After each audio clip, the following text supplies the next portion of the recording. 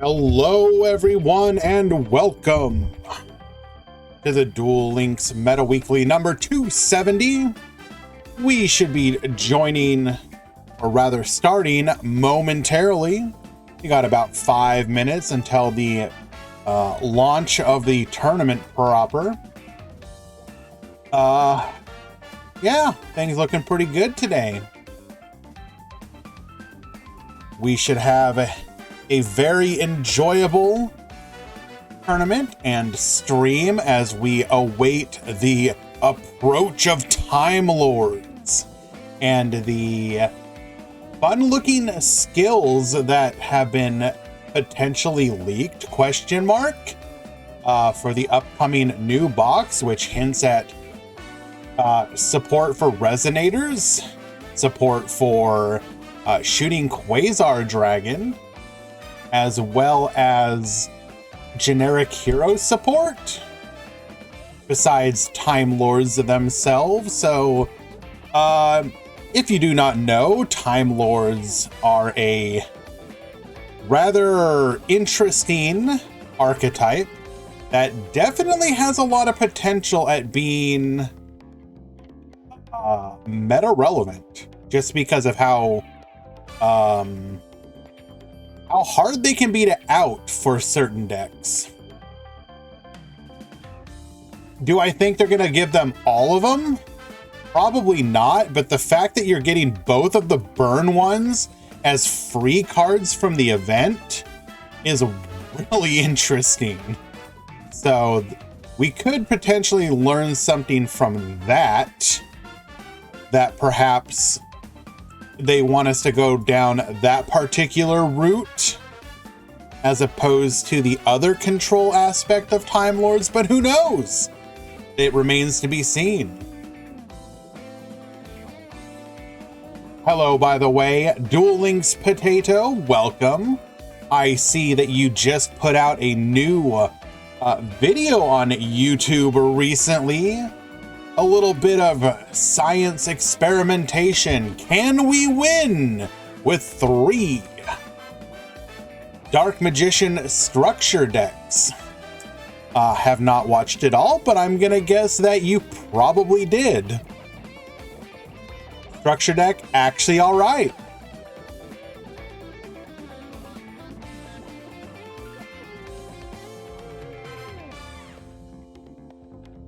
Hello, IK Fire. I'm doing well. Hello, Elder God 2. Hello, Rookies Barber. Can I see your deck on Start GG? Let me take a look. I always forget your name. What is your name on Start GG? Rookies, can you tell me what your name is? Because Rookie,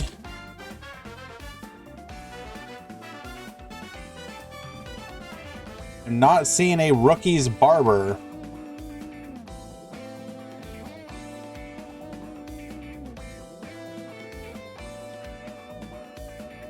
Oh, you have the weird, looks like you do have a deck. Yes.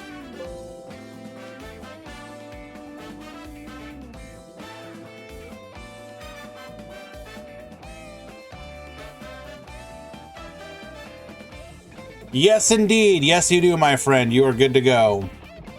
Any metal foes or Crystron? As we have not even started the tournament yet, I do not know. But probably not. Maybe metal foes. I doubt Crystron. Meta Weekly stream, you got it, Wandering. Welcome. Thank you for joining us today. Top 4 all Dark Magician mirror matches, you got it. I have at least seen, I've been peeking around a little bit, and there's definitely some Dark Magicians.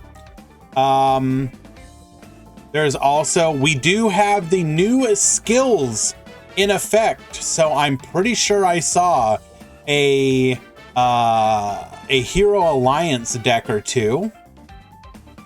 So we will definitely be checking those out today. I do think the deck is pretty good.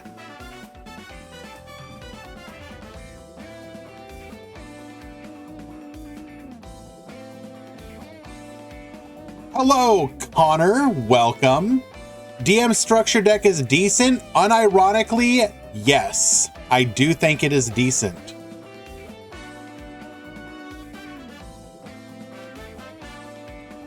I played it a little bit on Friday, I believe. I actually have a VOD of it, and we had a lot of heckin' fun. If you would want to watch that at some point, it is like a 3-hour video, but you can just see basically nothing but Dark Magician gameplay. And the deck has evolved a little bit since then, but I do think it was a pretty good run regardless. I think we ended up going like, we only lost like two, 3 or 4 games. Is it worth money for the second or third copies? I think I'm a bad person to ask that, because I think if a structure deck is worth getting at all, it's probably worth getting multiple copies of, as a general rule. So how many? Okay, let's double check here. Looks like we are ready to start. I just need to double check if we need an extra round or not. So we have 8, 16, 24, 32, 32, 8, 16, 24, 32, 40, 47, 48, 49, 50, 51. So it looks like 4 rounds will be good today.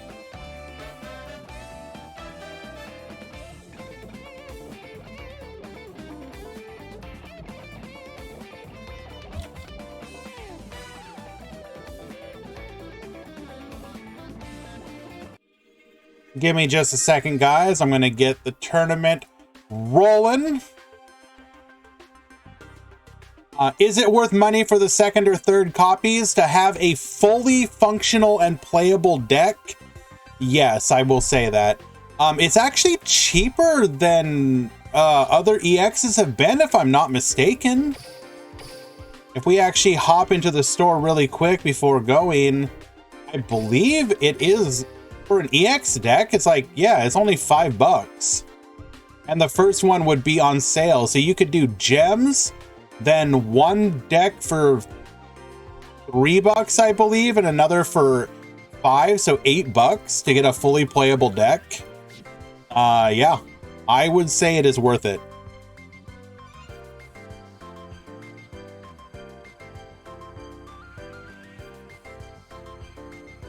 Hello, Elmaz. Thank you for joining us today, my friend.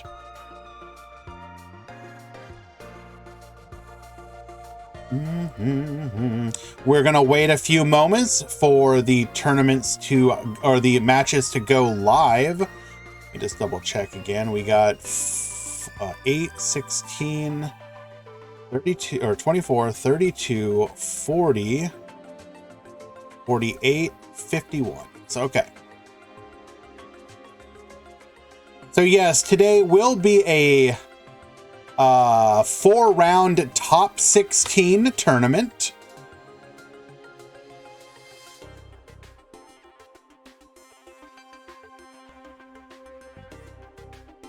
It will be hard to join tournaments.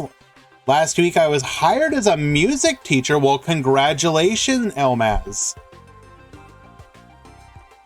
I mean, you should not be appalled. Like, you should be proud of yourself. That's fantastic.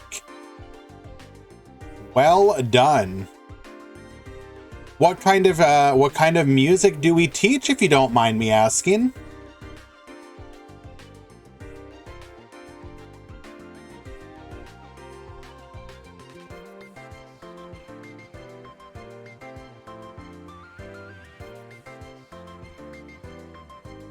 Hello, Lo-Fi. Welcome to the chat. 4869 Mirth. Hello to you as well. I'm seeing a fair number of quote-unquote spicy decks. So we should be in for a bit of a treat today. City Boy, Zeto Mason, welcome to the stream. He's teaching people sulfa chord combos. True, true. They often say pendulum summoning is like the universal language.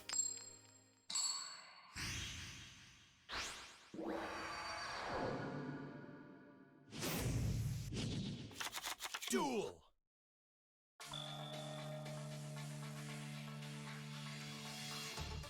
Alrighty. We've got a Nova at the top. We've got Rookie Barber at the bottom. Yes, indeed, it does appear to be Dark Magician, as we have activated the skills Magician's Magic.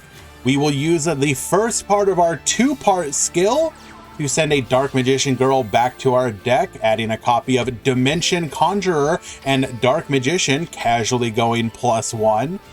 Normal summoning Dimension Conjurer. By doing so, we're going to be able to add a copy of Magical Dimension to our deck.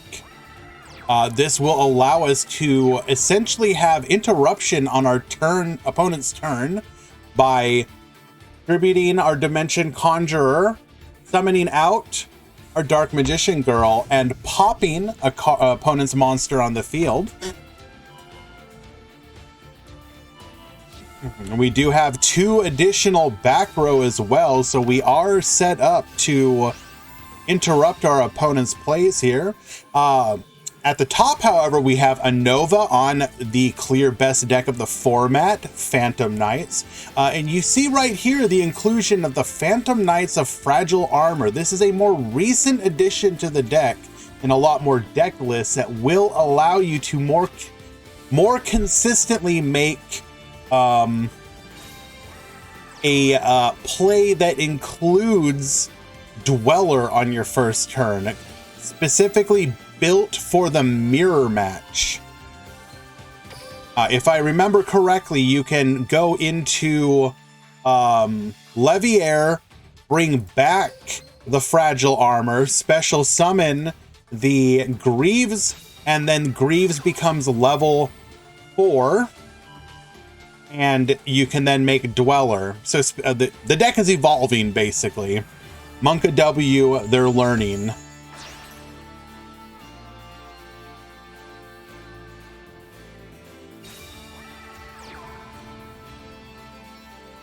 All right, we do have the Lance in hand. By doing so, we will be able to protect ourselves from the pop of Forbidden, or rather from Magical Dimension. The best and worst? Okay, I will definitely take a look at that. Thank you so much, Metal Overdrive. I appreciate the help of both you and Elias today. Special summoning out the Silent Boots. We will be met by another Lance, leaving 1 card in hand and 1 back row. Oh no.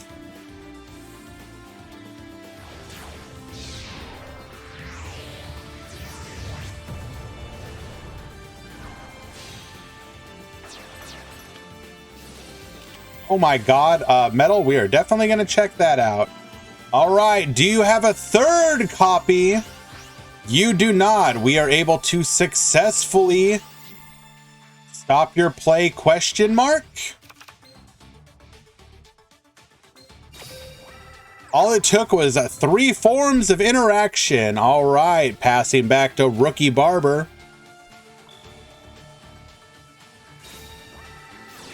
We will pull off of the top or hold in our hand a copy of a Dark Magical Circle. I didn't actually pay attention if that was newly drawn or not. We will find a Secrets of Dark Magic. Now the question is, do we have Dark Magician themselves? Yes, we do. Come forth, Dark Magician, my ardent ally. Book of Moon. And this is just going to be lethal. Banishing the Book of Moon. We will proceed to the battle phase. Dark Magician Girl. 2000 damage. Activating Quick Play Fusion. Secrets of Dark Magic come forth.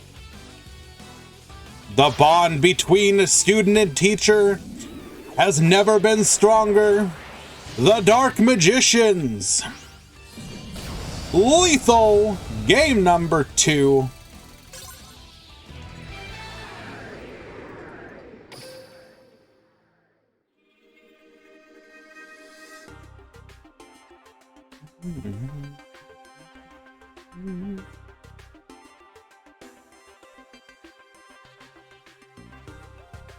Metal, that I'm definitely gonna watch that one. So if either you or Eli wants to hold that room at some point, oh my god, I want to watch both of these matchups. What the hell is going on? Apparently people decided to have fun.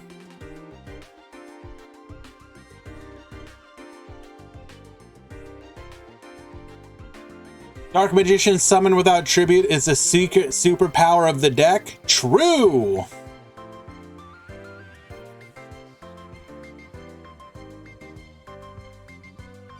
Oh, and I 100% forgot to announce the start of the tournament. The tournament began. Sorry, guys. Oh my god.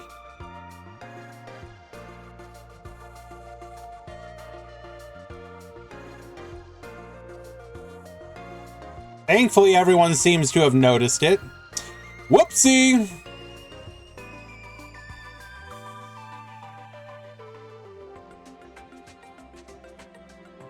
Today's event is 4 rounds, top 16.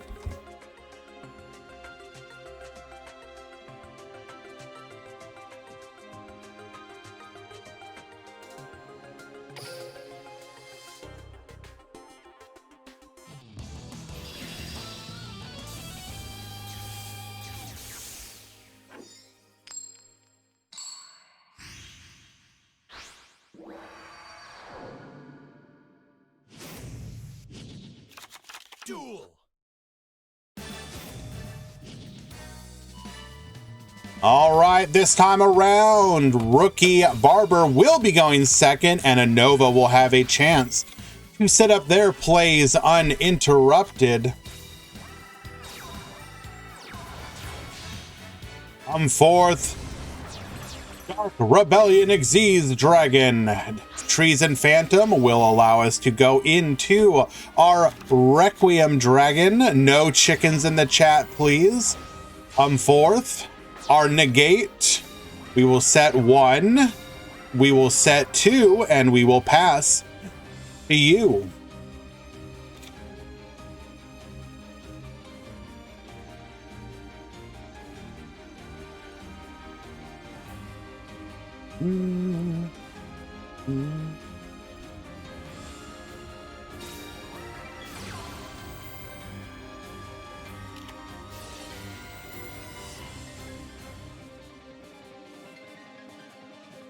Attempting to activate Dark Magical Circle, but we will receive Mystical Space Typhoon. It does, in fact, negate. Oh, oh no. Oh no, wait, what's going on here? No, not like this. 2 back row, 1 set monster. Anova will have a search in the graveyard from Cloak.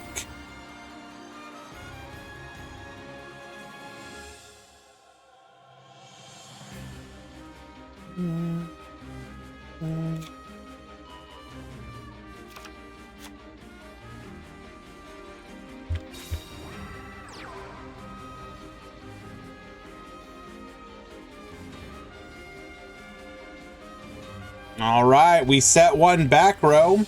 Compulse activating, attempting to take out the Xyz Dragon. We do not have a Lance here, however, so we will be forced to pass back. as our field is cleared. Set the Rod did not go for the summon here. Okay, interesting. I guess we were just trying to make sure we wouldn't take lethal damage, but that is a... Well, I guess we technically didn't have an option. It would have been negated, but damn though. Magician's Magic. We're going to be able to add a copy of the Quick Play Fusion spell to our hand. We are representing lethal through 1 disruption here. We will need 2.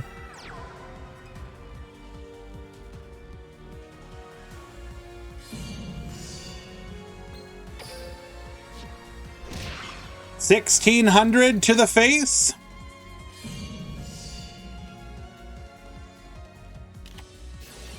Book of Moon.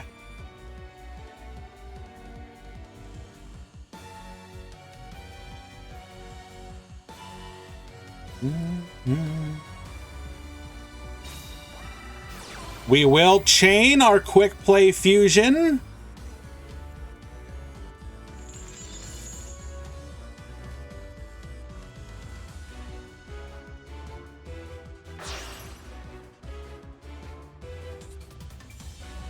Come forth, the Dark Magicians.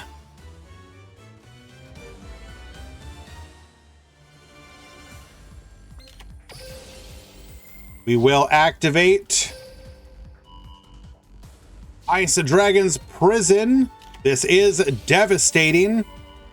We will be forced to chain Book of Moon to keep our monster from being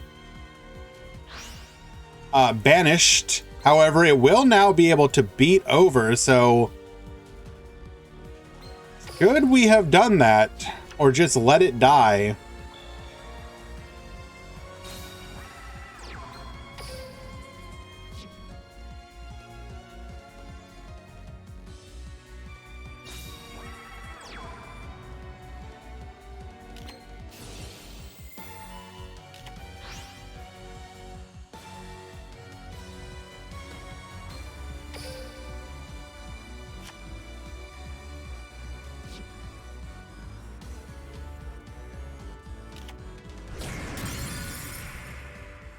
Oh, right. I always forget about the float. Oh my God. Of course. Of course it made sense to book it. What am I talking about? Come forth, Dark Magician and Dark Magician Girl.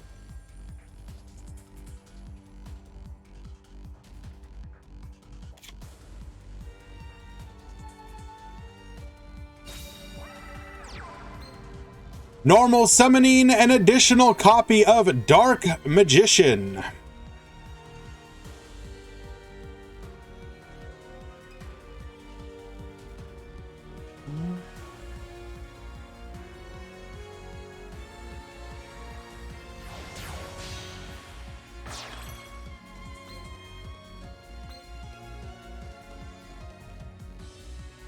I feel like this was a mistake.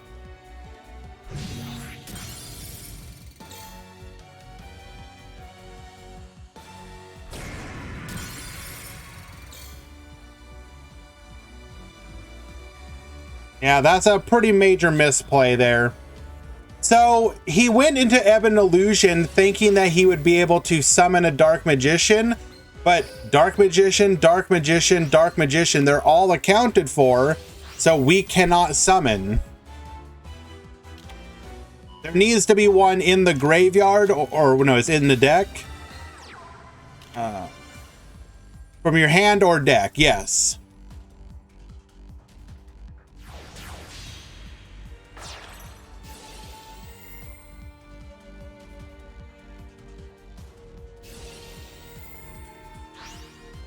It's all good, though. These things do happen.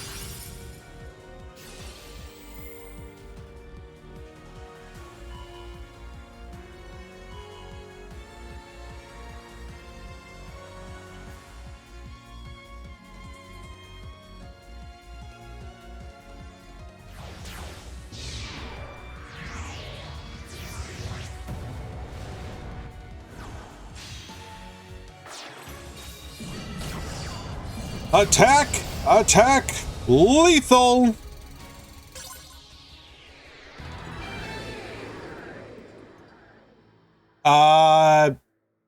Volo requires a dragon, doesn't it? No, that's just to make it a quick play. Was that? So they probably just don't play that one, Dwan. But yeah, you could have popped the Dark Magician, given it to Dark Magician Girl.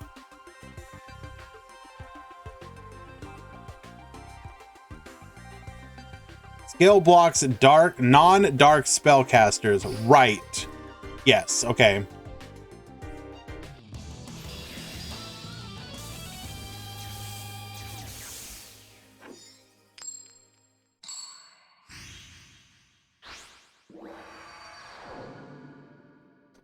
Thank you so much, Metal Overdrive. We do have the breakdown. You are too kind, my friend.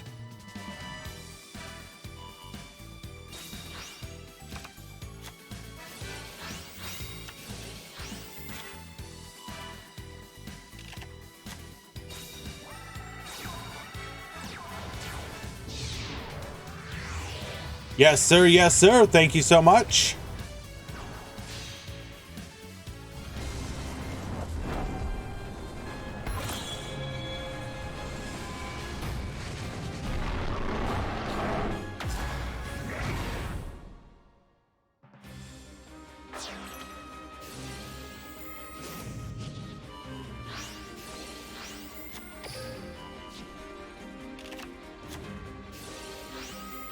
All right.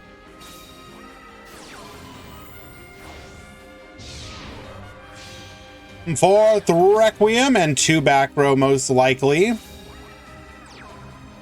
All right, Rookie Barber, it's up to you.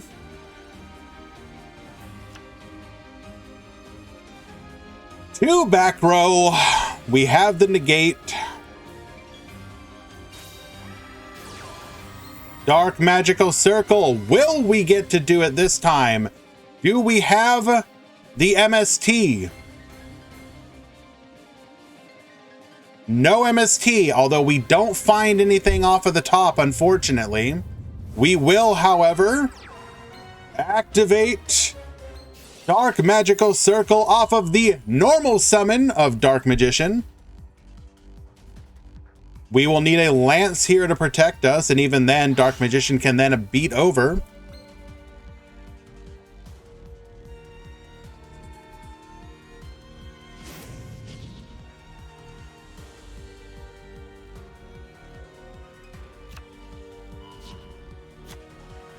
Using our skill to add a copy of Secrets of Dark Magic to hand, we will discard it.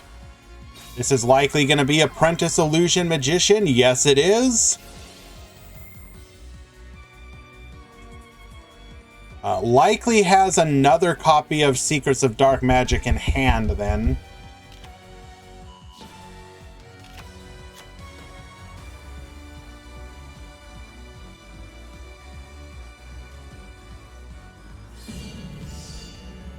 We're going to go to the battle phase.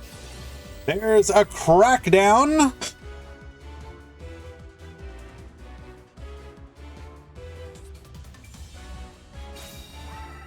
We will chain Secrets of Dark Magic to this.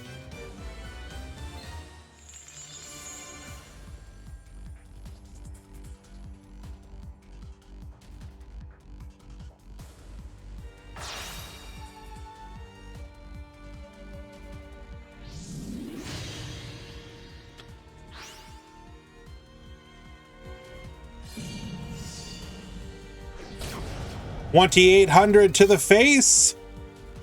22 or 2,000 rather. We do have wings.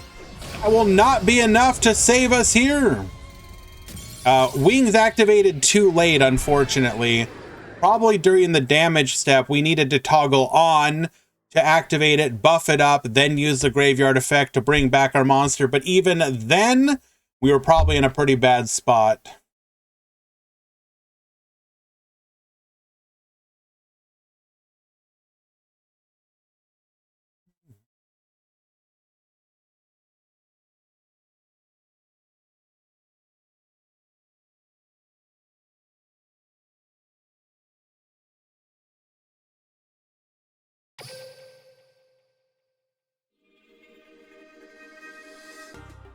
Well done, Dark Magician, coming back from the brink.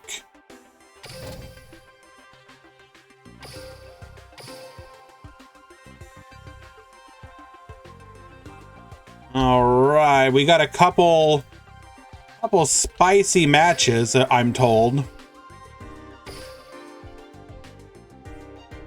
Darkness Light versus Lemon will be the first one.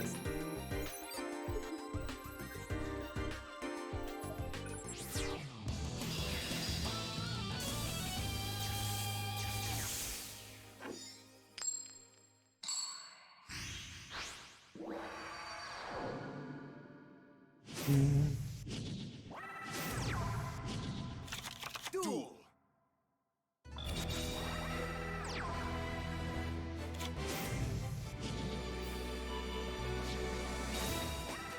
Now, Lemon may seem like they are on simply Dark Magician, but you'll see we're on a little bit of the spice.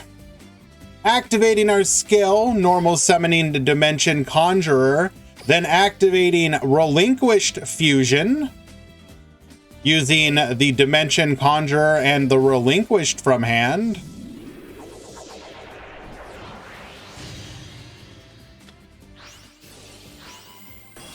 We're gonna get Yoinkin, forcing out an MST to pop. And then just a surrender. Okay, well.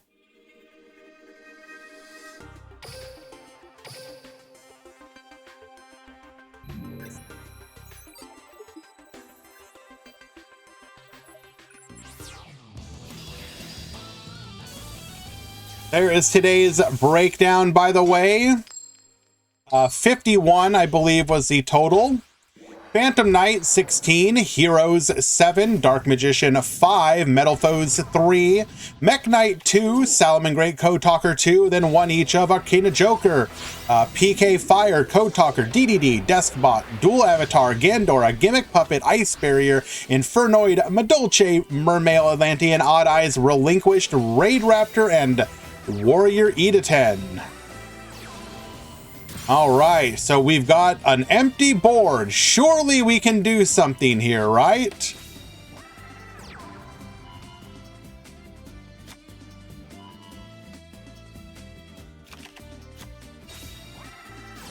Surely, right?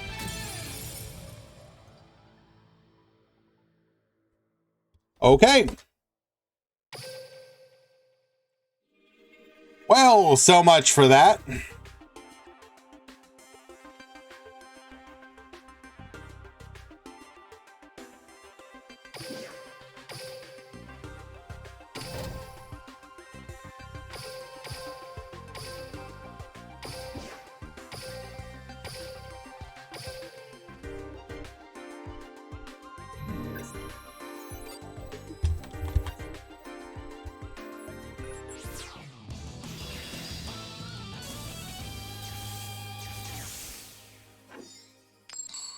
Okay, Nedex at the bottom, Juggernaut at the top. We've got Hero Alliance versus Dual Avatar. We're going to start off with Perfect Sync Aun, Dual Fist Avatar, or Dual Avatar Fist Yuhi. We're going to go ahead and summon a token. Pop the token, searching for a copy of essentially Sprite Smashers. Dual Avatar Defeating Evil will allow us to pop a card on the field. The top, Juggernaut is going to start off with a Summoner's Art, searching for a copy of Elemental Hero Neos, summoning Blazeman to the field, grabbing a copy of Polymerization. Polymerization will activate Neos plus Stratos into Sunrise. Sunrise effect, searching for a copy of Miracle Fusion. Miracle Fusion will come next, using those graveyard materials for another copy of Sunrise. We will Defeating Evil, popping. Yuhi to the field is going to pop itself, bringing out an Agyo, and then Agyo will pop the other Sunrise, leaving just the Blazeman on the field. Activating Reinforcements of the Army for another copy of Yuhi.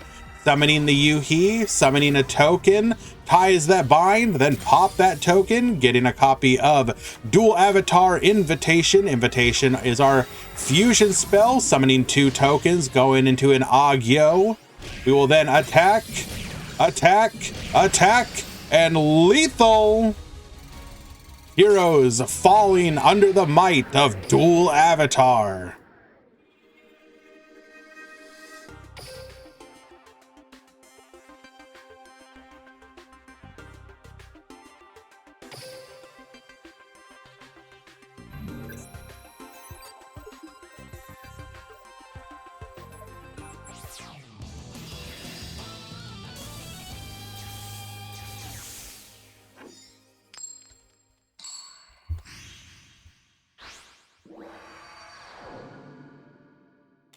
Duel.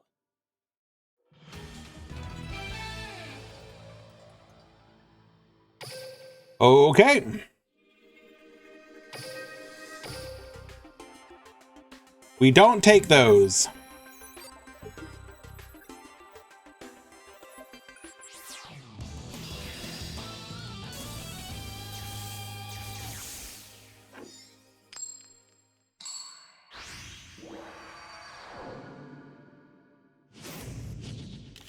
All right, hero's gonna start off.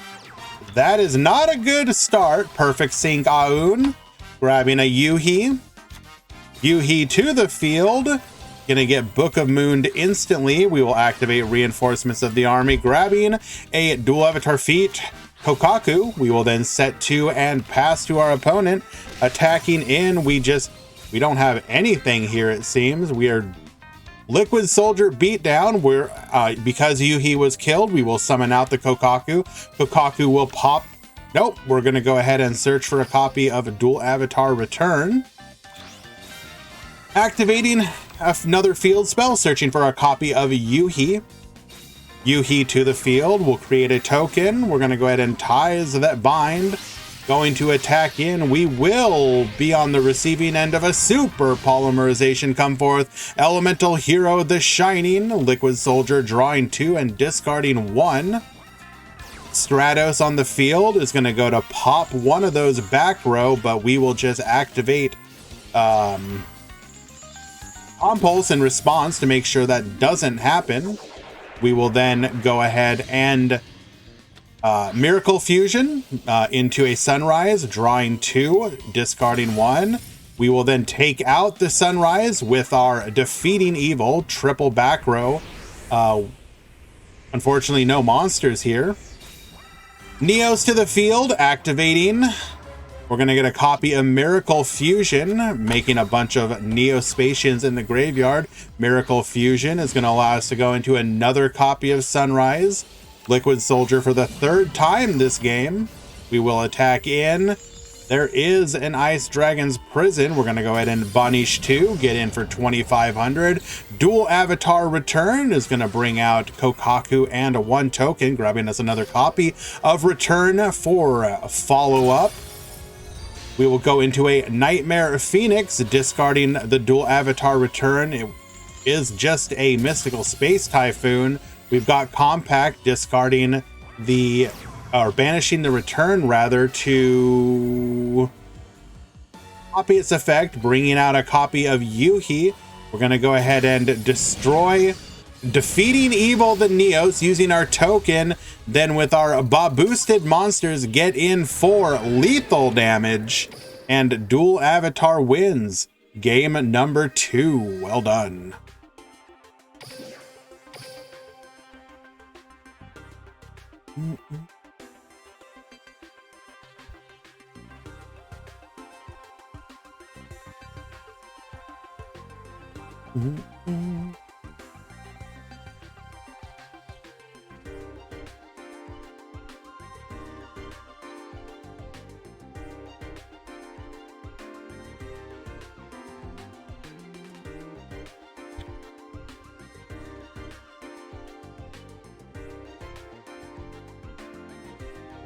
All right.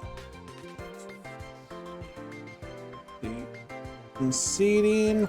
We'll have a new match in just a second, guys.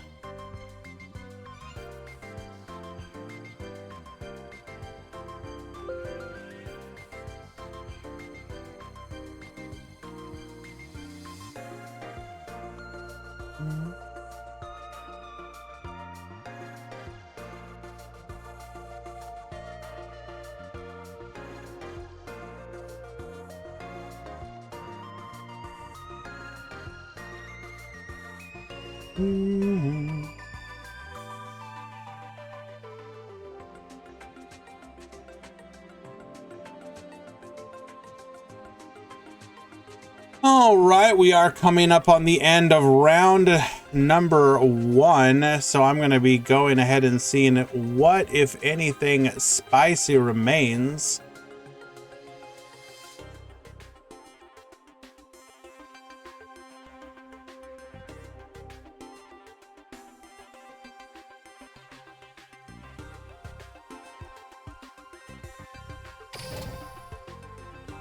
Do I ever consider casting for Team Wars?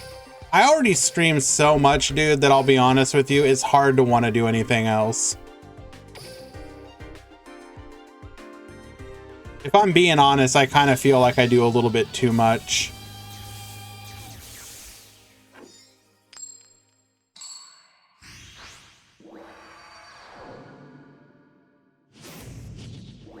All right, Bonkers at the top, Bahu at the bottom. This is game number 3.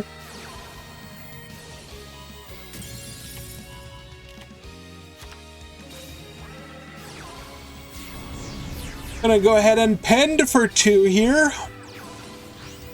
Rabbit gonna get us 2 copies of Steel In. We will then activate Metal Foes Fusion into an Alcahest. Metal Foes Fusion gonna go ahead and draw us another card. It is a Summoner's Art, allowing us to get a copy of Cleefort Scout. We will use our skill, sending the Pendulum Scale back to the deck, allowing us to get a copy of Scout. Scout's gonna be able to search Monolith. We're gonna pop the Scout, getting ourselves a copy of the Full Metal Foes Fusion, and going to our opponent. Metal Foes Fusion, we have triple set in the back row, 1 monster. We're going to go into an Orichalc, potentially threatening lethal there. Hello, Girin. Welcome, welcome. Han, Starry Night is in fact top tier. You are incorrect. You are the false one here.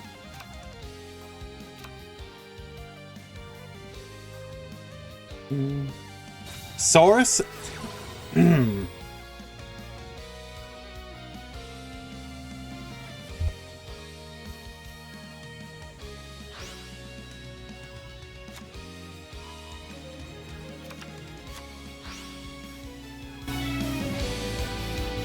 Nice argument, Senator. Why don't you back it up with a source? My source is that I made it the fuck up. Nice argument, Senator. Why don't you...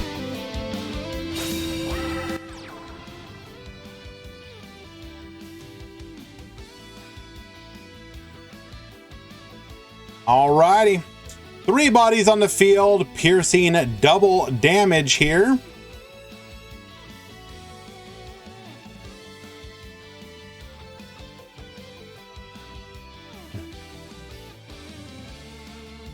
I was just trying to do it as quickly as possible, Girin, I'm going to be honest with you. Forbidden Chalice. On the Orichalc, we'll keep this from being piercing damage.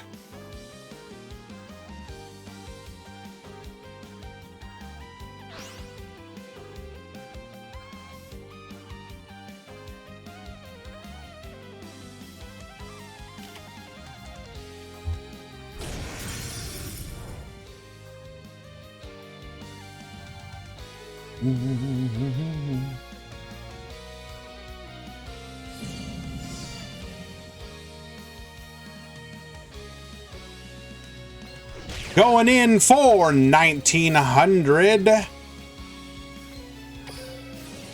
Increase will chain here, setting itself into the back row. We do have a full Metal Foes fusion if we wanted to get spicy about it, but it does not look like we are going to do so.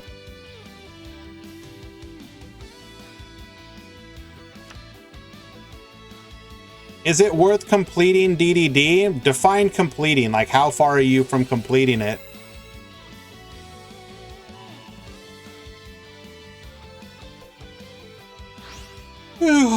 Excuse me.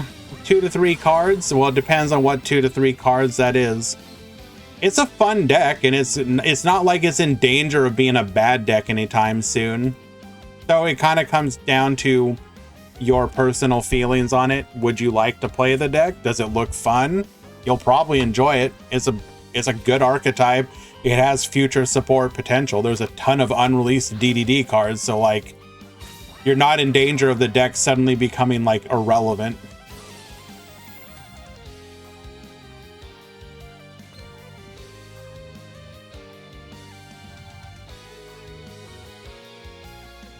Kali Yuga when? No.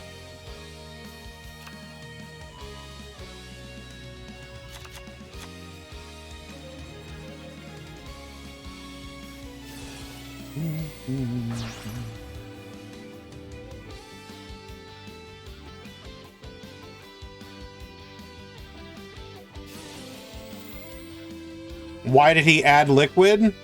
Maybe has a poly available to him.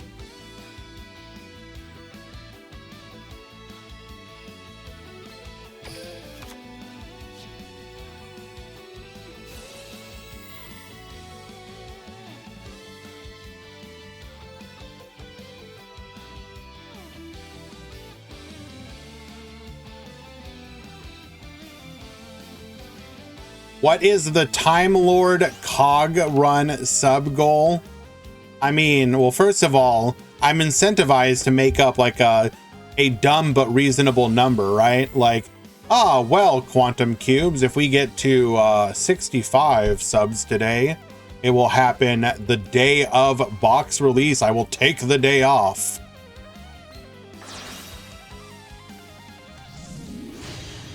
Going into another copy of Alcahest.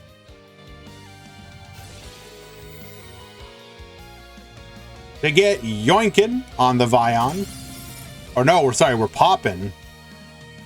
We still have a yoink available to us. Come forth, Miracle Fusion. That does not look like a... Excuse me. Polymerization.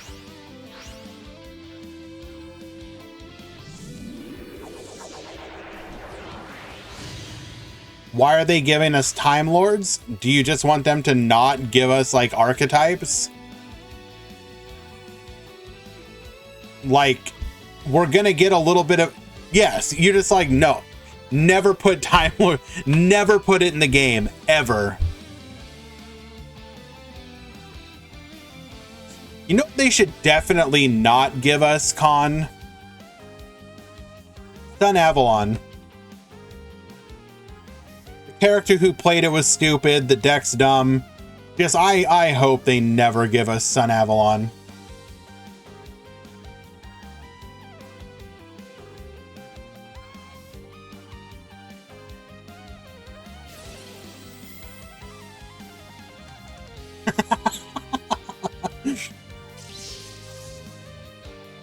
Attempting to yoink, but yoinking with the wrong one.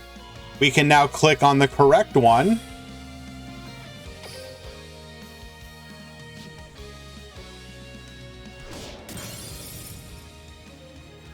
Taking out one of the Alcahests and passing back to Bahu.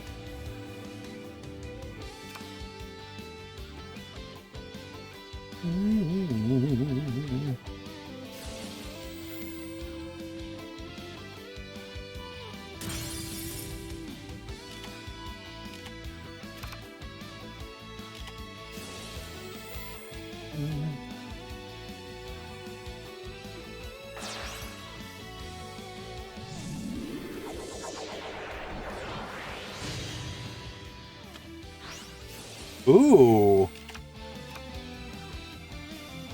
This is the final game in the round. After this one, we will be moving on to round number 2.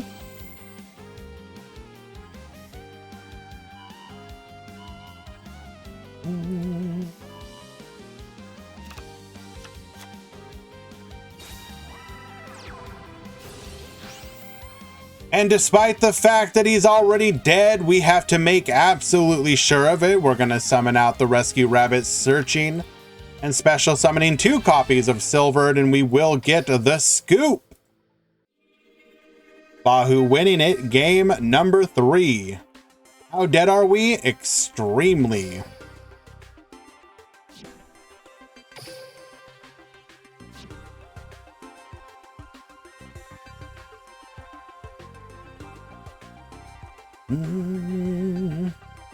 Yamete Bahu.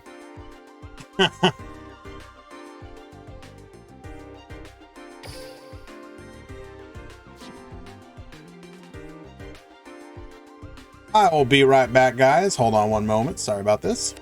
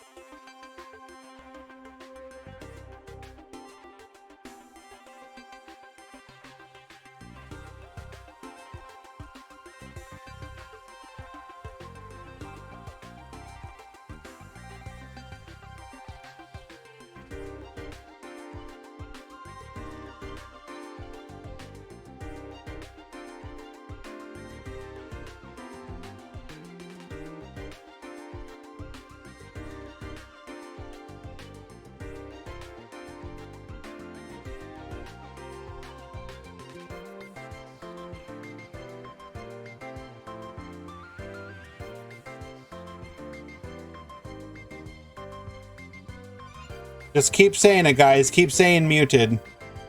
Let's get like another full minute of muteds out of me. Please.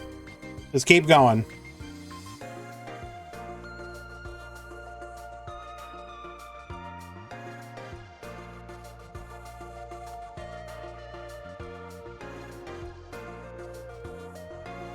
Hello, Wanted. Welcome. So good of you to join us, my friend.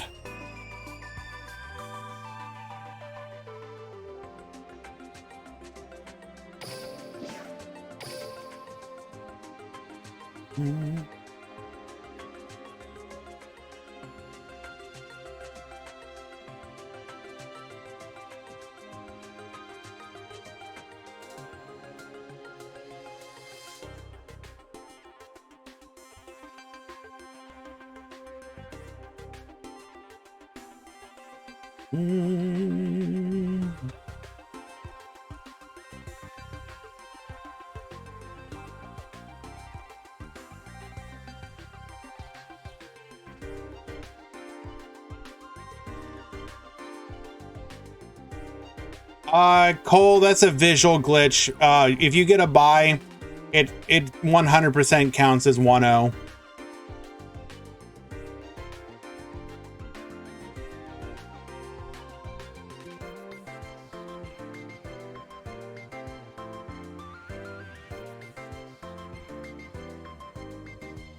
Alrighty, just waiting for a few matches to load. We'll see if we can find something fun to watch here.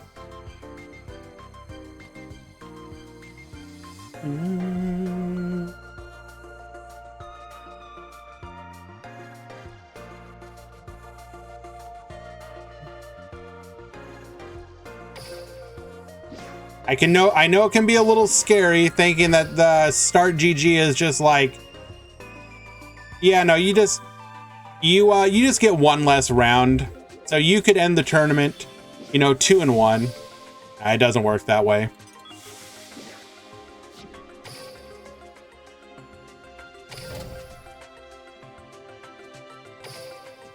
And source for this one is having run hundreds of tournaments.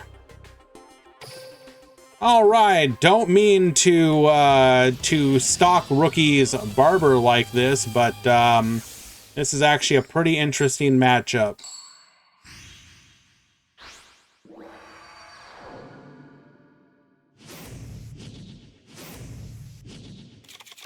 We have Dark Magician versus Heroes.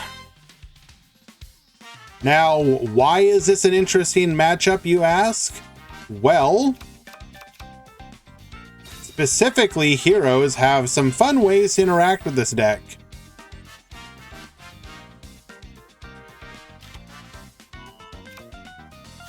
We're going to go ahead and activate Magician's Rod. Magician's Rod searching circle, circle. Looking at the top 3 cards of the deck. Finding a Dark Magician and rearranging the other 2. My fate will be decided on who I prefer, Jaden or Yuki. I mean, I like them both. Why would you make me choose?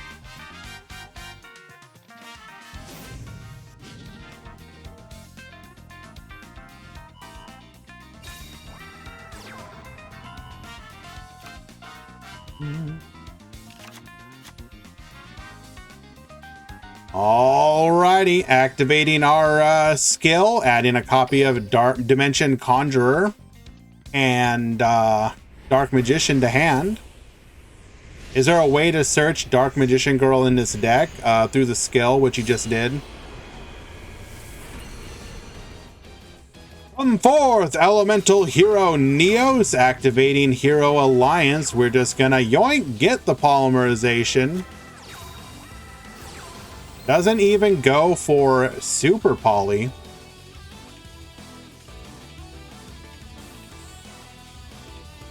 Activating polymerization using an Elemental Hero Neos and a Stratos in hand.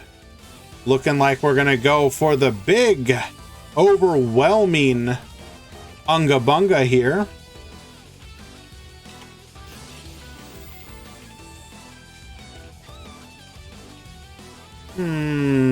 Activating Book of Moon now. Interesting.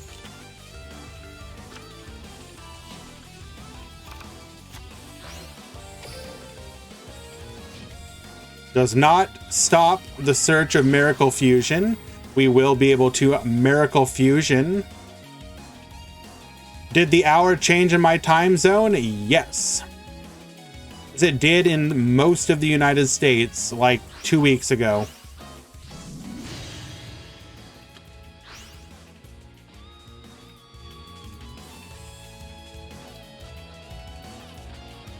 Summoning out a second copy of Elemental Heroes Sunrise. Neos is going to go ahead and attack here. We're going to take out the Dark Magical Circle. Shouldn't we have cracked down like immediately?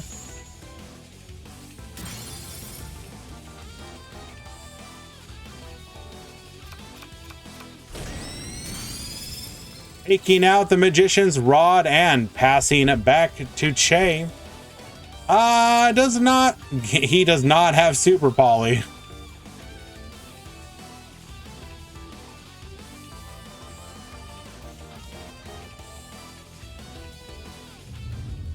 Come forth, Dark Magician.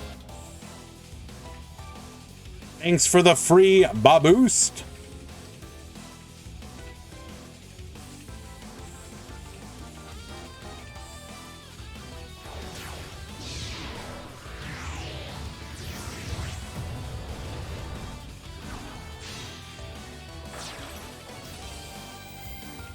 We will go into...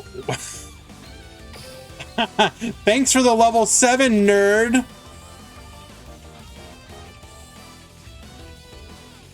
Ebon Illusion Magician is going to be able to detach, special summoning a copy of a Dark Magician. We will use our skill, adding a copy of Secrets, and then we will get the scoop. Not only could we Secrets, we had Dimension Conjurer into Magical Dimension, into Dark Magician Girl, attack, attack, attack, banish, attack, fuse, double attack. Game 1 going to Rookie's Barber. It's sacked or be sacked. I do feel like there was some misplays there. Maybe they didn't end up mattering all that much. Also, I don't know Che's hand, whether or not it would have been more beneficial to maybe go for the super poly play, but probably not.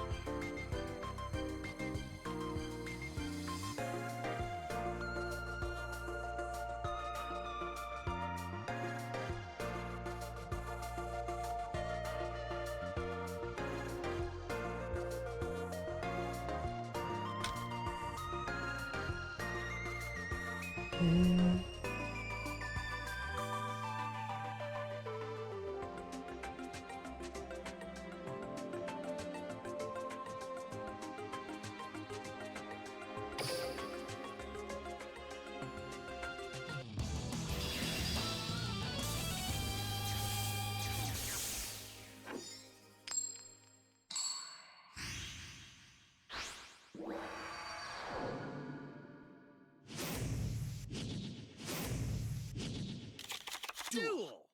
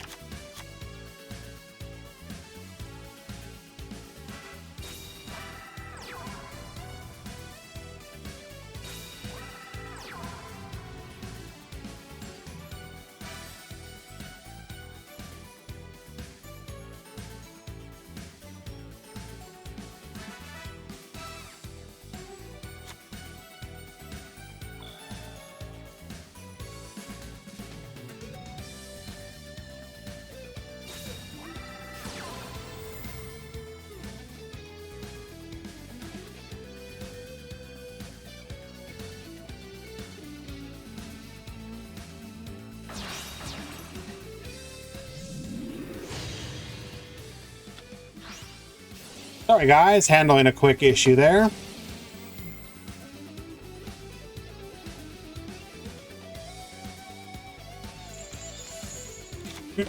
So we do have the Dimension Conjurer here. That means that we have the Dimension or Magical Dimension, which means that we will have at least one guaranteed form of interruption here.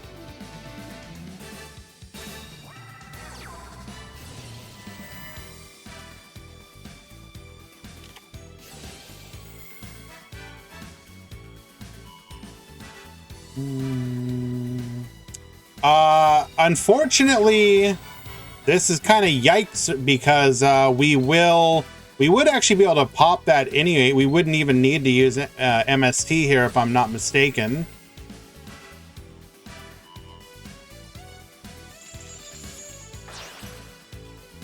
Double Magical Dimension, nice.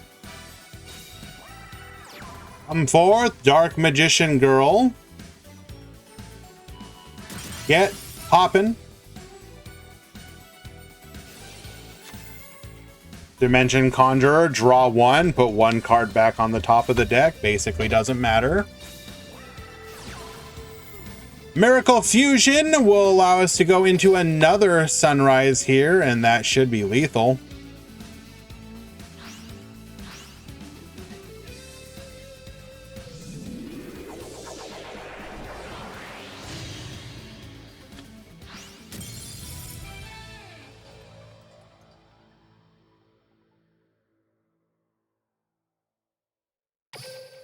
Che will win game number 2.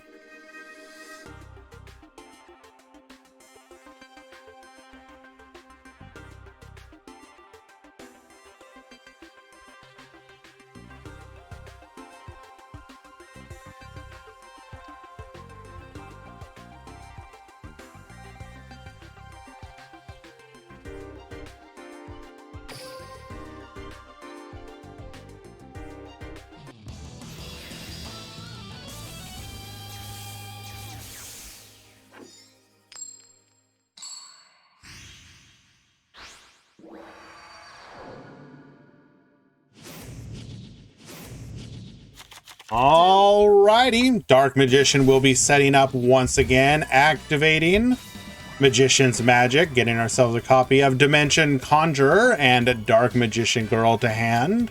So we have one guaranteed form of interruption. Summoning Dark Magician here. So this means we will not be searching for the magical dimension, but we will be able to search for the Quick Play Fusion spell.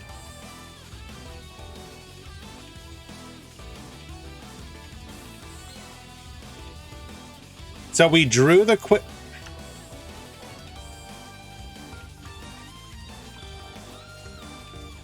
That doesn't feel like a correct turn. And we had Magical Dimension.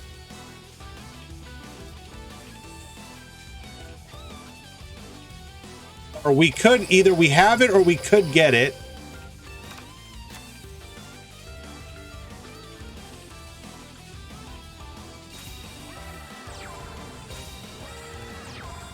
Yeah, you can only use one. But if we were going to do this, why did we not summon the Dimension Conjurer so we'd have the pop is the question. Okay, well, regardless, we do make it to turn 3. Heroes were unable to take advantage of this situation. Hello, Safadine, welcome. Yeah, Zway, I realized that after the fact. Grabbing a copy of Secrets of Dark Magic. You remember Meta Weekly number 1? Been a long road, my friend. Every single week, bro. Adding a copy of Magical Dimension to hand.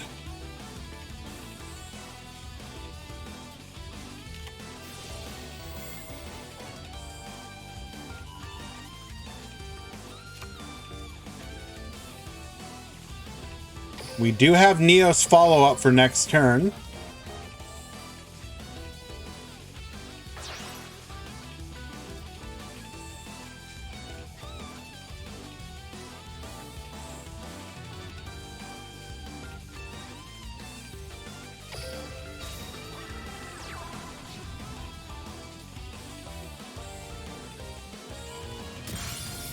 All right. Magical Dimension will go ahead and pop the Elemental Hero Stratos. We will be able to draw 2, then put 2 cards back on the top of our deck. Sculpt our hand just a wee smidgen.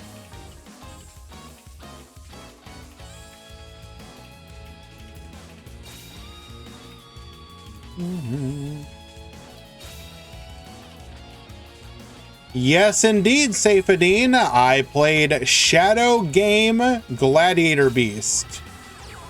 And yes, I did. I did, in fact, win Meta Weekly number 1.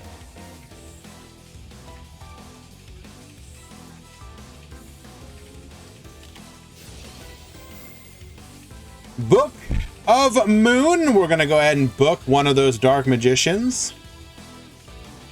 How can you unlock Varus after his event? If he's a new character, which a relatively new character, that does mean you will have to wait for him to come around again and do his unlock event one more time. So the way character unlocks in Duel Links work is you'll have the character unlocked, then they'll go away for a little bit, they'll come back, then they usually come back, what is it, 2 times, and then they become permanently unlockable, usually at this point.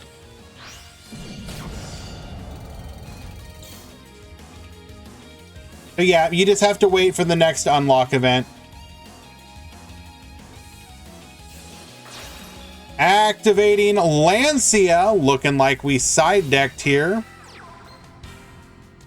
Artifact Lancia, meaning we will not be able to activate Miracle Fusion on this turn.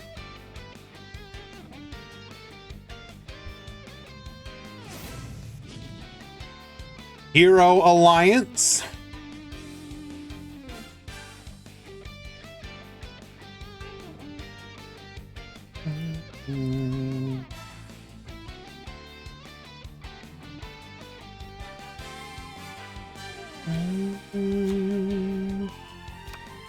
Come forth, super polymerization. Just casually, don't even have to pitch for it no more. Just there you go, super polymerization, baby.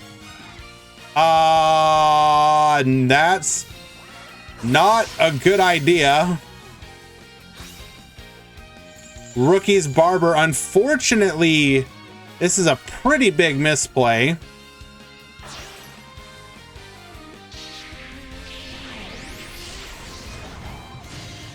Come forth, Elemental Hero Escuriado.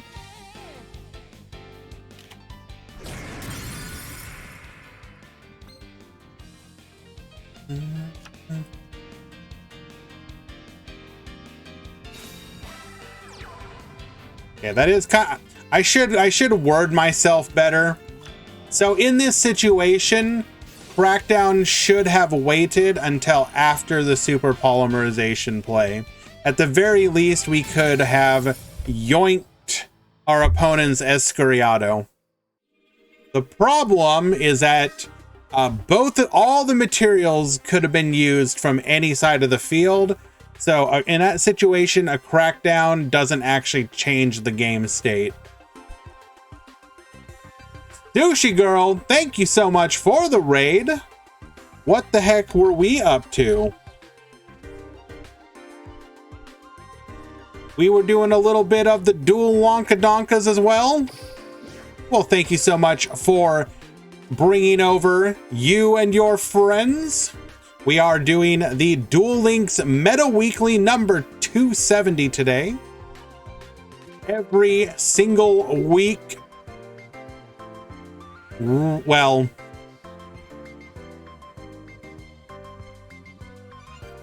basically every single week.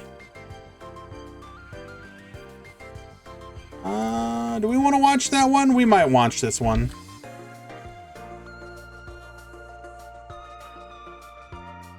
Unfortunately, I do think we've missed 1 or 2 weeks. Nobody has to know. It'll be our dark little secret.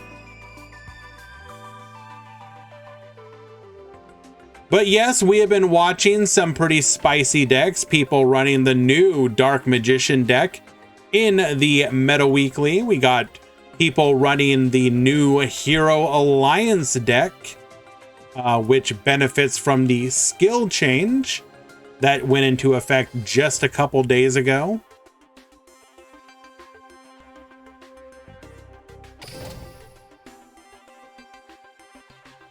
What do I think about Synchrons in this meta? I think if you are a fan of Synchrons, then you should wait for the next box, because there is a good chance that we are going to get a Shooting Star Quasar or Shooting Quasar Dragon skill, which, while it is not specifically Synchron, if you heckin' love Yusei and want to summon Shooting Quasar Dragon, we're probably going to be able to do it soon. Let me go ahead and pull that. So there were some data leaks, data mining that people did. There's an article on the Duel Links Reddit that you can look at to see some of the skill leaks.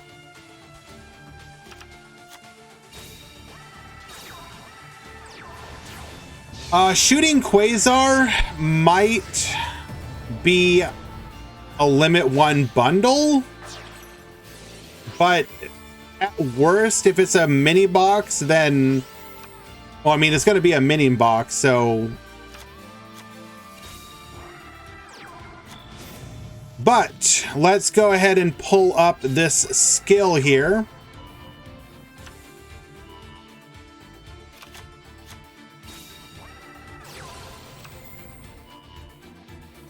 So the skill appears to be very similar to Shooting Star Road in that it has multiple effects,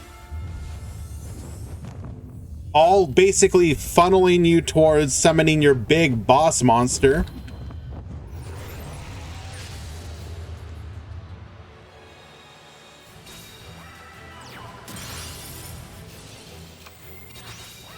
Yes, obviously, caveat. These skills may be wrong. These skills may also be different, etc., etc., etc. But that's not fun to talk about. We want to have fun here. So we are fusion summoning, going into the Dark Magicians, attacking for 28 and passing turn. Is our opponent going to be able to come back here, though, is the question. Alrighty, so 3 parts to this skill. Part number 1 are the skill links on DLM. I don't know if random has done that yet. You can discard 1 junk monster, then add 1 tuner monster from your deck to your hand, and set 1 synchro chase from outside your deck face down in your spell and trap zone. Part 2, now this is the part that's probably mistranslated, or not fully translated. Send all of your monsters to the graveyard, then randomly play 2 Signer Dragons from outside your extra deck and set them face down. Now, the idea of why they would be face down is then to use them, you would have to flip them face up, which would give your opponent a chance to respond to them.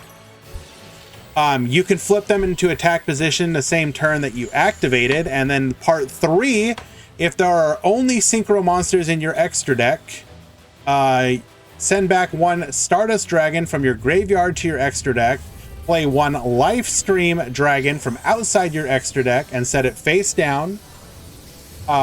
Then the level of synchro monsters on your field become 2. So how would this work specifically? So you would get the 2 Signer Dragons on the field. Also, well done, by the way. Easy clap. PK. PK who, Omega lol. So you would now have 2 Signer Dragons face up on the field. They'd become level 2. So you have a 2 and a 2. Your Lifestream Dragon is face down. You flip it face up. It's level 8 and it's a tuner.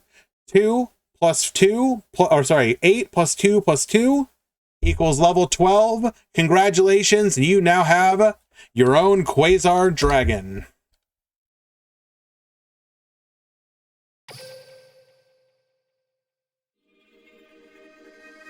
You wonder about them responding. Of course you could respond to it. Why wouldn't you be able to?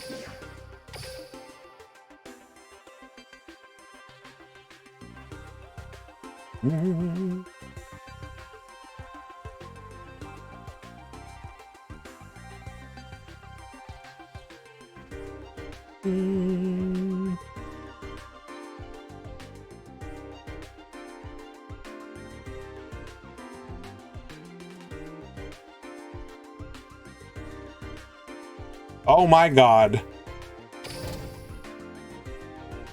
Guys, how do you feel about Raid Raptors?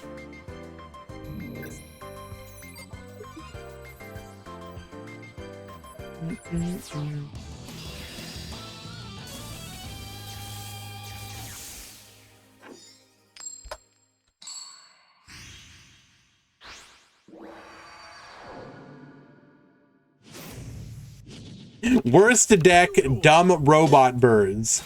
Wow. At the top, we have Aaron. At the bottom, we have CM Schofield. Mech Knights. We're going to go into our Mech Knight of the Morning Star, searching for a copy of Secrets. We're going to set one and pass back. Vanishing Lanius. We're going to go ahead and attempt to bring back a Mech Knight. We will successfully do so. But that's okay. We got a Pain Lanius for the small cost of 650 life points. We will be able to go into a Force Strix. Ring of Destruction activating, but that's okay. We got the Forbidden Lands. You will not be popping my birdie. Searching for a copy of Vanishing Lanius. Follow up for the next turn. Raid Raptor, Rise Falcon, come forth. You are a beautiful and wonderful bird.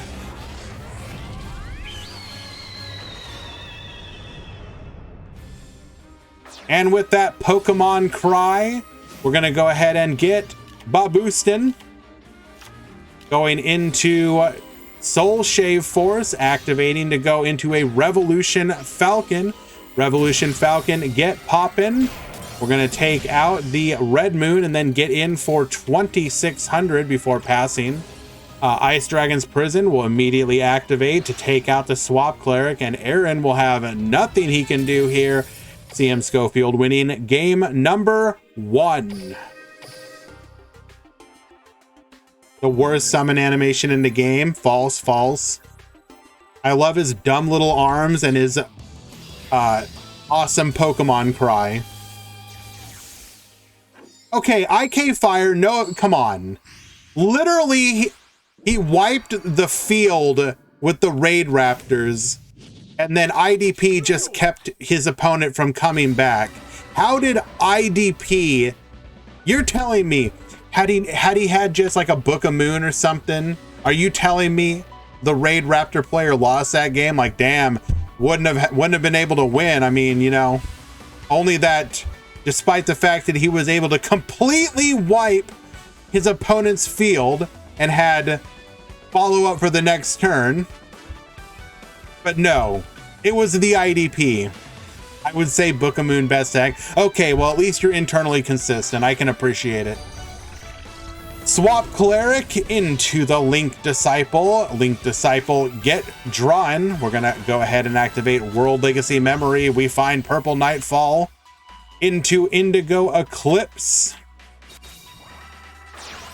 We will then go forth into the Mech Knight of the Morning Star, getting a copy of Secrets and passing back to our opponent. Oh, well, would you look at that? We have the MST.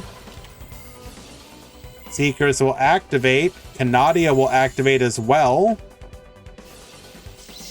Knew where it was, but didn't care.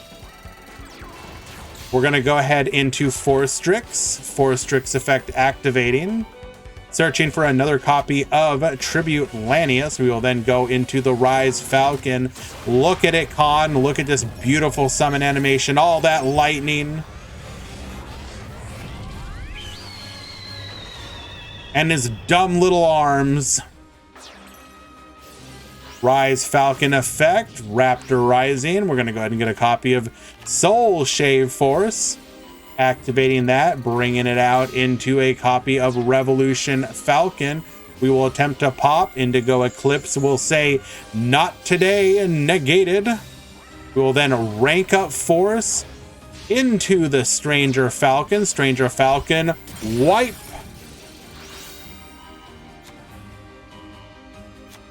We will add back a copy of Soul Shave Force, bring forth into Evil Zor Solda. We will then get attacking, taking out everything except 200 life points. Purple Nightfall returning. We're going to go into Link Disciple number 2.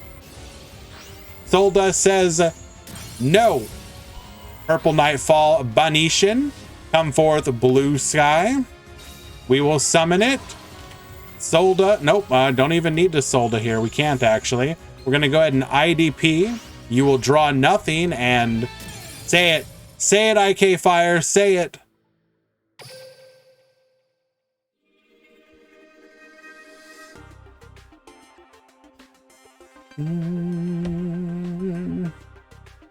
That's right. IDP best deck. Let's go.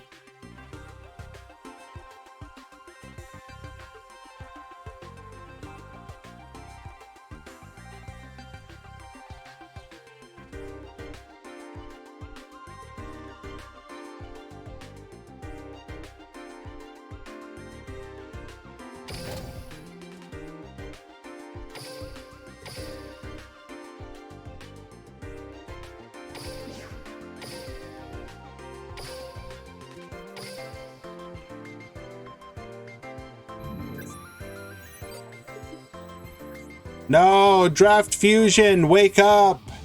Don't fall asleep. IDP, no, don't fall asleep, Draft.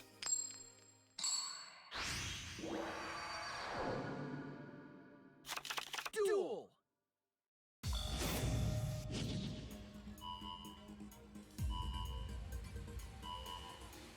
Raid Raptors carrying IDP. True.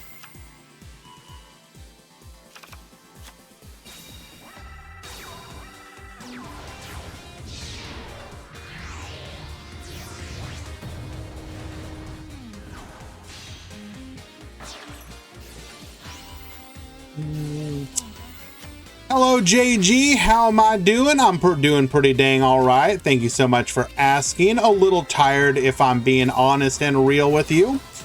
But that's okay. We got just one day more of our work before weekend. So, you know, it is what it is. Activating Perfect Sync Aoun. We're going to be able to go for the Yuhi poppin', getting us a copy of Invitation, or rather, no, what did we add? We added Defeating Evil. Attempting to take out the Leviair, we will Book of Moon and Wings to make sure that we keep it on the field. Come forth, Phantom Knight of Breaksword. You got it. Undefeated. Dual Avatar. Let's go, baby. Dark Rebellion. The fact that Needex's team let him bring Dual Avatar, like, the only question I have is his team just like no longer in contention? So they were just like, whatever, screw it, bring whatever deck you want to do. Or did they do internal testing where like, oh yeah, no, absolutely, Dual Avatar has a great matchup versus X, Y, and Z.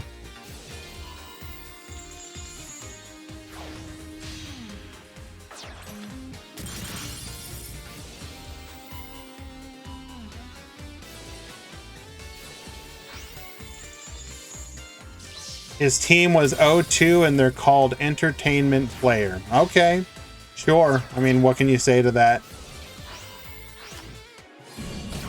Lethal damage on the board. Game number 1 going to Nian. Game number 2.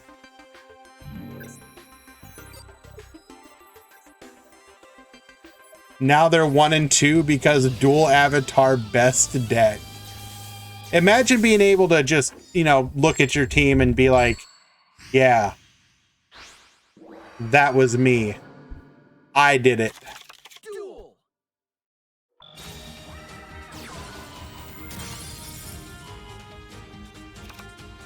Yuhi popping itself. Invitation, discarding a Kokaku. We're going to end on an Armored Ungyo. We will then reinforcements.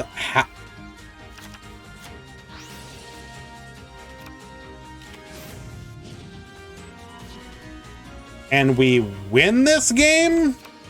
Okay.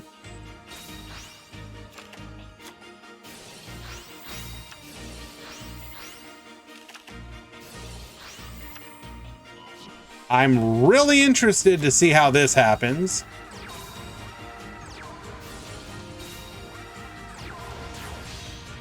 Going into Leviair, we're going to go ahead and negate.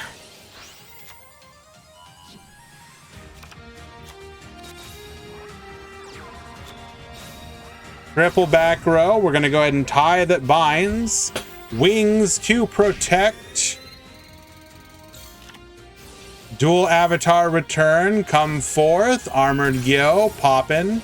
We're going to use wings going into Break Sword. Break Sword activating. Armored Ungyo says negate.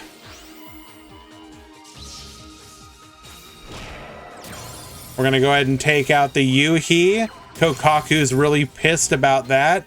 Come forth empowered Kangyo. On, what are you doing in the game? We'll take out that back row and get in for 2700 lethal. The feat too strong. True.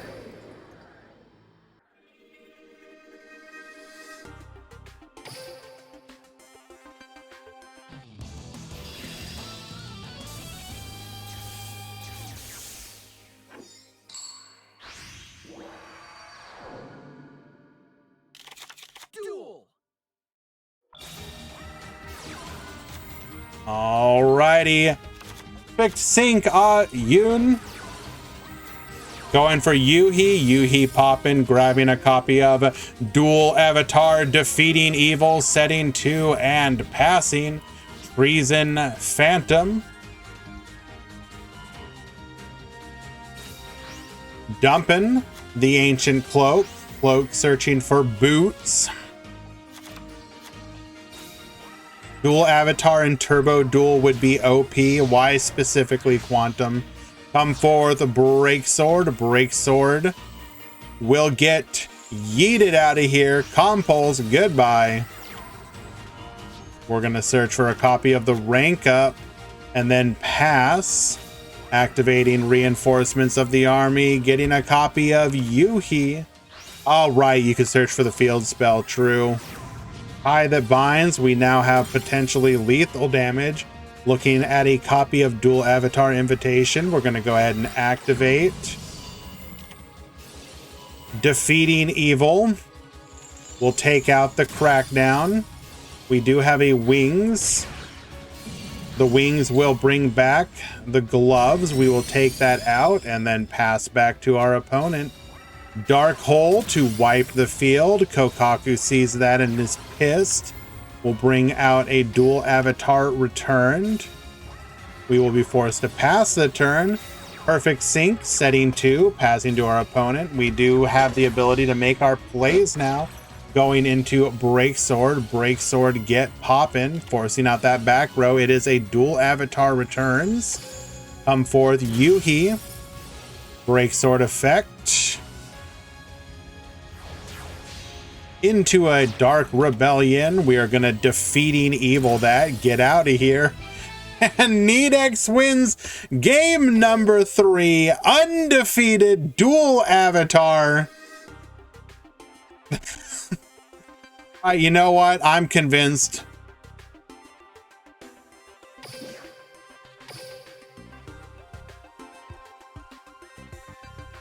Absolutely Avatar pilled. Based. Undeniably overpowered.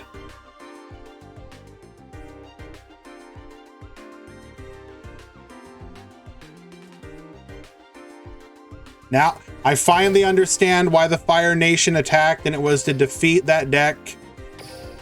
But because it is tier 0, they weren't able to do so.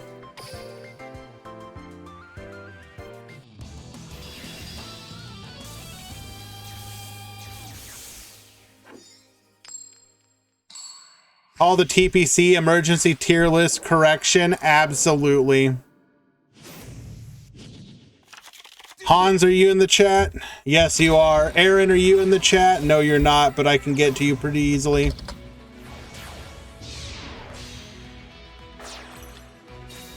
All right, you love to see it. Abyss Dweller pass. We're going to go ahead and activate Book of Moon. Abyss Dweller is pissed about that, so we're going to go ahead and activate our ability. Nonetheless, Gandia will now be able to make plays without quick effect Dweller interruption.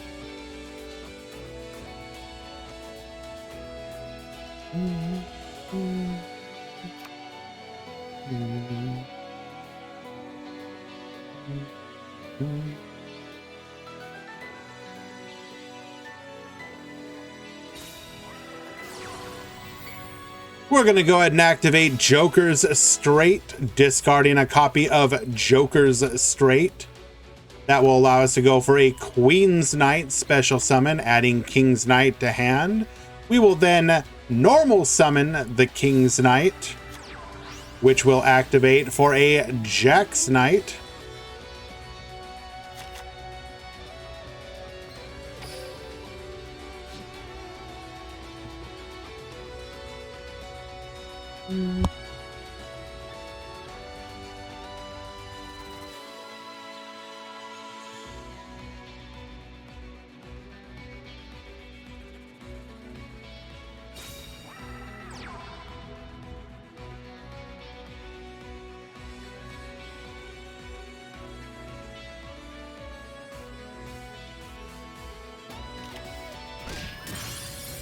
Queen's Knight taking out the Dweller, getting in for 3,500 damage.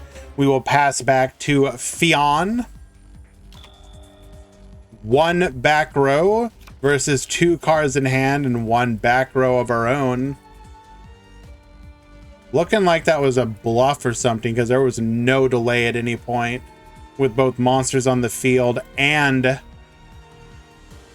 a back row.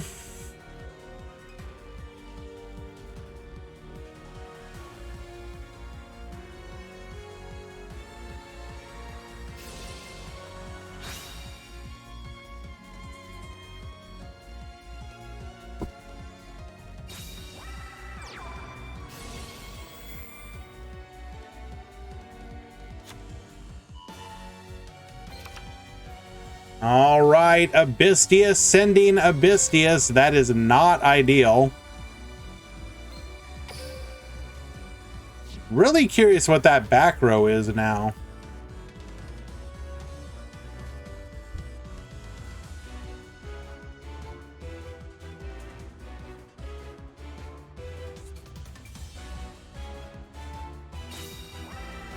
Did any Starry Knight join this tournament? I do not believe so, but we can double check. Bring up the breakdown once again. So we have Phantom Knight, Hero, Dark Magician, Metal Foes, Mech Knight, Salad Code Talker, Arcana Joker, PK Fire, Code Talker, DDD, Deskbot, Dual Avatar, Gandora, Gimmick Puppet, Ice Barrier, Infernoid, Medolce. And by the way, I already can tell Sakadetsu is losing their damn mind right now. Infernoid, Medolce, Mermail, Odd Eyes, Relinquished, Raid Raptor, and Warrior Edaten.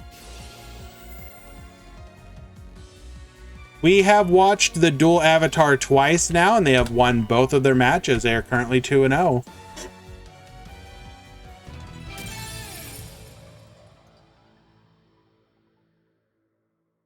All right, Water Player, unfortunately, kind of bricked there. Not a lot you could do. Back row deck wins it.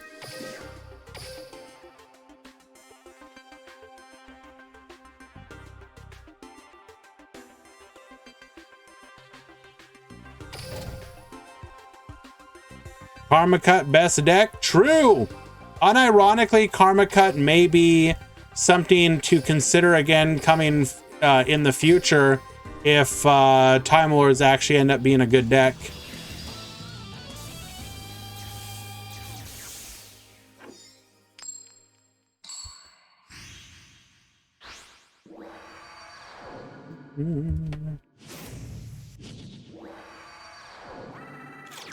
Duel.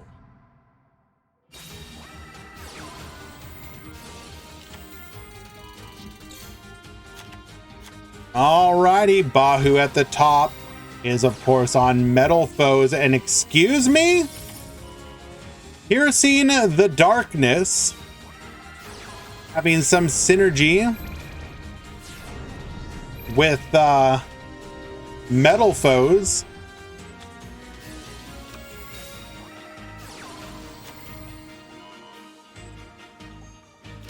Heller Knight final countdown when? Never.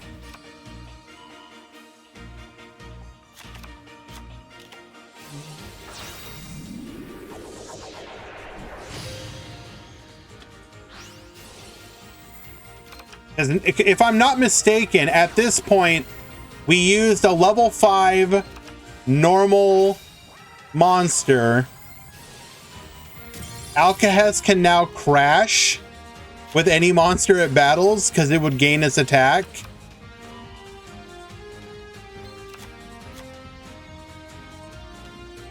Okay, guys, again,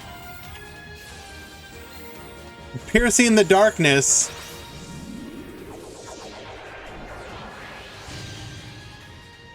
Yeah, but you can crash at bare minimum.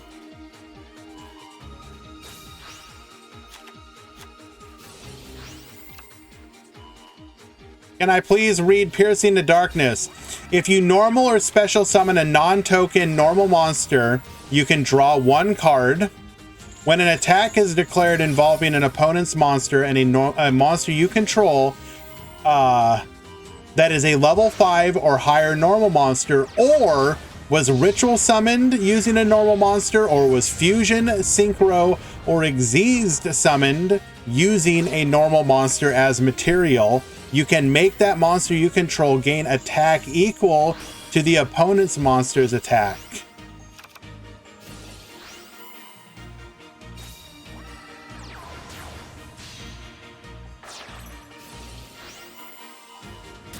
Fortunately, looking like we are going to be able to out this board, though.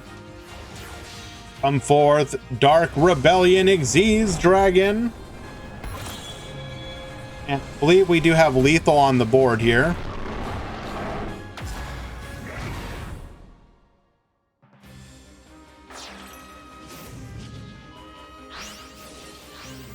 Wait, do we? No, we don't.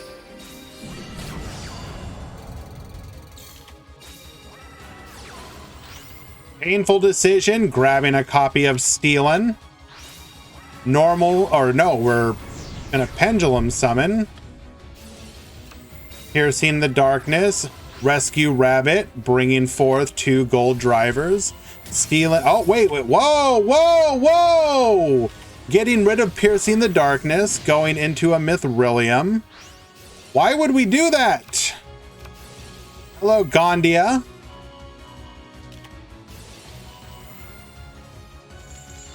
Didn't that literally just out the Requiem Dragon?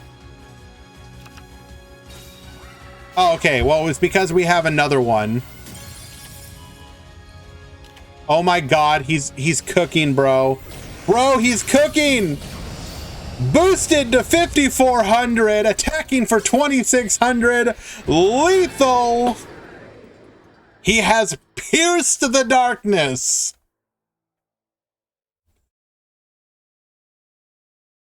Everyone cried out, "Let him cook." And Bahu said, "I shall cook."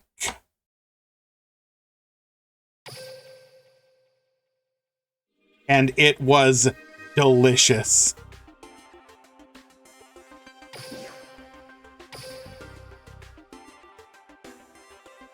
Incredible.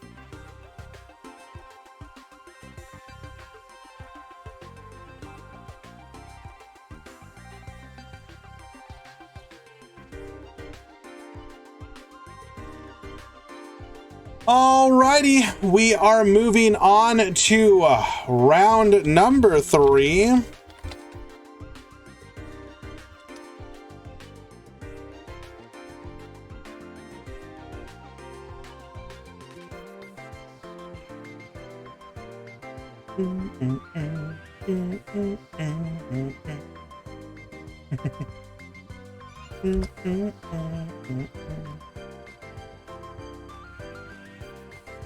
Not gonna lie though, serious question or serious observation. That was pretty cool. I am a fan.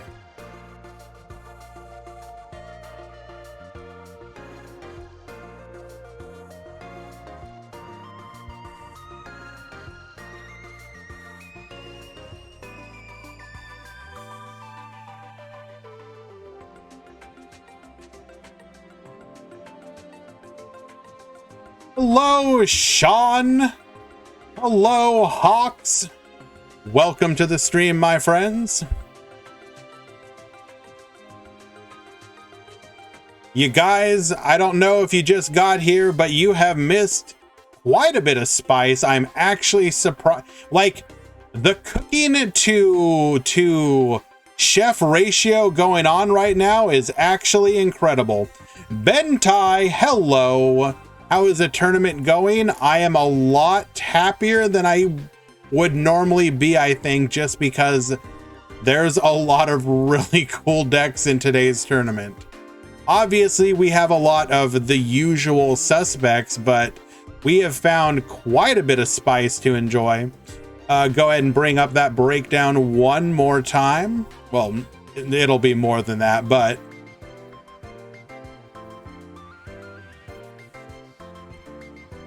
16 Phantom Knight, 7 Hero, including a lot of Hero Alliance, 5 Dark Magician, 3 Metal Foes, 2 Mech Knight, 2 Salamangreat Code Talker, 1 each of Arcana, Joker, PK Fire, Code Talker, DDD, Deskbot, Dual Avatar, Gandora, Gimmick Puppet, Ice Barrier, Sakadetsu's favorite deck, Infernoid, Madolche, Mermail Atlantean, Odd Eyes, Relinquished, Raid Raptor, undefeated by the way, and Warrior Edaten. IDP changed my life.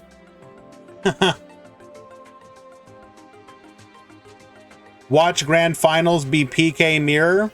You know, here's the thing, Girin. Like, you know, honest, like 100% honest here. Even if that happened, there have been so many cool decks with so many cool plays already that I wouldn't even care. Whatever.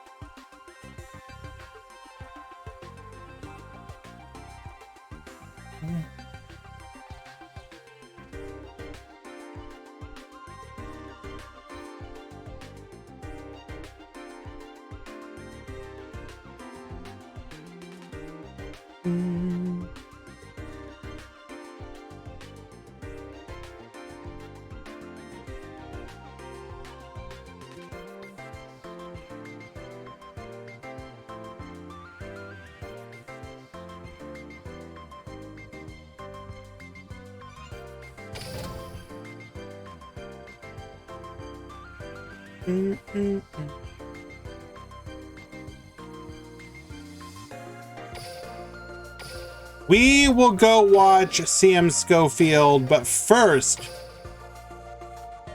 we're gonna watch this one.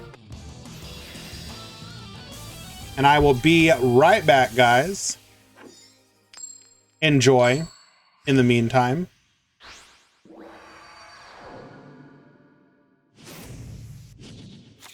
Duel.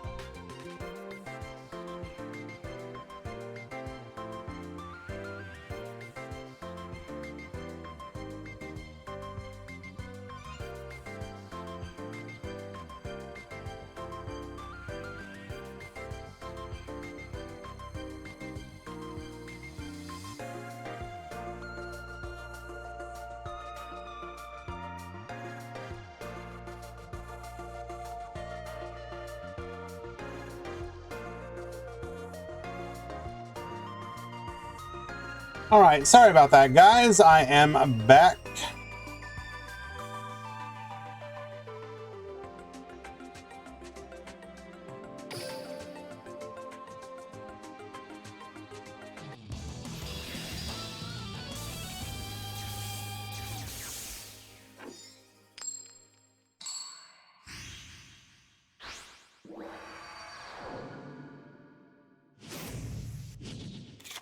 Duel.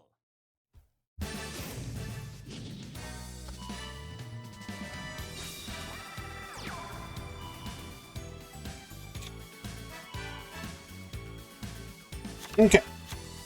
So, I only caught bits and pieces of that, but it looks like, unfortunately, the Ice Barrier player just wasn't able to make any real interruption there. Hello, make Mako great again. So we have Dimension Conjurer, 3 back row, guaranteed at least one form of interruption here.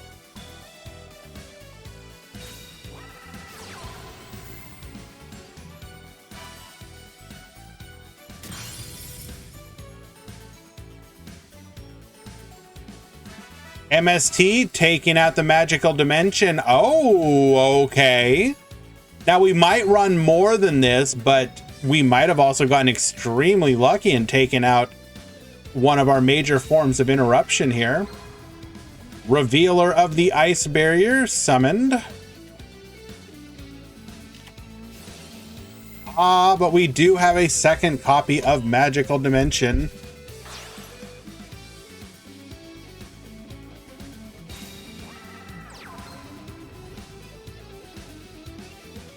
Come forth, Apprentice Illusion Magician. Popping the Revealer. We're going to go ahead and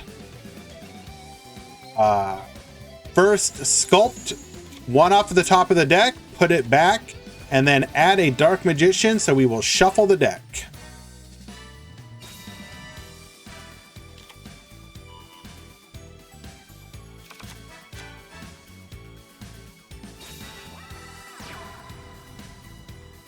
Unfortunately, only able to end our turn with a one set back row, no way to extend beyond our normal summon there. One of the weaknesses of Ice Barriers, unfortunately.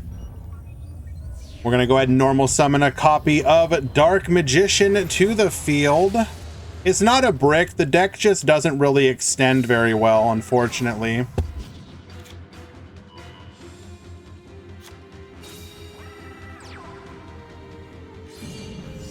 We have lethal damage on the field, getting in for 2,000 and then 2,500. And unfortunately, whatever that back row was not anything that would keep us alive. Zaga Zaga will win game number 2 and ending the match. Kind of one of the main weaknesses to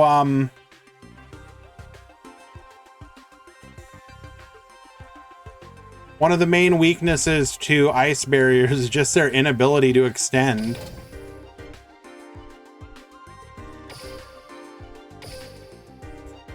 You've got like 10,000 monsters and like no ways to extend.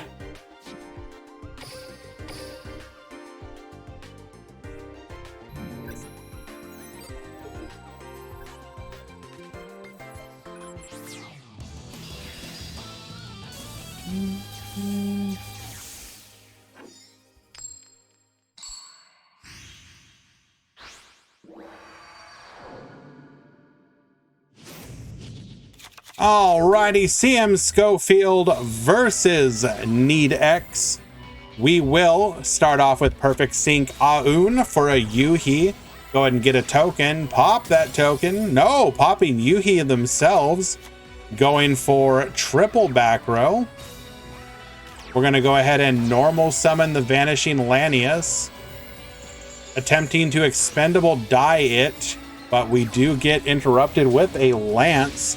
Come forth, Stranger Falcon, ranking down into the Rise Falcon.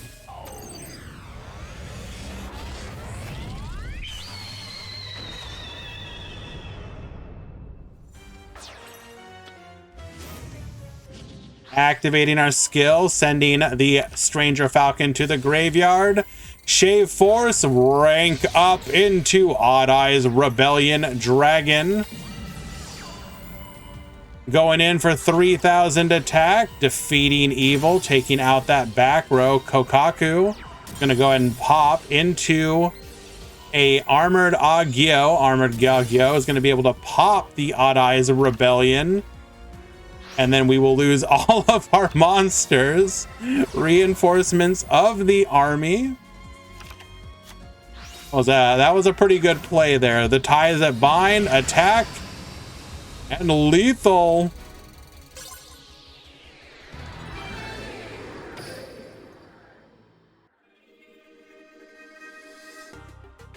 Nerf dual avatar, please. Lanus Zero, thank you so much for the follow, my friend. I do appreciate that, and you are too kind.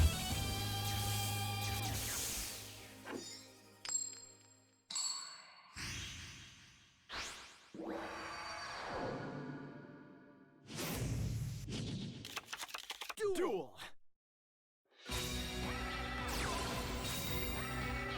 Vanishing into Tribute. Tribute send Mimicry. Mimicry searching for Pain Lanius. Come forth for Strix. For Strix will go ahead and search for a copy of Vanishing Lanius.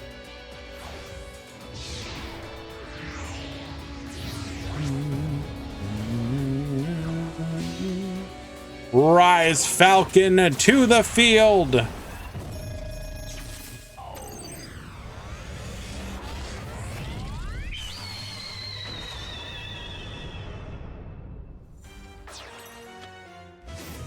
Activating our skill, we're gonna grab Shave Force. Shave Force activating, come forth, rank up into Solda. One back row, and back to our opponent. Perfect sync Aun. For Yuhi, Yuhi to the field. Summoning...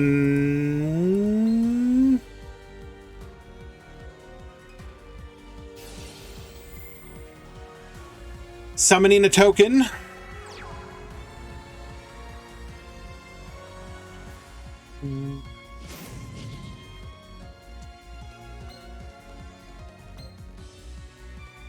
Getting that intimidation boost.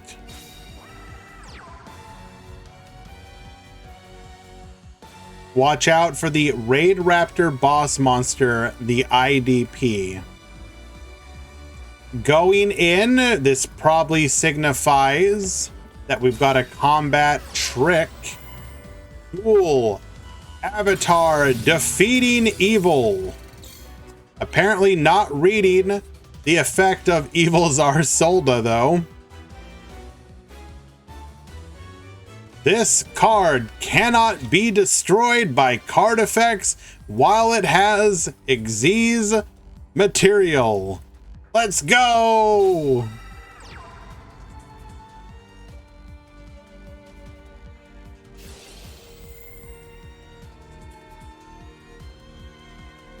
Needex, you don't have to apologize. This is funny. This is good content right here. If I was doing flips on my channel, that would definitely be the #1 priority. Top Yu-Gi-Oh! Duel Links player. Still can't read.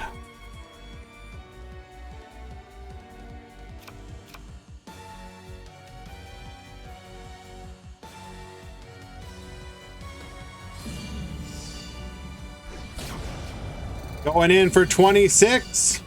Going in for 13. Lethal. CM Schofield winning game number 2.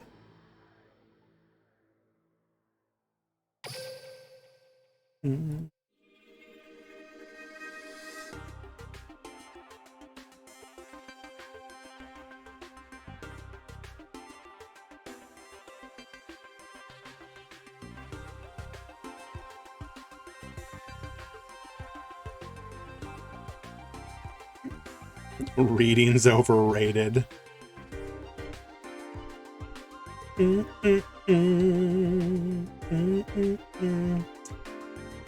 Also, I do apologize for missing your follow, Acelock. If you are still here, thank you so much for following. You are very kind.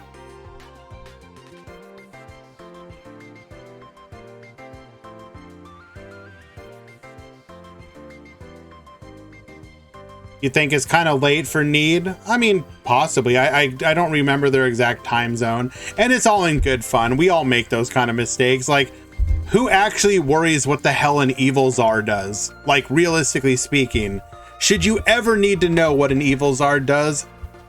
No.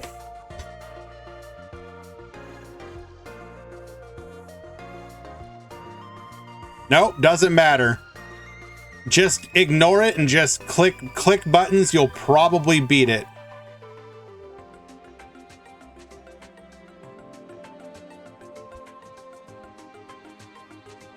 I'm saying that they can be the best damn cards in the damn world, but it doesn't matter because the deck is bad. And you should feel bad for playing it.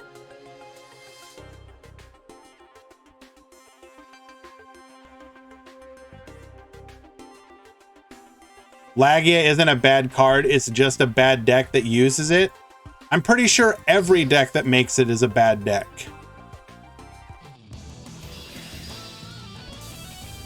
I refuse to take it back, Drewy. Now what? Click that unfollow button, Drewy. Do it. I dare you.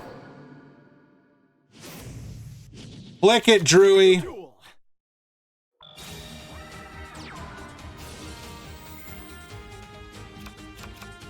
Normal summoning Vanishing Lanius. We're gonna then summon out the Tribute Lanius. Tribute Lanius dumping a Mimicry Lanius.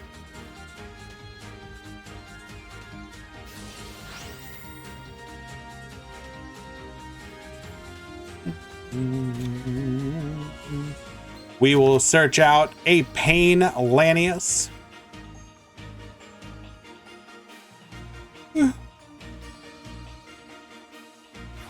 Come forth, Strix.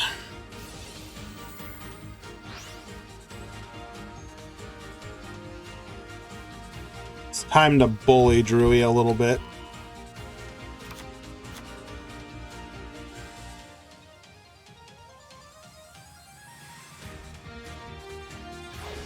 Rank up into the Rise Falcon.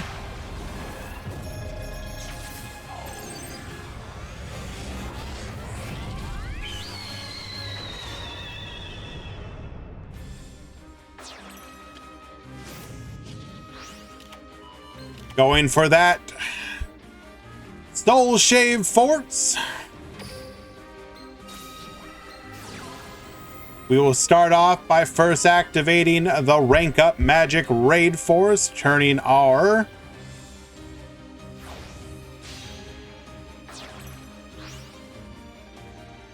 Rise Falcon into a Stranger Falcon. We will then activate Soul Shave Force, bring out the 4 Strix, go into a rank 6.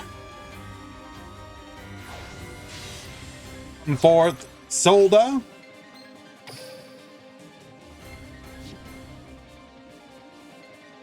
And no back row, unlucky. All right, well, good luck, gamer.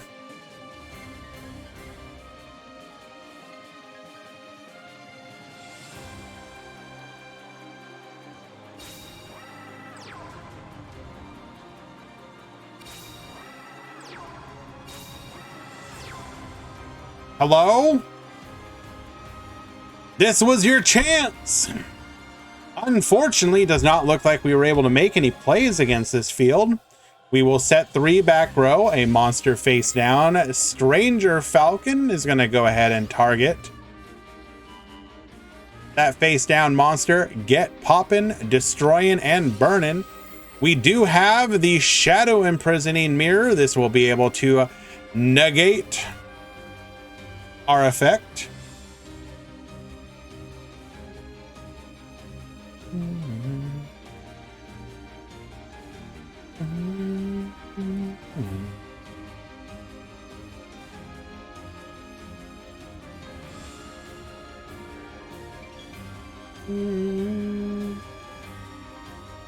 Drewy, kindly do not use channel points to post a highlighted emote. Thank you. We do have the MST. We're going to go ahead and take out the Shadow Imprisoning Mirror. Kokaku will be destroyed. 2 back row remain.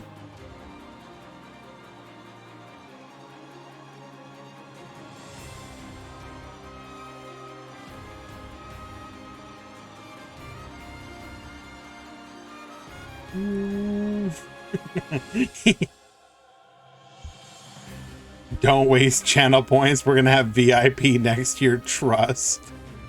Not wrong. I mean, it has to happen eventually, right, Deathroy?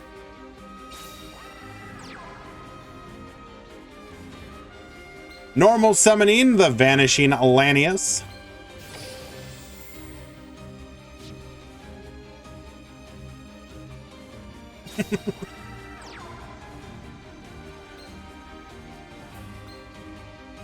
Special summoning a Tribute Lanius. Tribute Lanius will activate its effect.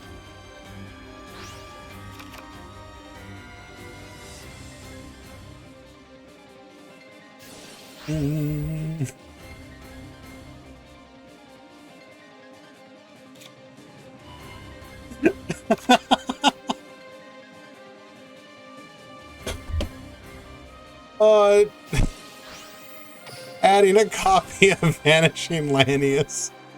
We're gonna go ahead and activate the graveyard effect of Raid Magic. Rank up Magic Raid Force to add a Soul Shave Force back to hand.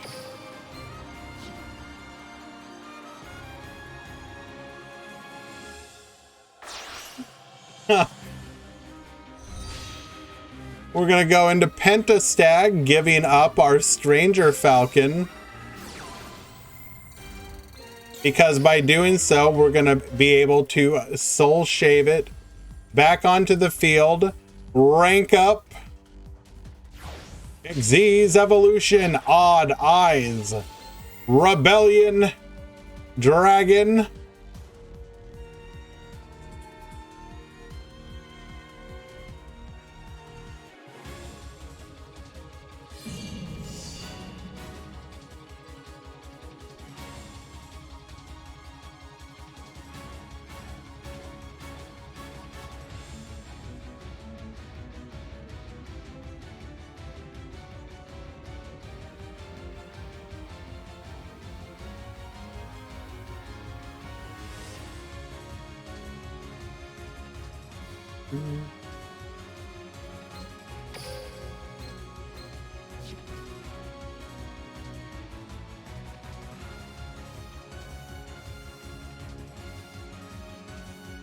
what's it gonna be, Needex?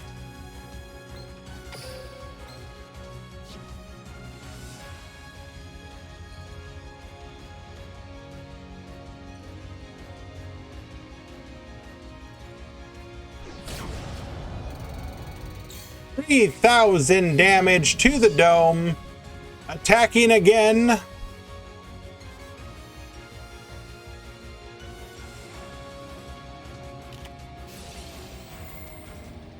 Activating Crackdown now? Question mark? Are we playing a skill that we trigger? No, we're ties. Why did we take the 3K? I'm missing something?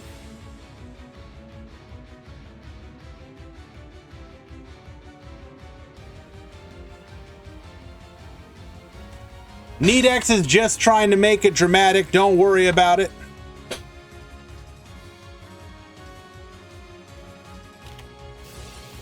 Duel, Avatar, return. Come forth, Kokaku.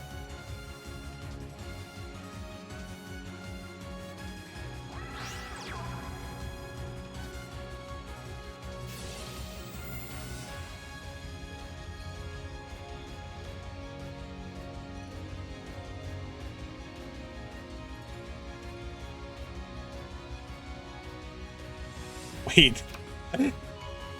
How are we making Utopia with a level 3, a rank 7, and a level 2 token? Demetrius, please enlighten me.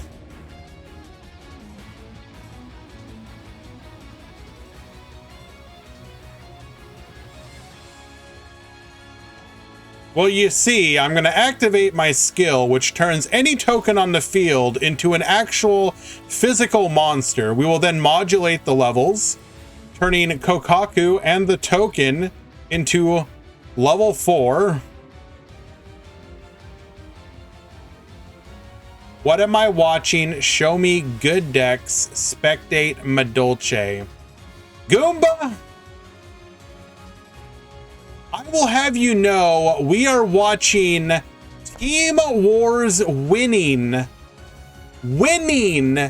Duel Avatar, piloted by virtually undefeated Need X.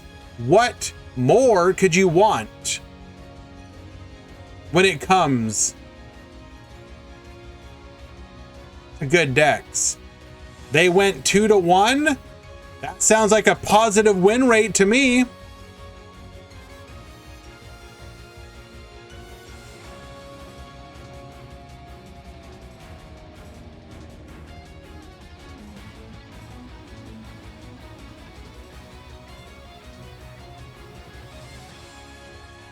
Hello, Pixie Coco. How are you doing today? How do you ask? With kung fu kicks and punches, I would assume. Come forth, ferocious flame swordsman.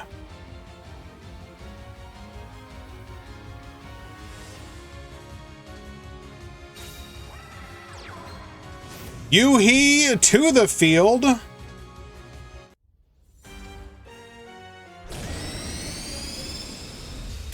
Baboost! And unfortunately, despite having a seemingly commanding lead, Raid Raptors will lose in game number 3.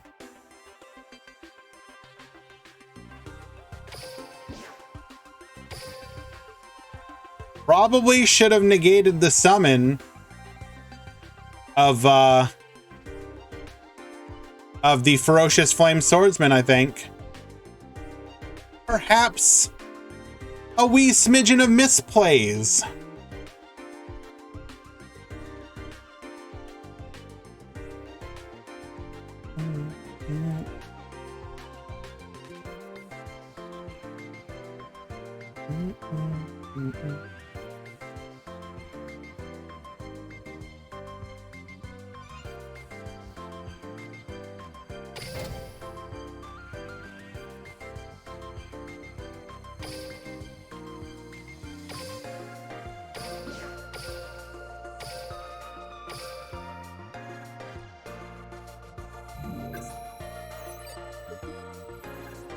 Any avatar is grand. What exactly are you talking about, Earthix? Are you really asking after we literally just watched a Duel Avatar? Keep watching Duel Avatar. So after game 3 ends, you want me to continue to watch? Would you like me to just go back and like watch game 1 again? He meant to the movie. Oh, I thought he meant the TV series. Also, which movie? The good one, the bad one, or the other bad one?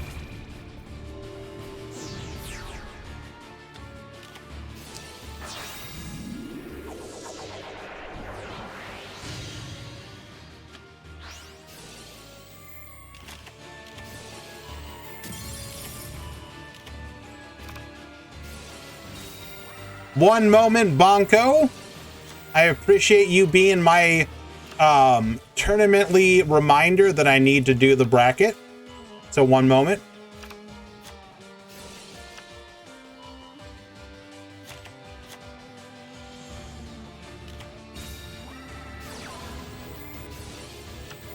Any X and 2 making it? I can double check in just a moment.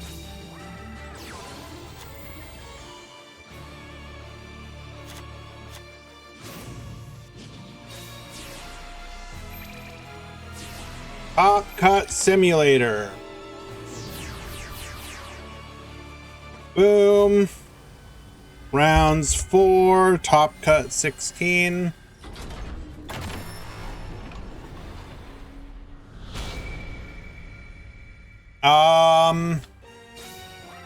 Maybe 1.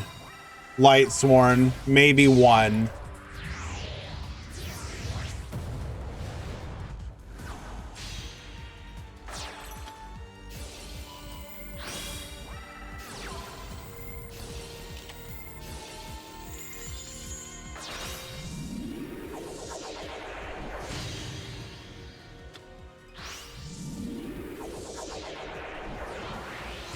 And I'm gonna go ahead and we're eating a little bit here. Be just a moment. Light commentary for a bit, guys.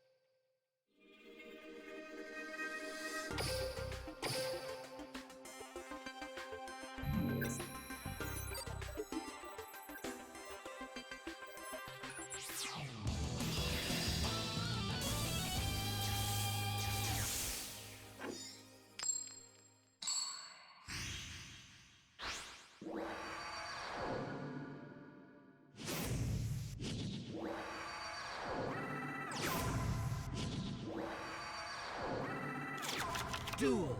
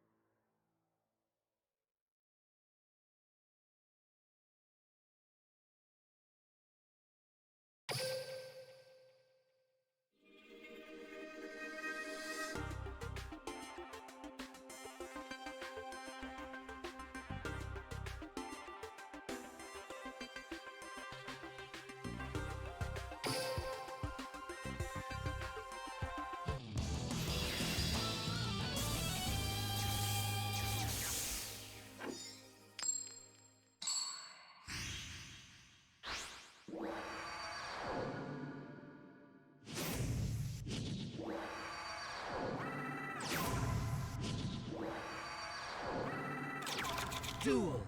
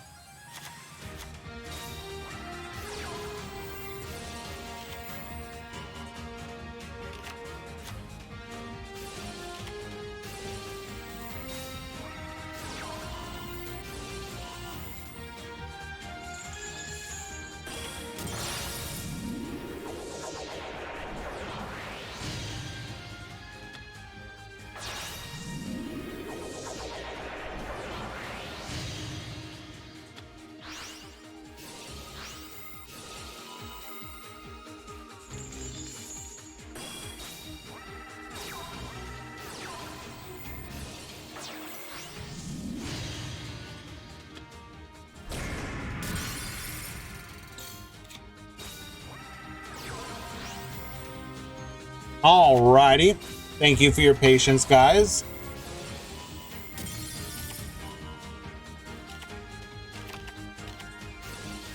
Activating Neo's fusion. Metal Foe's fusion into Mithrilium. We're going to be able to scale the hamster. Hamster grabbing a copy of Steelin and another from the extra deck. Hello, Kexiled.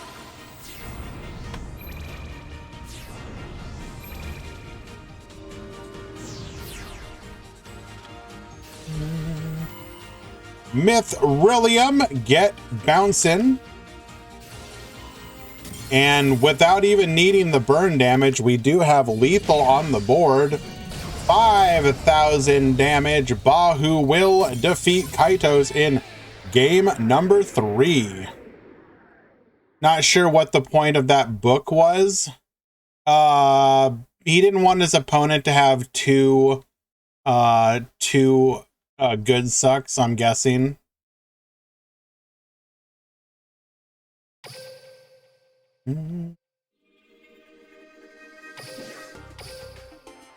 Metal Foes is undefeated, yes.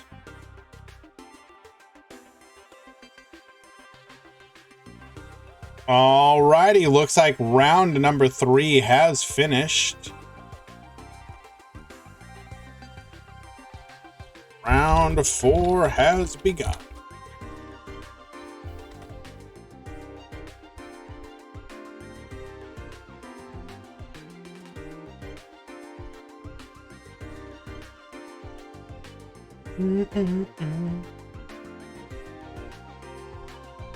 All right. So round 4. And we're just about to hit the ad break, so I'm going to go ahead and force that through quickly. And when we come through on the other side, we will have the final round before top cut. So just hang around, guys. Should be just a few.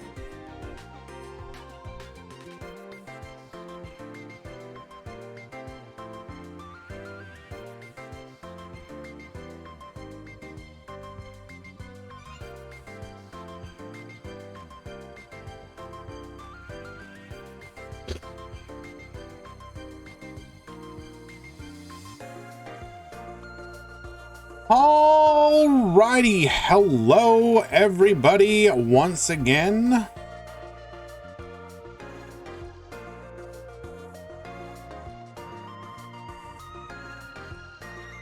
Just waiting for all the matches to go live.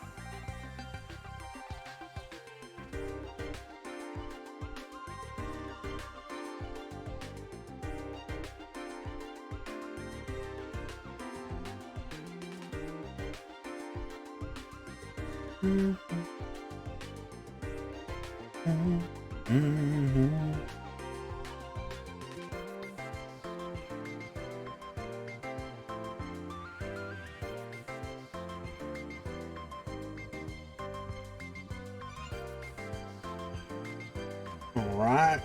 Sorry for the wait, guys. People are taking a bit of time to get to their rooms. So I'm just waiting for matches to begin.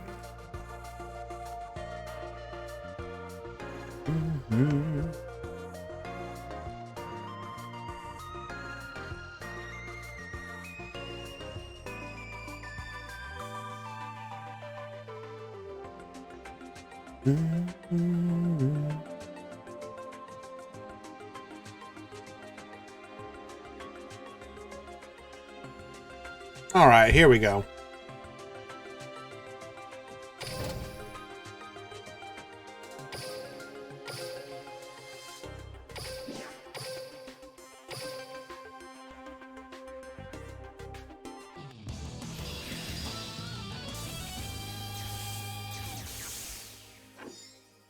I hope you heckin' love heroes, because I know I sure do.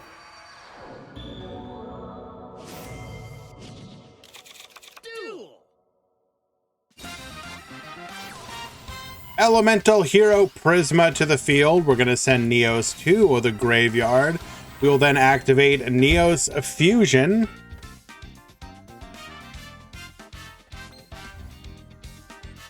Interesting. Not sure the purpose of this here. One of them is Hero Alliance, one is not. Juggernaut at the bottom is Hero Alliance.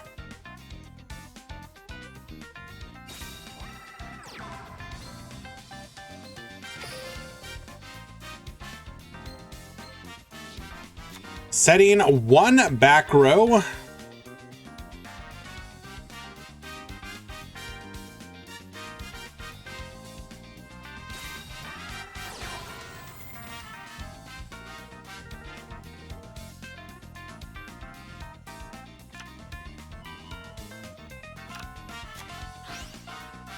The Jadens are multiplying. True! Come forth, Elemental Hero Neos.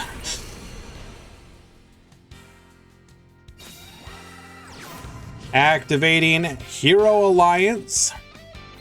Oh no. Not like this. Adding Super Polymerization to our hand.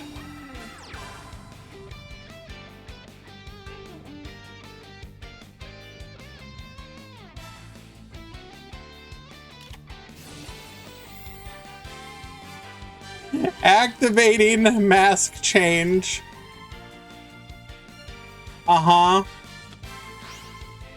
Into Masked Hero Koga. Sure.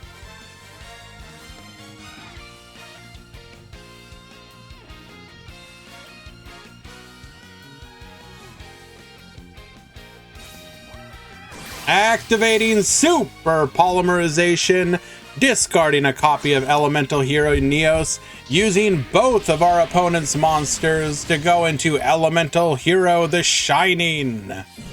Taking absolutely everything from Lightsworn, Juggernaut will win game number 1 in a commanding fashion. Unfortunately, the hero mirror match where one of them gets to search super polymerization for free is probably going to be extremely one-sided.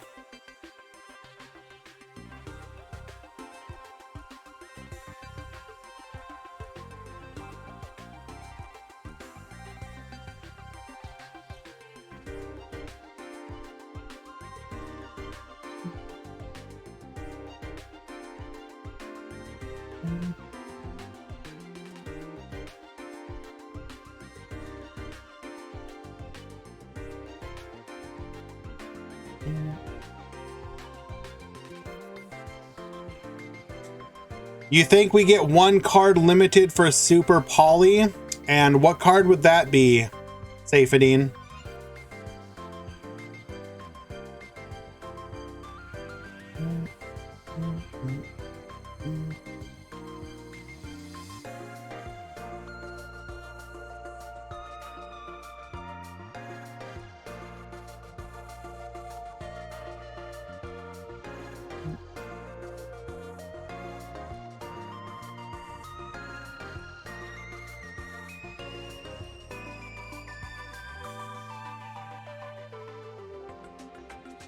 I thought you were talking about some sort of fusion monster specifically, but as the others in chat have already pointed out, Super Poly is at 1.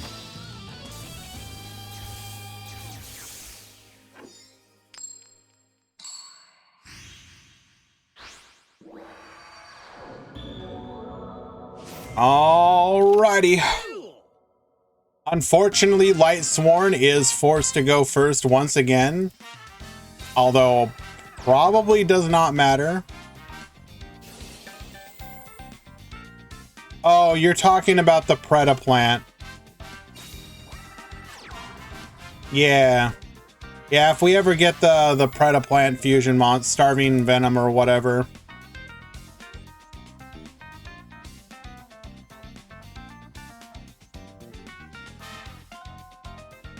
Yeah, obviously that would be very strong.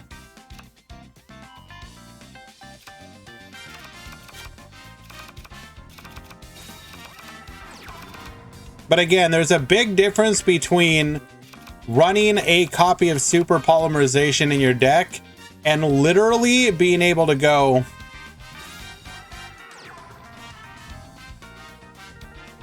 thank you.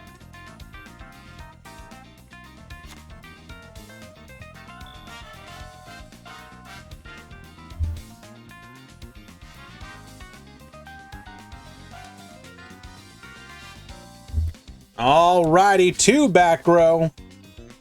Can you crack this board once again, Juggernaut?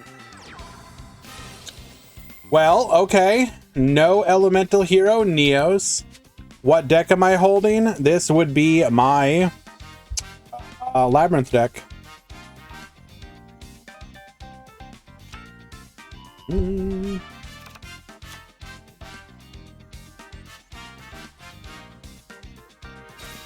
Nope.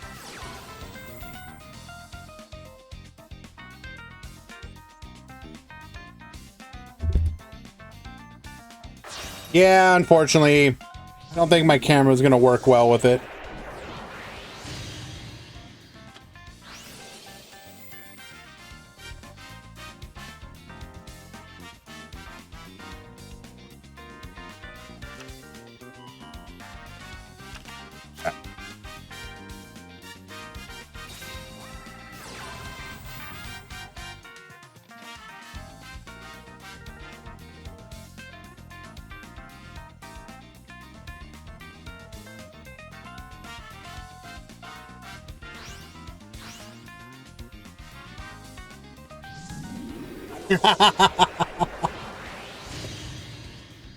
I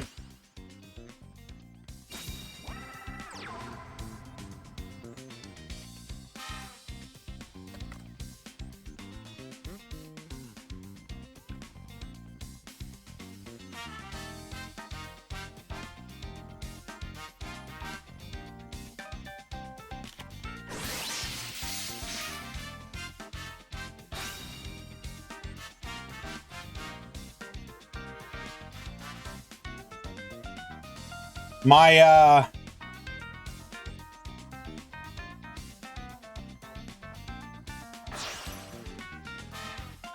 my bitrate just crashed.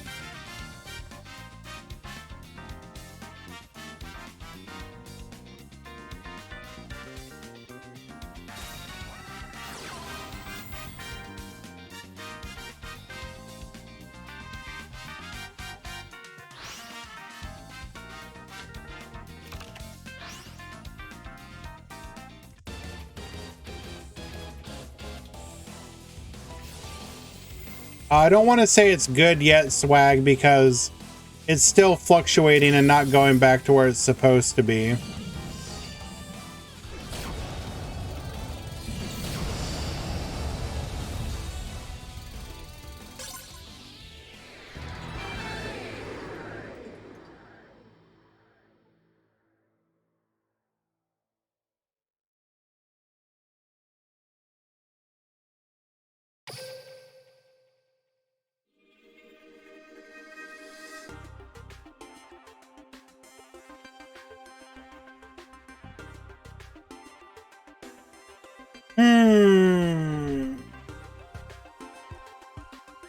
Finally seems to be rising.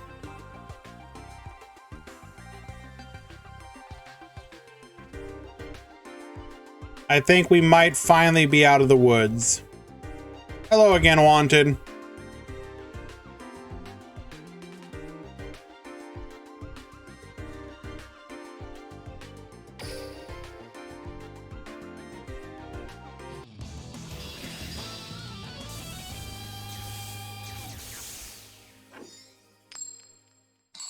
When am I gonna quit Duel Links? Why would I do that? Duel.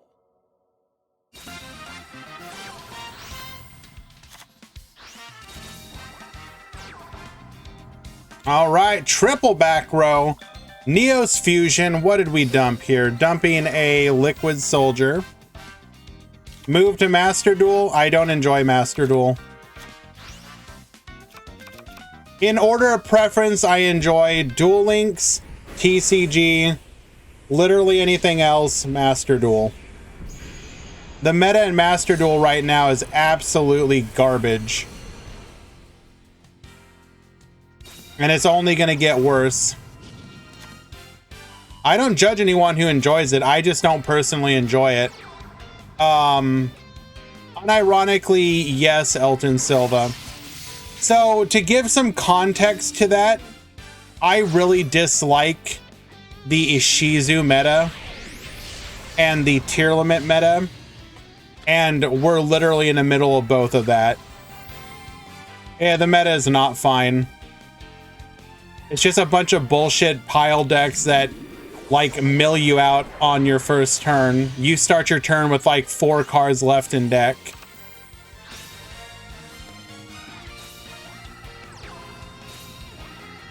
I liked the first couple months of it, Con.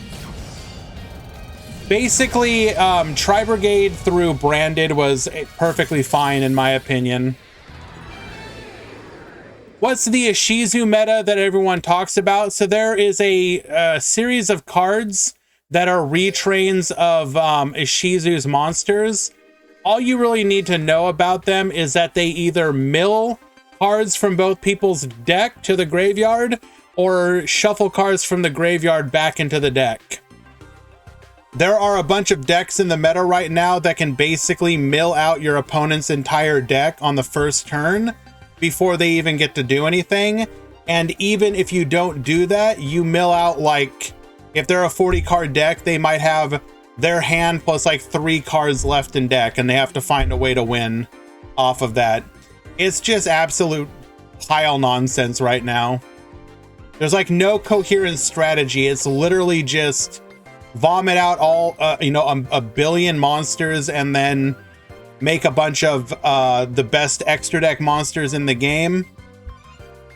And then interrupt everything your opponent does. It's like the worst of every part of the meta that people complain about. At least in my opinion. Again, I completely understand if people enjoy it, and I'm not out here trying to tell people not to and to not have fun, not enjoy it. I just don't like it at all. It is not enjoyable to me.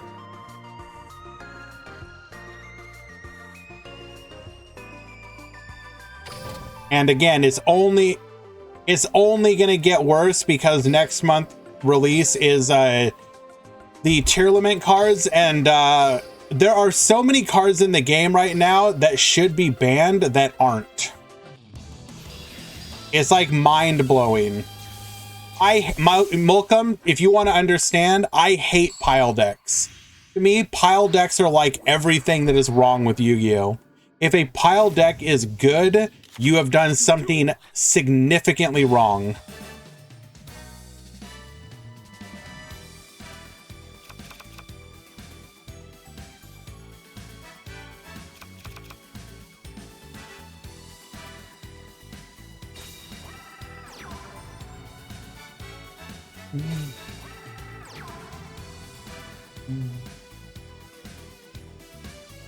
I don't like again, if people enjoy pile decks, that's fine. I don't like them.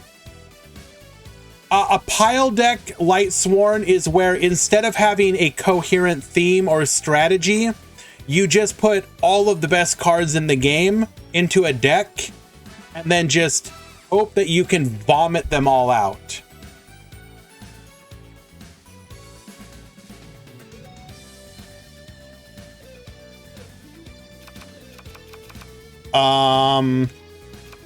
I'm trying to think, has Duel Links ever really had a true pile deck?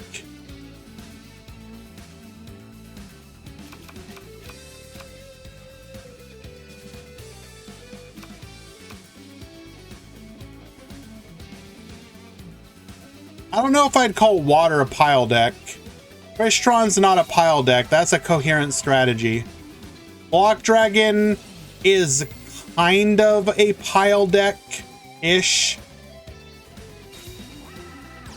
No, Invoked Neos isn't really a pile. That's just two strategies put together. Block Dragon's probably the best example of a pile deck.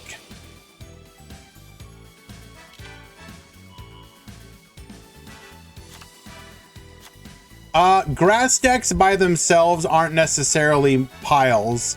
Magnets were not a pile. Again, you're naming stuff that had a coherent strategy. Like, you know, some of the most famous grass decks would be like Shiranui. And even though Shiranui used grass, that's not a pile, because you were using Shiranui cards and zombie cards.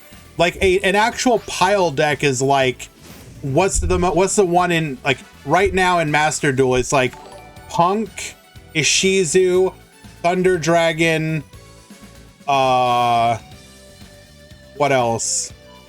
Punk, Ishizu, Thunder Dragon. There's a couple other things in there. Sometimes Phantom Knight.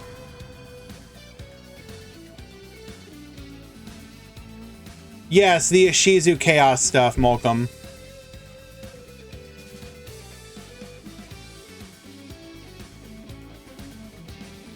Wasn't stall meta at one point? Does that count? Not really. When people refer to a pile, what they're really referring to is the ability to continuously summon monsters. So like in Master Duel, for example, the Ishizu Chaos deck can special summon like, I don't know what, 40 times in a single turn. Like, it's like, if people ever have the argument like, you know, they should limit special summons, what they're really talking about is a deck like Ishizu Chaos, which is just, again, you should not be able to special summon that many times. It's like, how do you stop a deck that, like, if you go first, right? You draw your 5 cards. Your opponent is on Ishizu Chaos, and they're like, okay, I'm going to special summon 30 times this turn. Hope your 5 card hand can stop me. Because even if you like Ash me, Imper me, Nibiru me, I'll just continue playing because it doesn't matter. I have 40 cards in my graveyard, all of which just let me continue to play the game. And so when you're on the receiving end of a pile deck, you feel powerless because you're just like, well, what am I supposed to do? Unless I open exactly like Dimension Shifter or something, what do? Get piled, exactly. I hate pile decks so much. Because realistically speaking, if a pile deck just max C them, yeah, then you lose. Gandora is sort of a pile. I will grant you that, although realistically speaking, yeah, it's kind of a pile. It's, the strategies are a little coherent.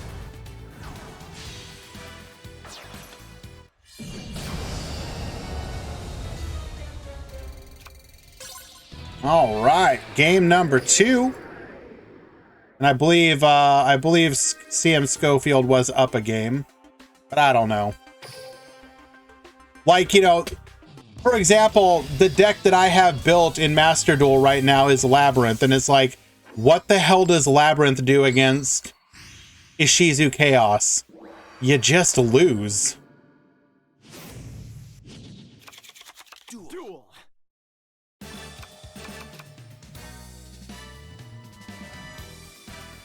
Hello, Hiden.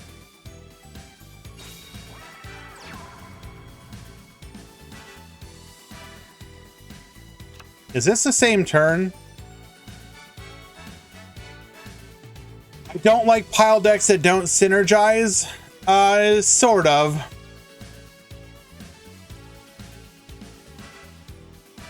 Give me pile decks over trap archetype decks. I mean, hey, if you're having fun, damn it, Marco. I respect it. But again, like, I want to know how you're supposed to win against those kind of decks. Because literally, like, if a pile deck goes first and you don't open like literally Dimension Shifter, they just destroy you. Anima Dolce? Yes, and there will be one in the top cut. I believe they went undefeated.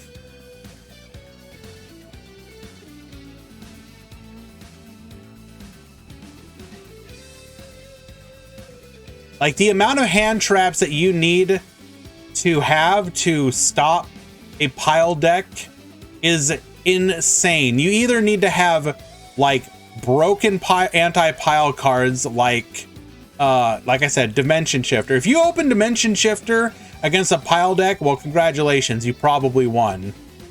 But if you didn't, like, if you opened like an Ash, like if you go second against a pile deck and your only hand trap is like an Ash, good luck. You've probably lost.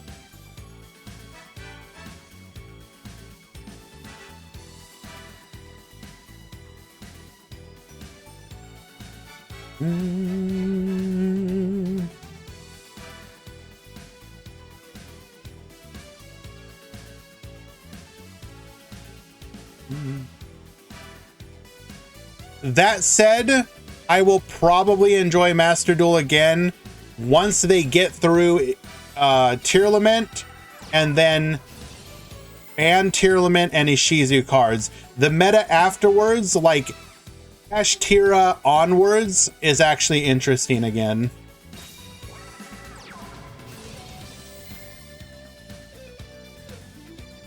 What about Runix? What about him? I don't think it's a good deck, but it is what it is.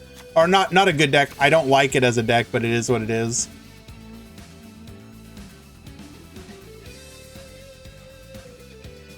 Do I think Cash is better than Tier? Yeah, because you can play other decks against Kashtira, and Kashtira isn't oppressive. Look at all the tournaments going on right now. Kashtira's not even winning them.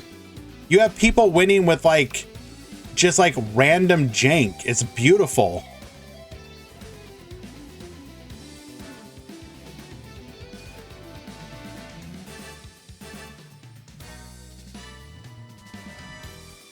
Like, I don't know how somebody can look at a meta where you can unironically be like, yeah, I think I'm going to go ahead and bring ninjas to the YCS and have a legitimate chance of winning. Or at least doing extremely well.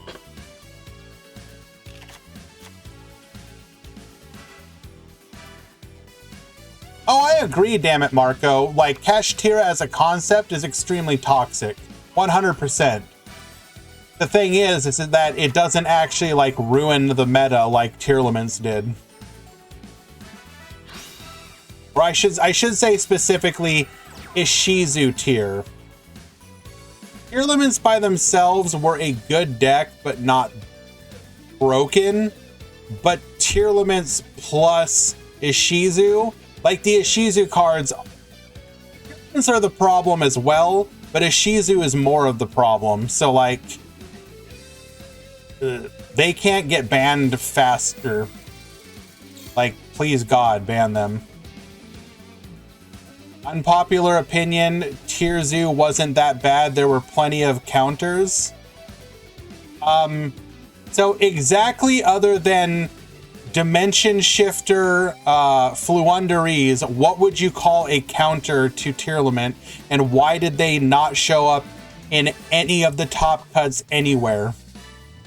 You literally had entire tournaments that would have a top 64 of like 2 Fluunderies, 2 Sprite, and then like nothing else but Tier Laments. Weller, Bestials, Bells, Meister, any graveyard hate? Do you think people weren't playing those cards? First of all, you want to know the best deck that made use of Bestials? Spoilers, it was Tier Lament. What deck best made use of Dweller? Spoiler, it was Tier Lament. Like, I understand what you're saying. Yes, there are quote-unquote counters, but how come none of these decks ever did anything? People said oh, the counters existed. Where were they? Why didn't they couldn't even make like day 2 in most events. Where were they? It was literally just like, mod check, Ishizu tier counter, where did you go?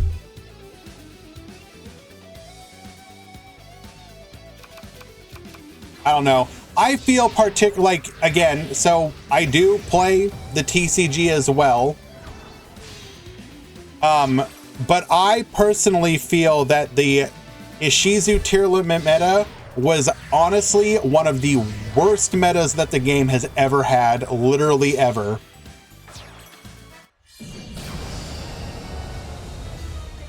And I am very glad that the TCG recognized it for the problem as it was and did not like step around it like the OCG did, which has caused them to have to deal with tier limit for like what, a year now, if not more.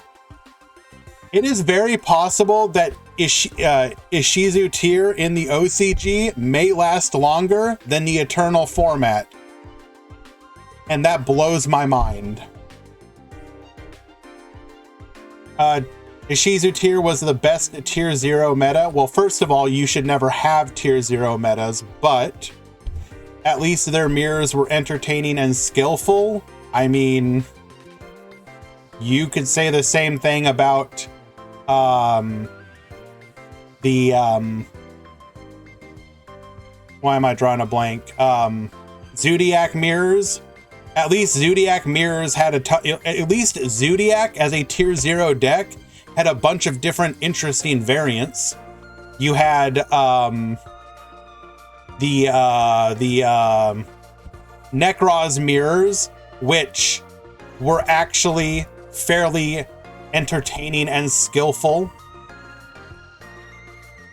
Zodiac mirrors weren't fun. It was go first win. I disagree, but I don't think that's a point really like going too deep into. But I understand your point. You know, I'm already coming at this from the standpoint that tier 0s are garbage metas.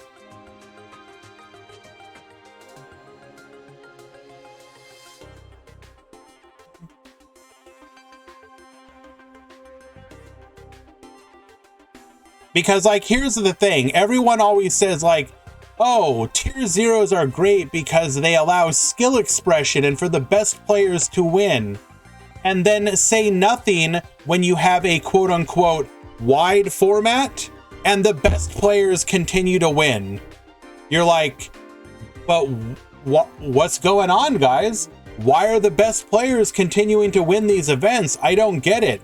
I thought, oh, these meadows will lead to, like, random newbies entering a YCS for the first time and somehow getting first place with their Floodgate Turbo deck. And then, mod call.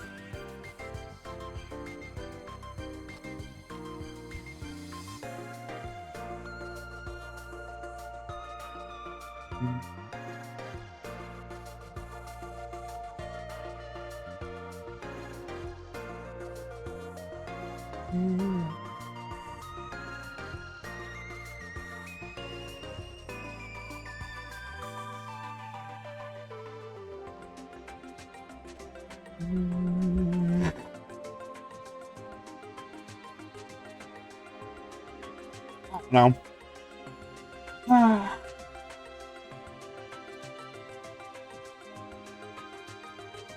What do we want to watch here? We've been having fun watching Bahu, so let's go watch him one more time before Top Cut.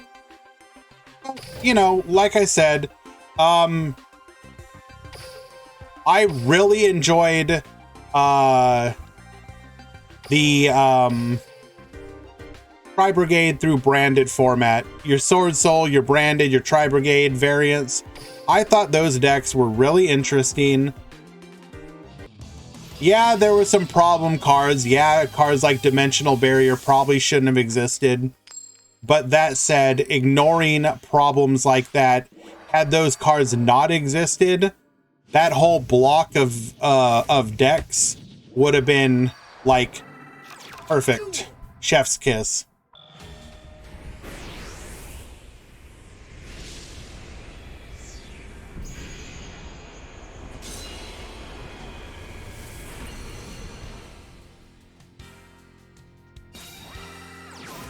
I know, Sam Schofield, it is unfortunate, but what can you do, my friend? I do appreciate that you keep trying to make the deck work. Alrighty, Summoner's Art, grabbing us a copy of Cleafort Scout. Scout to the field is going to go ahead and activate, getting us a Monolith. We will then activate our skill. Well, we will eventually. Oh no, we're just going to pop. Never mind.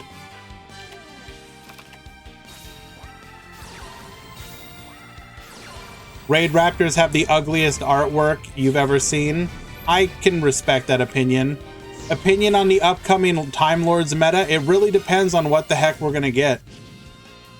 Like, I find it really interesting that they're giving us like 2 of the really good Time Lords as just like drop cards, which is kind of wild.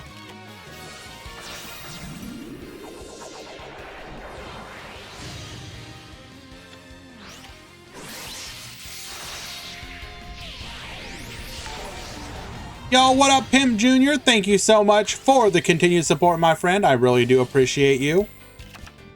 Thank you.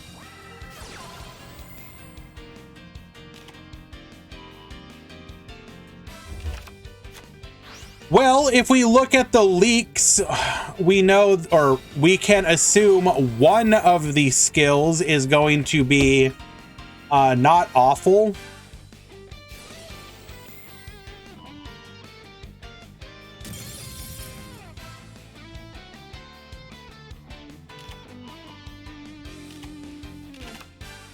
Discard 1 card, set an empty machine from outside your deck to your spell and trap zone.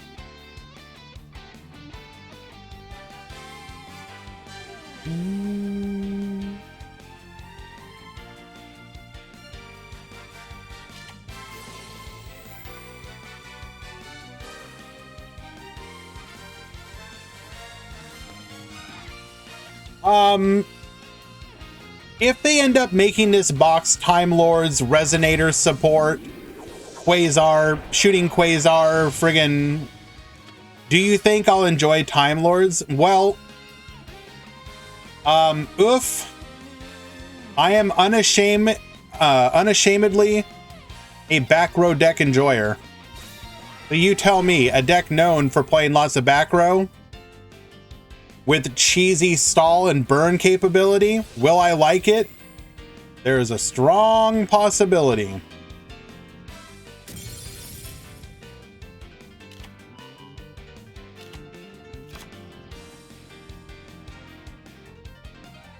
What does Empty Machine do? It has 2 effects.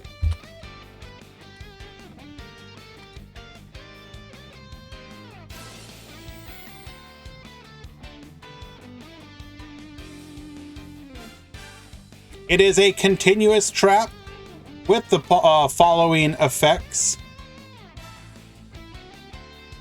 The first time this face-up card on the field would be destroyed by an opponent's card effect, it is not.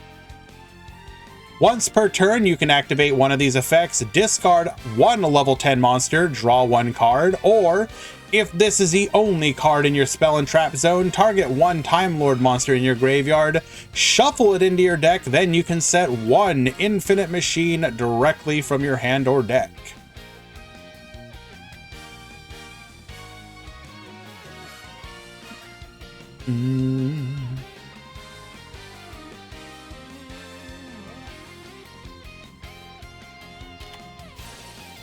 Brack down, get yoinkin'.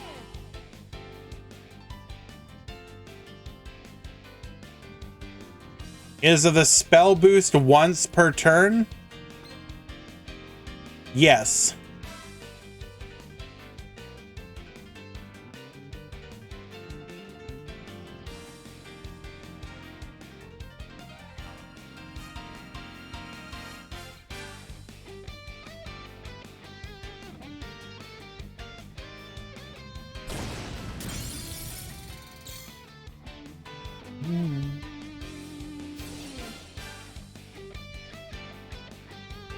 Other than that, not interested in Time Lords? Well, of course not, Elmaz. You have to wait until Quentin gets here because his box will surely, either he with his level ups or his box will have the missing Cosmos support, right? So obviously we know what you're waiting for.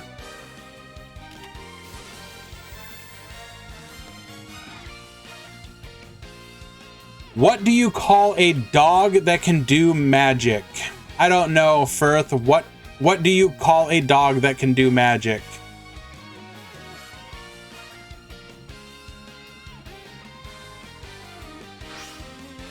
A Labracadabrador.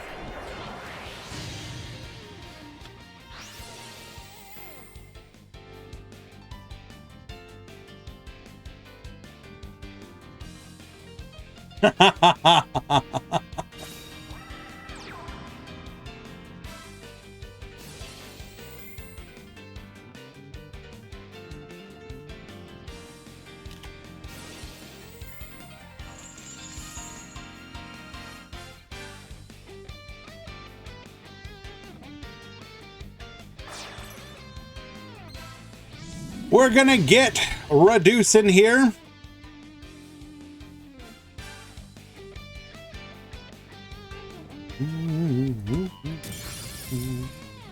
Does not, he takes out the scale, interesting.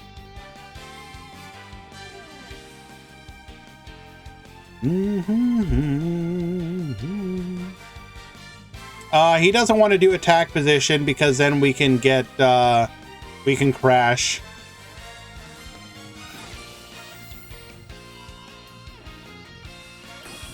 Get Yoinkin, taking back the Orichalc. By doing this, if we're able to scale, we can pop the Orichalc and get further popping.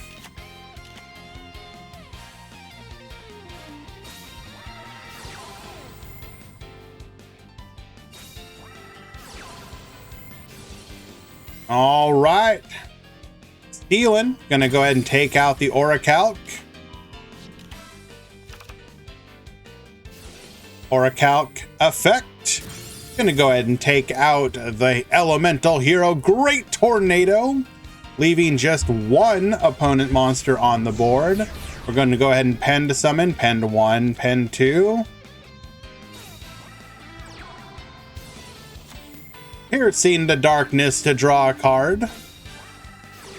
We will activate Summoner's Art, the newly drawn card, allowing us to get a copy of Cleafort Monolith. We will then use our set Metal Foes Fusion.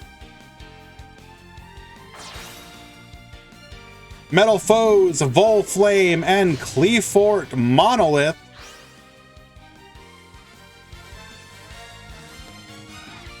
BA are still good or just with PK? I think the deck is still fine. It's kind of like an Eternal Timeless deck.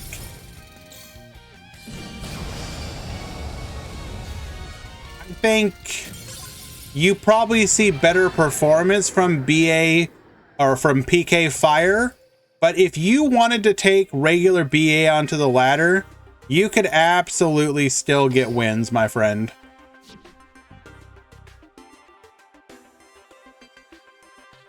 It is currently a timeless deck, Con. I say that though, but it only came out like this year, so like, or not this year, but within a year. There are a lot of other decks that I would also put into that quote-unquote timeless category, at least in the context of Duel Links. Like Starry Night is kind of a timeless deck, at least by Duel Links standards, just because you pretty much have all the cards and it does one thing and, excuse me, does it fairly well.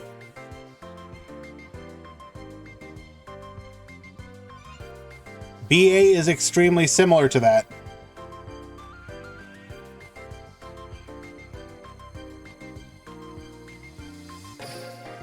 Oh, wait, what? No, I'm sorry. Okay, Bahu did win there. That was game number 3. Apologies about that. I was mistaken.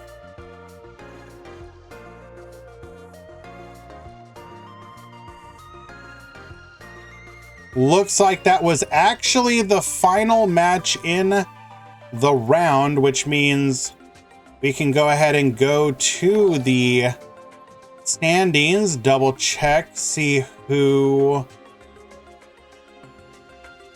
if anyone topped X2. Staff, missed the rest of it. TD2, thank you so much for the follow. That's very kind of you. I appreciate that. And unfortunately, does not look like any X2s made it today. So it is all X3 plus. Or X3. Sorry, X1 is what I meant to say. Did Heroes win? No, Metal Foes won. Piercing the Darkness is putting in work for that deck. We have seen Bahu make excellent use of that card in multiple games now.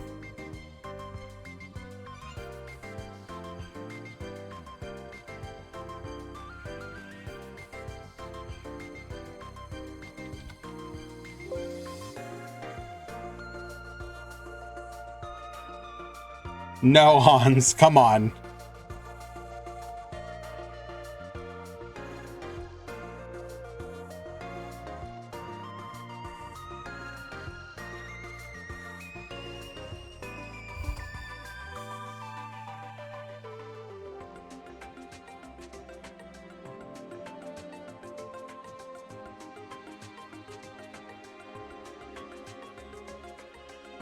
Alrighty, we go to the top 16.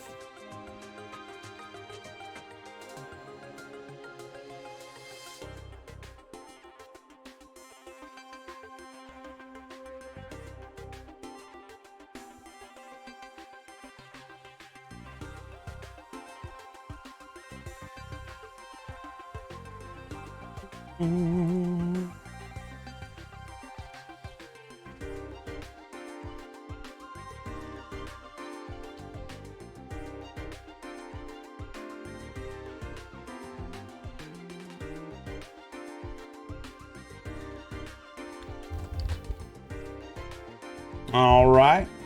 I'm going to take this opportunity to go ahead and to get the top 16 breakdown while people are showing up to their matches. So bear with me just a moment and I'll be back with you guys.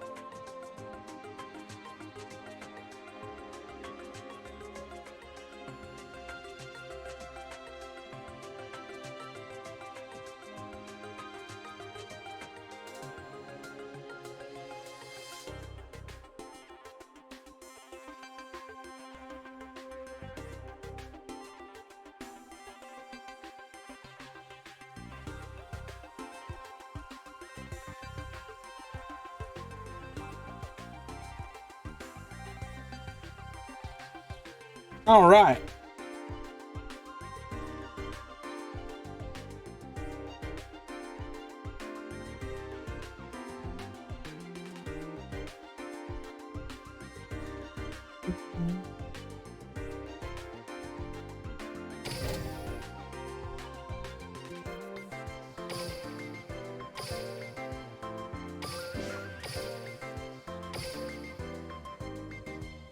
Thank you for your patience, guys. We are now proceeding into the top 16. We do have the breakdown. I will post that in just a few.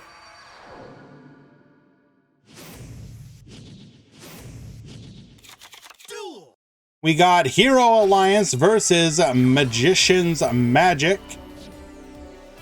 Hans is going to start things off. We're going to go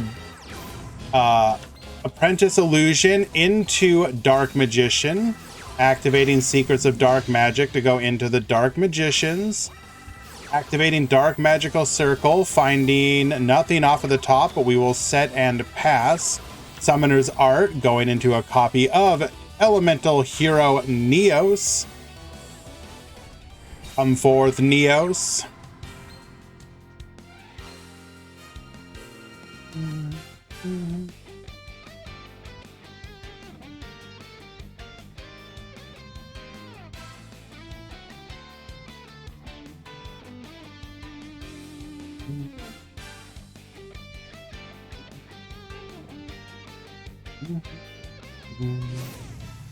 Activating our skill, going for a copy of Super Polymerization.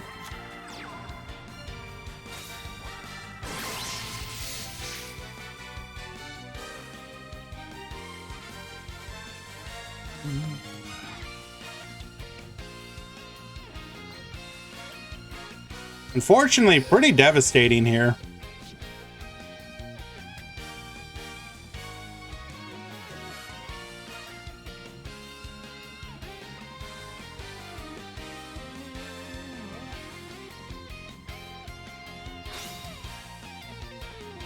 Discarding a copy of Polymerization.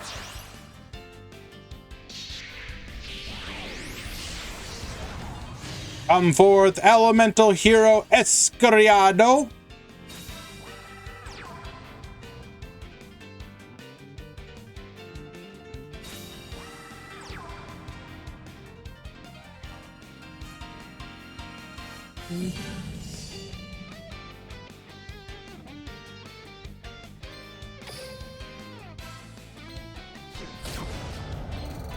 Going in for 2,600.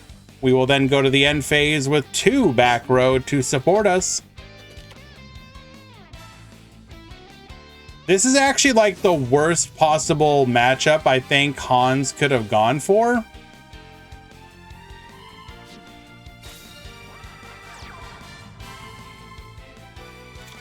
Oh, right. You already told me about this before, Sam Schofield. Let's see if I can remember.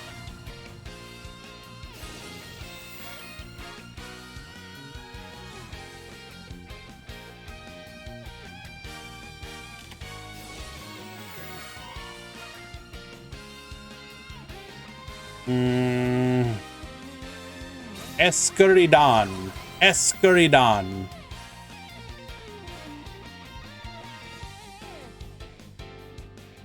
Right. Thank you.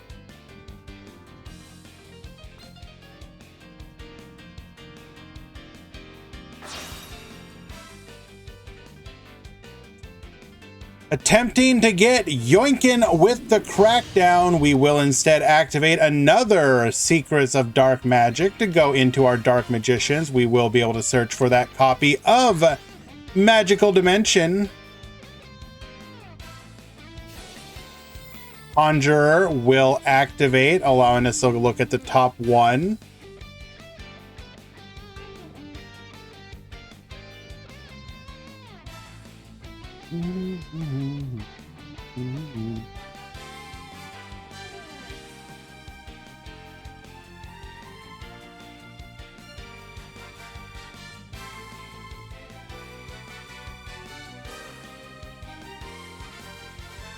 Escuridon. Escuridon.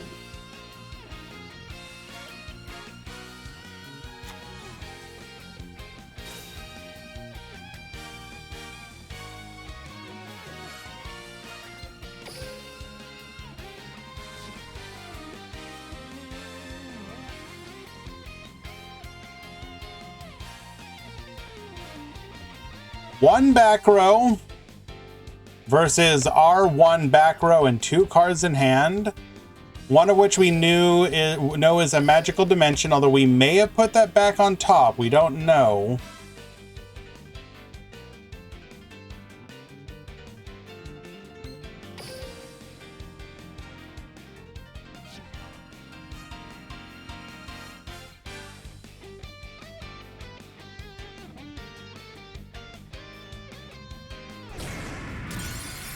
We're going to go ahead and take out the Escuridon.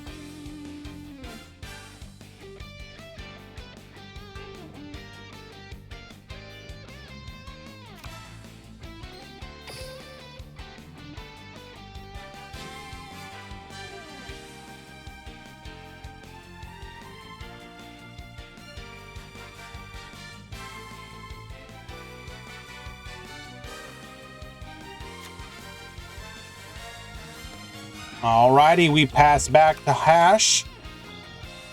One back row, 2 cards in hand. Things are now equal.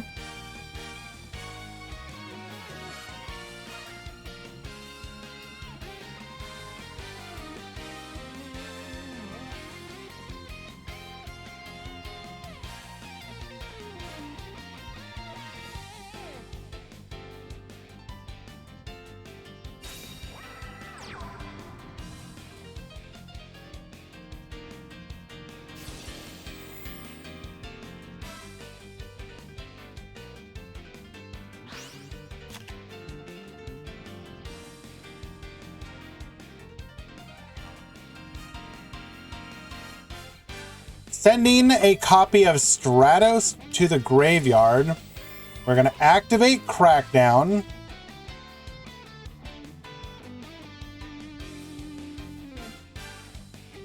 We are threatening lethal here.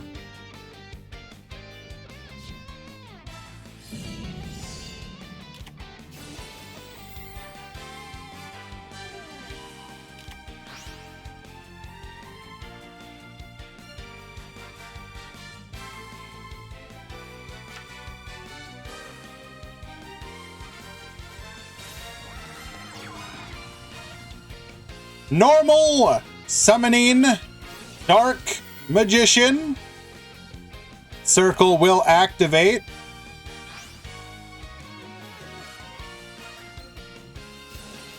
The Dark Magicians will recognize what just happened despite having been on the other side of the field at the time.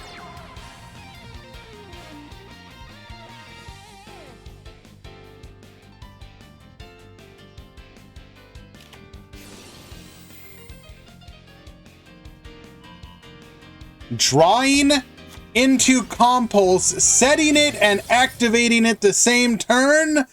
Hans Andres will win game number 1. What's more powerful than Compulse? Quick play Compulse.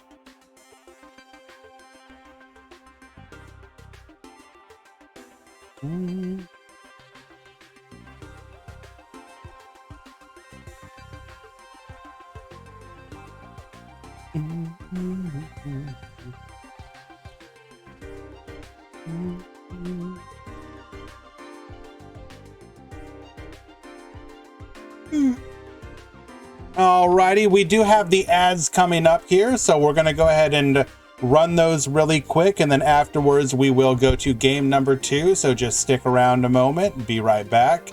I will get the breakdown as well, keepers.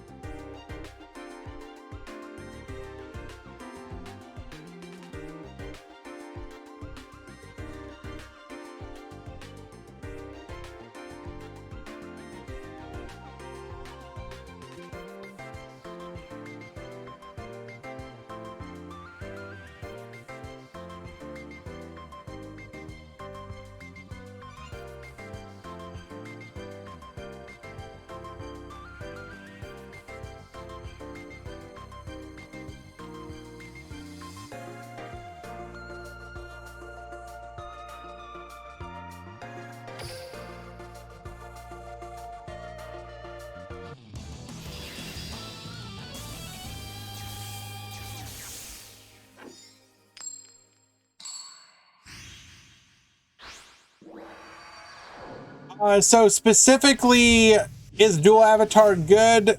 I don't know about that one. But he definitely is making it look good. This is looking very similar.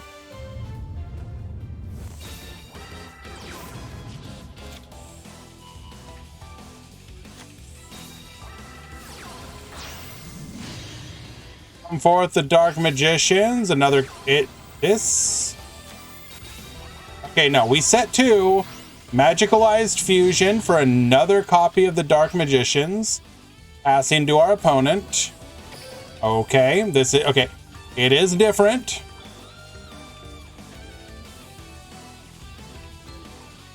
We can't take both of them. We're okay. Opium, we're okay.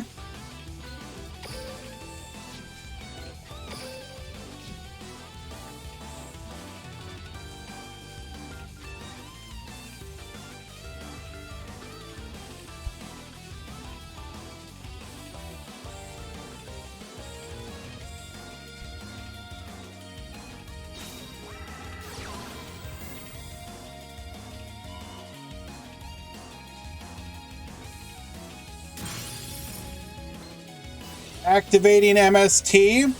Both of the Dark Magicians are going to see that and activate. Draw 2. We're going to draw and set. And we will draw and set. Thank you. I now end with more cards on the field than when I started.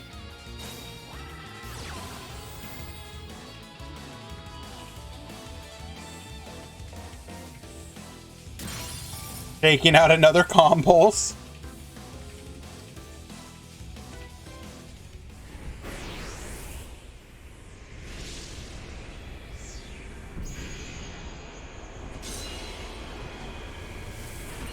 Did we hit the one relevant trap? Or do we have another one? Activating Hero Alliance. We're going to add Super Polymerization to hand. Super Polymerization, discarding our normal Polymerization.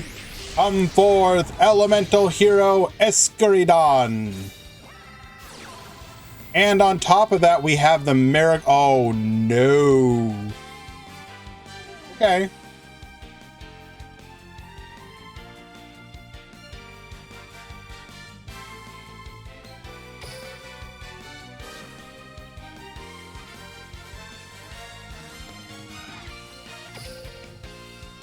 That was a hell of a hand.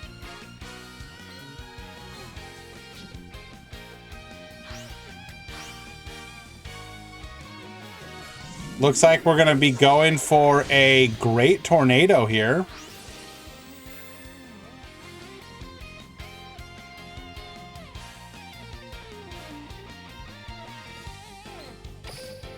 Did not have the ability to go into a Sunrise.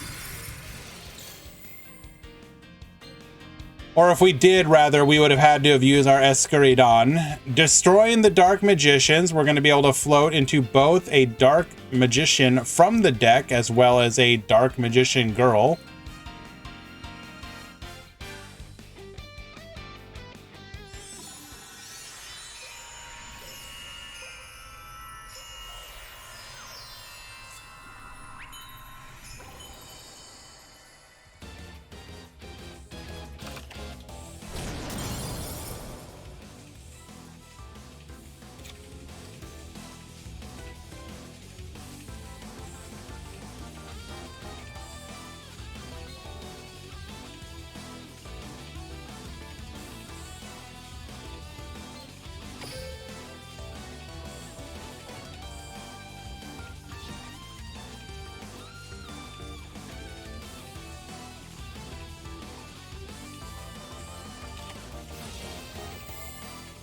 Activating Magicalized Fusion.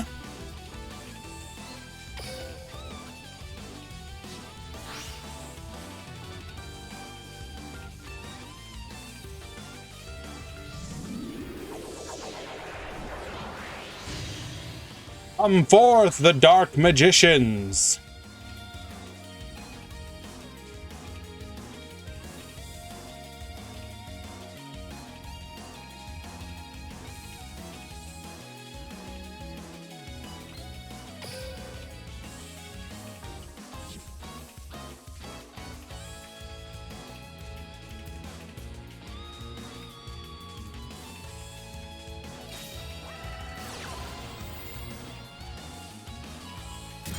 MST on our own circle just to activate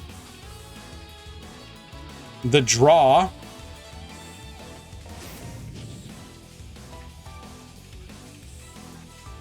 Revealing Magical Dimension, sending it to the deck for a copy of Dimension Conjurer and Dark Magician Girl. Oh, wow.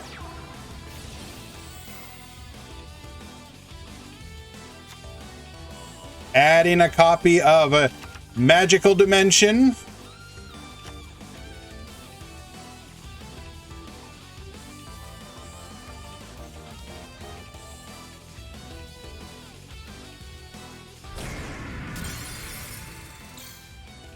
Taking out the Escaridon, we're going to activate Magical Dimension, targeting our Dimension Conjurer.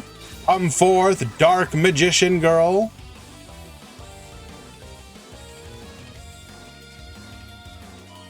And popping the Great Tornado. Attack. Attack. And lethal. Dark Magician 2-0ing the hero player through 2 super polymerizations. Well done. What is my favorite Dark Magician artwork? Oh, that's an easy one.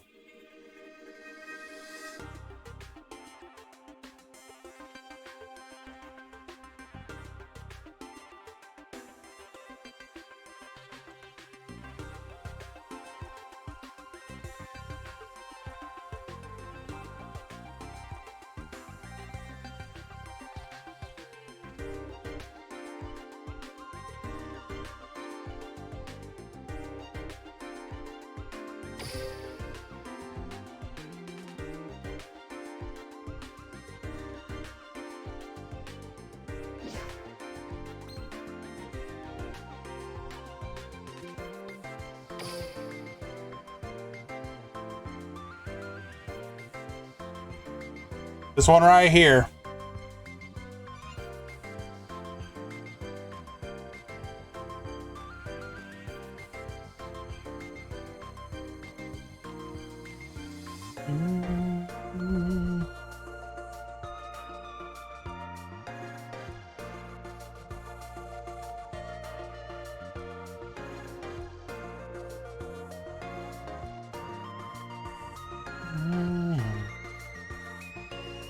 If you're talking about one that's not currently in the game,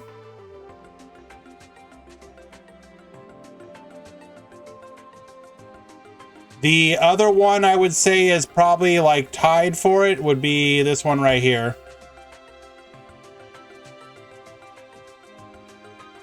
I really like this one as well.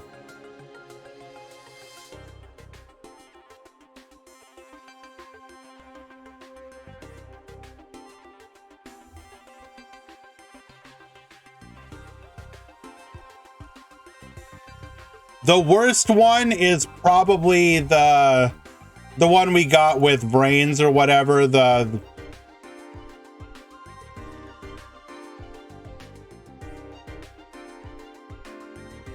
is it?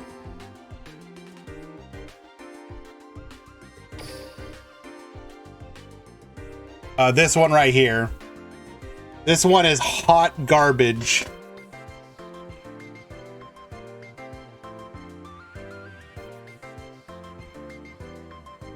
In fact, can I delete it?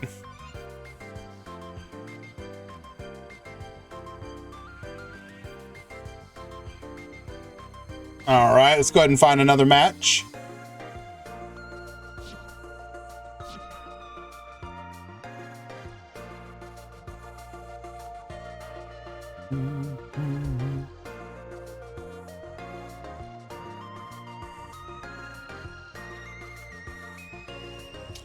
Who do we want to watch here?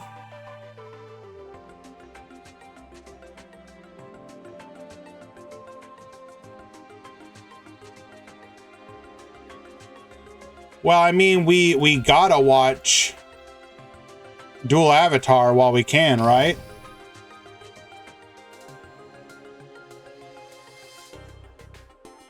Second left bottom. What about it? It's okay. I don't like the circle being at an angle, but it is what it is. Arcana's is fine. It's like mid-tier for me.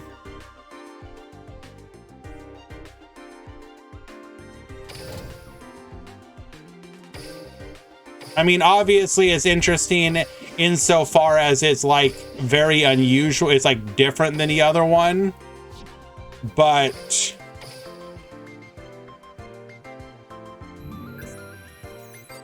if you're talking about the DSOD one or whatever, or the one with the like digital animation, that one's garbage. Trash.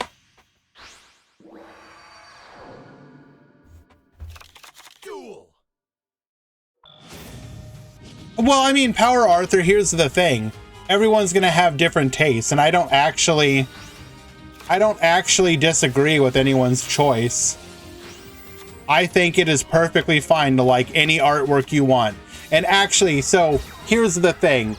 I'm being a little over the top by calling it trash, but as someone who actually does have an appreciation for art, like I do go out of my way to hire artists for like fan art, not fan art, but like I go to comic conventions and stuff, and I will hire an artist to do art. I don't think it's fair to call any art actually bad. Like, if it is of a certain level of skill, obviously, like, you know what I mean. So if one person happens to like art and another person doesn't, whatever, you know, it's all personal taste. As long as the skill expression of the artist is there, it really doesn't matter.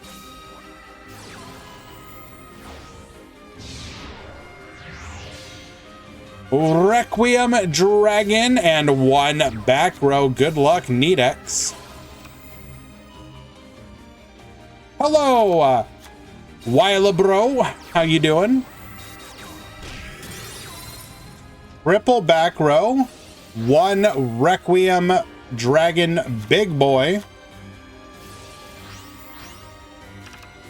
Did you not see this help win a war in Team Wars, Giorfio?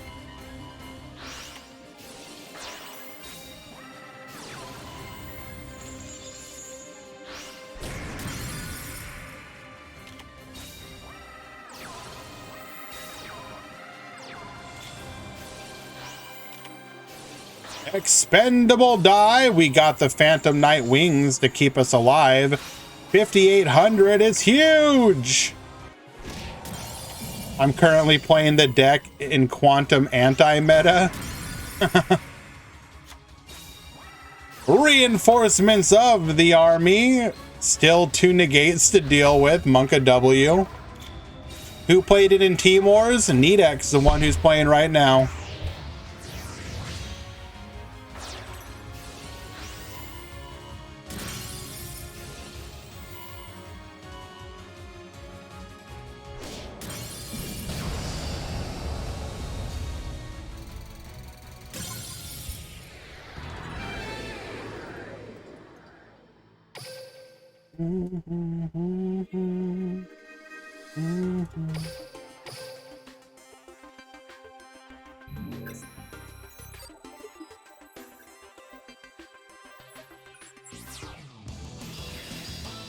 Alrighty, game number 2.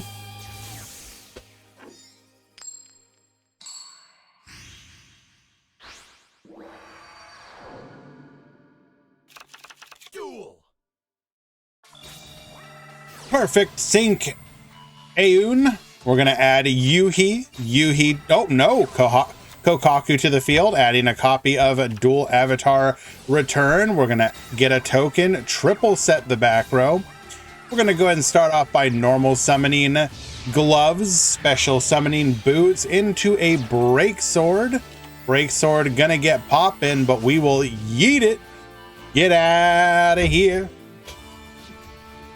Sending back the rank up launch, dumping fragile armor. Fragile armor is going to send cloak. Cloak adding boots. Boots adding launch.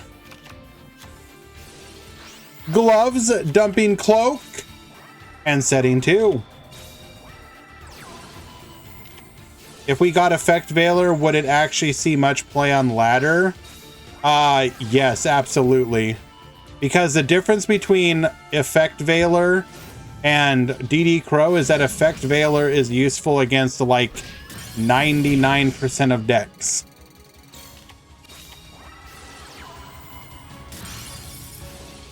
Kokaku to the field. We're gonna pop, get, summon in, empowered Kongyo. Back to Nedex. Summon a token. Yuhi gonna pop the token. Not sure why we were booking there, but okay. We will get the scoop. Game number 2 going to Nedex. This will be game number 3. Now, would every deck play Effect Veiler? Probably not, but a lot would definitely try to. Because it would be like the first true hand trap the game had that would be universal. It used to be that White Princess was kind of universal just because Links didn't exist. That was like the true universal hand trap. And that doesn't exist anymore. And before that, it would be like Heightroid or Effect Veiler. Now, Dual Avatar top 16, you got it.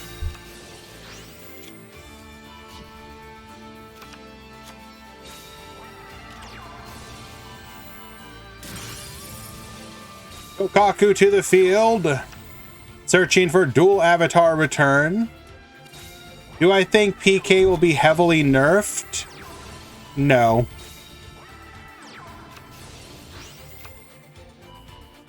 Any nerf that PK would get, like, if they were to re-nerf PK again, like, realistically speaking, what are they gonna do?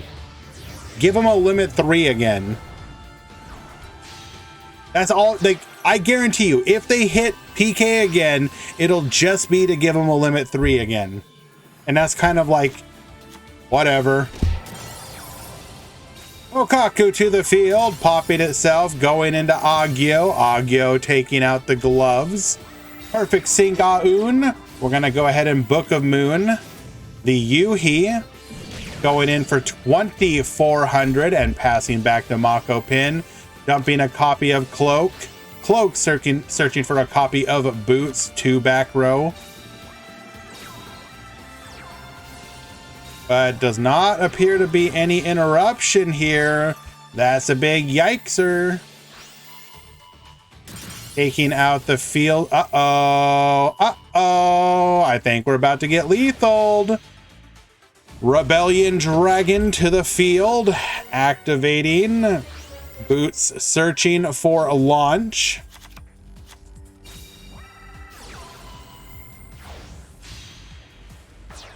Not like this.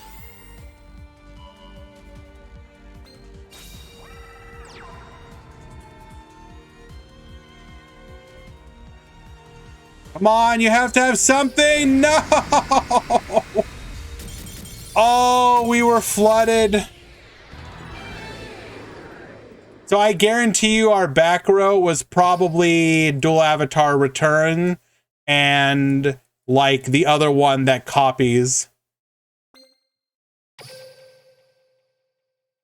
Unlucky. Despite an impressive showing, Dual Avatar will be out in the top 16. Feels bad, man.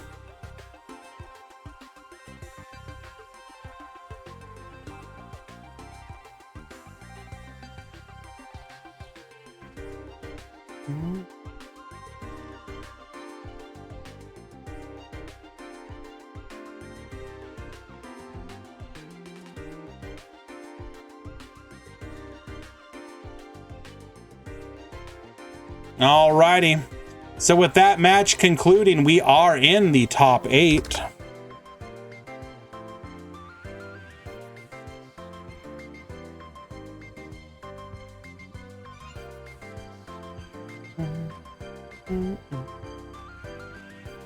Your top 8 players: Sevathubi versus Bixie, Makopin versus Reaper, if I remember correctly, Bahu versus Hans Andres, and Yami versus Nyan.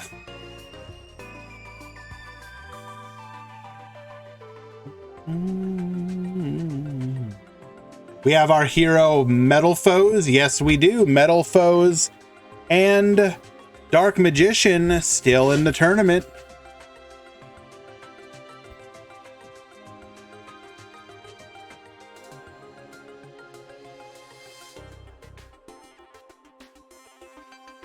Could I say the last name again? Oh, I'm sorry. Did you mean Nyan? Is that what you meant, Tomato Bud?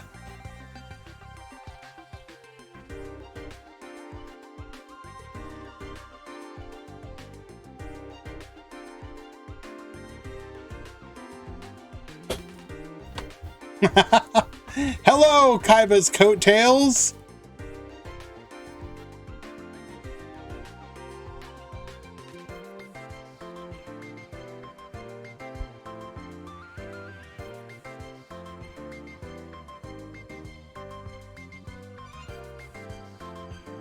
You saw someone cogged with Ojama using Ibli. Monka W.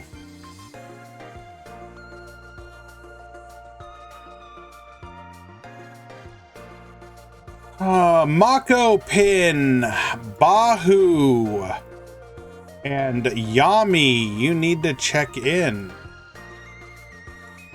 Bahu, Mako Pin, TL Yami, you need to check in.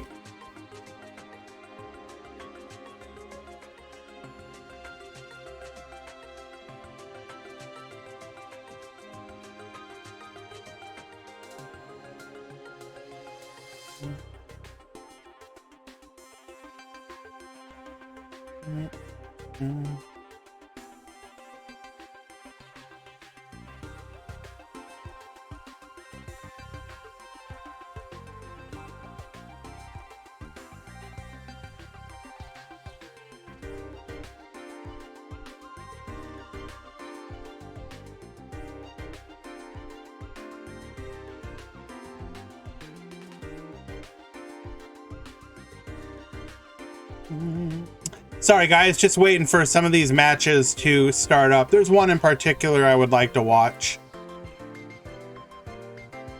but I guess we can come back to it. We're gonna go watch Mako Pin versus Reaper.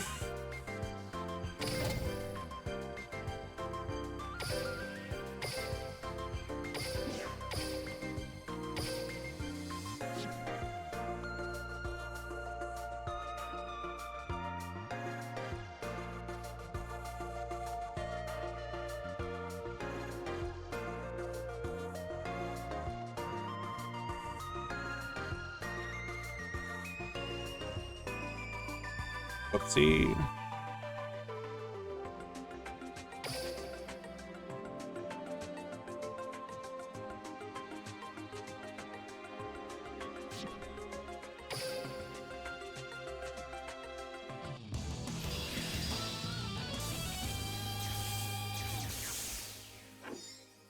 Where can you see the new skills and stuff that hasn't released yet?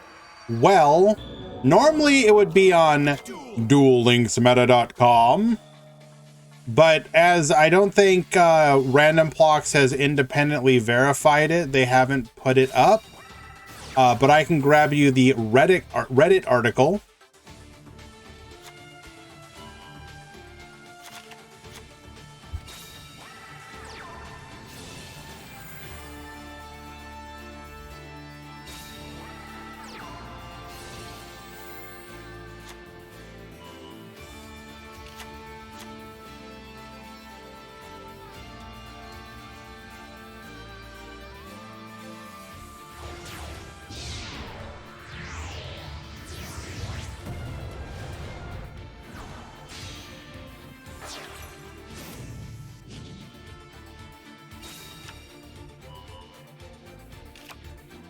Alrighty. We got Dweller to the field. Put into defense position just to make sure that we can't somehow get into Requiem and OTKS.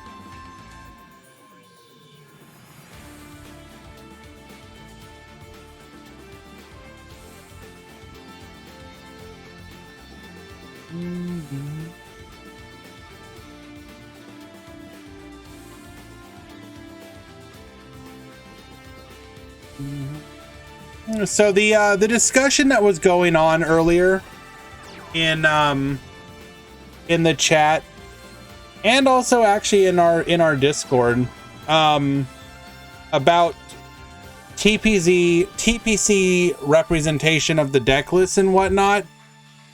Keep in mind, whenever you're dealing with a group of people, you're not always going to come to a clean consensus, and people can also have, I don't want to say biases, but they can perceive the meta from a different direction. For example, a lot of TPC players can often play a lot more league play than tournament play, which can color perspectives. Or not, I shouldn't say color, alter or give a different perspective. You know, I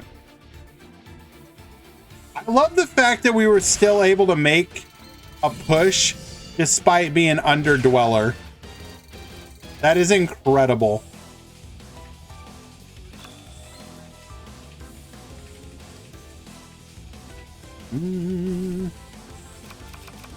But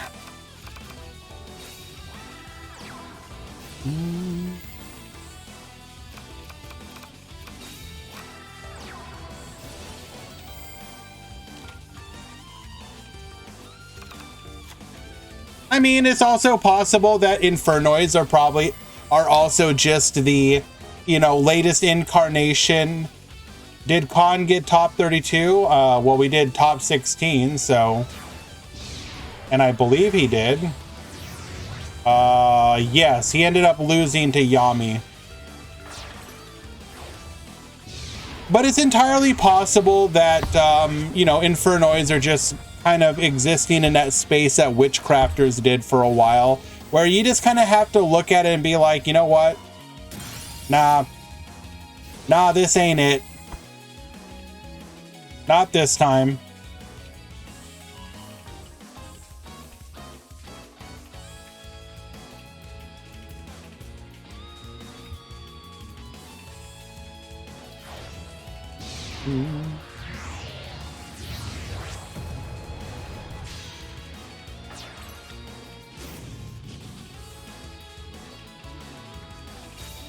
The worst thing about the meta right now is that there's not enough free-to-play decks. Is that actually true, though? I don't think that's true, Tomato Bud. Phantom Knights are a relatively free-to-play deck, and they're like the best deck in the meta. They're literally a mini box, a bundle deal, and then go into like the latest box. I mean, I guess we have to have an understanding of what we feel the best decks in the meta are.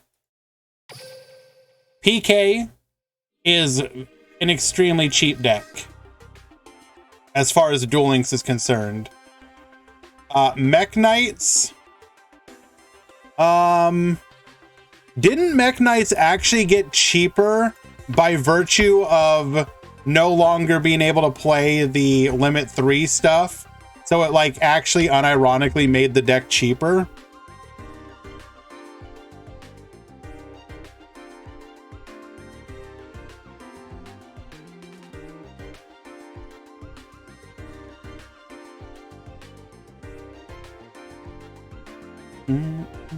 But whatever, we can leave that one on the table for now.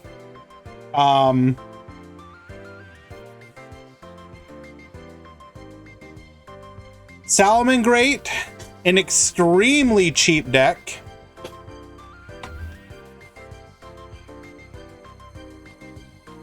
Even the Salamangreat Code Talker is like stupid cheap.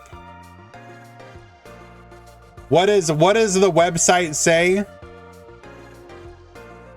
Yeah, you can build it for like some of these builds are like 19k gems, which is by Duel Links' standards is extremely cheap. Madolche is expensive, but who cares? Crusadia is mid. I wouldn't recommend that one though. Infernoid, obviously a very cheap deck. Dark Magician is a cheap deck. And it's really good right now. Rose Dragon is like a mid-tier cost deck. Technically, you would want the power traps, but you can play anything and do well with it. Burning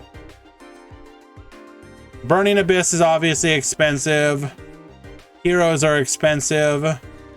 Metal Foes are kind of expensive, or are expensive.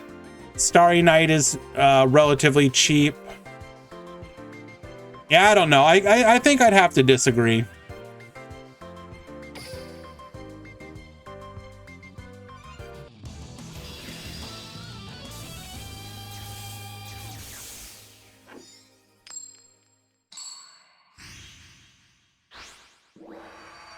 Infernoid. Jay Strong, you realize you can build Infernoid off of one pass through the box, right? Obviously, you'd want to pick up a third copy of Decatron, but you can literally build the deck off of one pass through the box.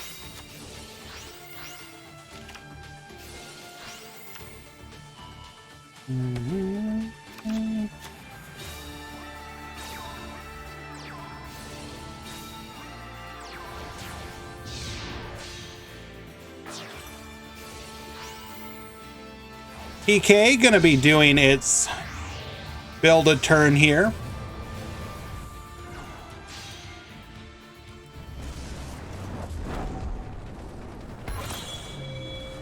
Elder God 2, in my opinion, having played the deck, the new Dark Magician deck is actually fairly good. Will it be meta defining? No, but I think it enters the same category as a deck like Starry Night does, which is it is a relatively self-contained, cheap, easy to build deck that does 1 to 2 things and does it fairly well and can absolutely go toe-to-toe with the meta. Is it the best deck in the meta? No, obviously not. But any deck that can enter what I call the strong rogue category can play against pretty much anything in the game right now. Do I think a ritual variant could work? Probably, but I don't think it's worth it.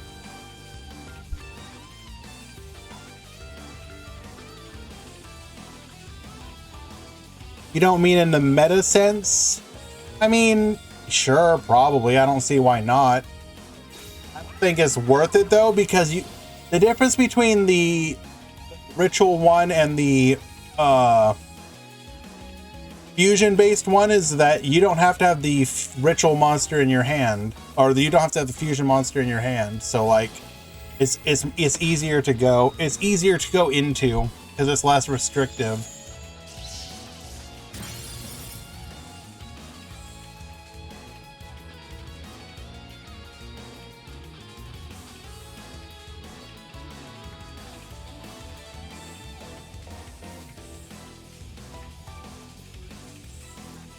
Magician of Chaos is going to be the main one.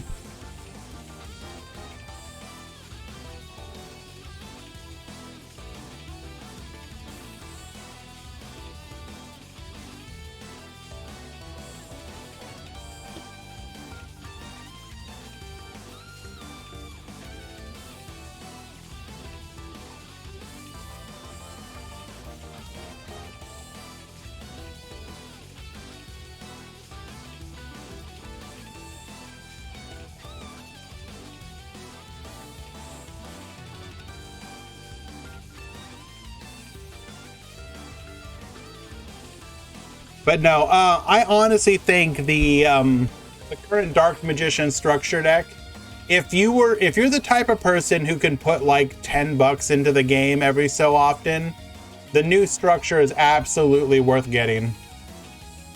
For 1,000 gems plus $8, you have a fully featured rogue deck that can compete with the meta like 100%.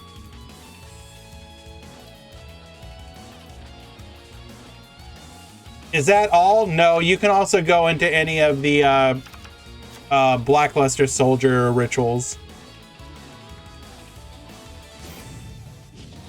Where's the Dark Magician? What do you mean? Like the deck? Currently playing against Bahu.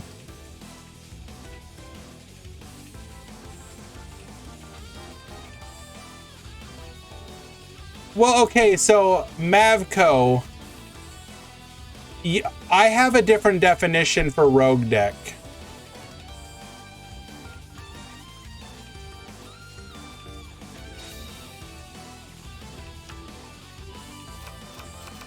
To me, when I'm talking about a rogue deck, I'm not talking about like the secret tier 4. What I'm actually talking about, why aren't we watching Dark Magician? Because they weren't going at the time and I was watching this one. Okay, so here's the thing. There's like basically 2 category of rogue decks in my opinion. There's the rogue deck that would probably be tiered if enough people played it. And then there's the rogue deck that is actually like operating at effectively a tier 3 category or a tier 3, but it's just not consistent enough. Like some weeks it'll do extremely well and some weeks it won't. You have people's, you know, we keep bringing it up, but Starry Night is a really good deck, but like nobody plays it. And then when you do watch people play it, they like they're winning events or they're topping events, or if they're doing ladder play, they're going like, I just watched so you know, Duel Links Potato, who I'm quite fond of, he did a video on Starry Night and he went like, I don't know, like 16-3, and he just picked up the deck. Like, to me, if you can just pick up a deck and then casually just like kind of like streak on the ladder, that's the definition of what I see as a strong rogue deck.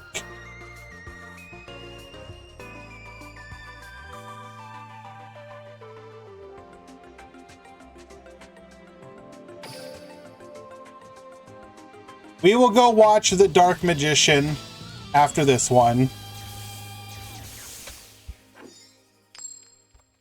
But I do want to finish this one since we're already invested.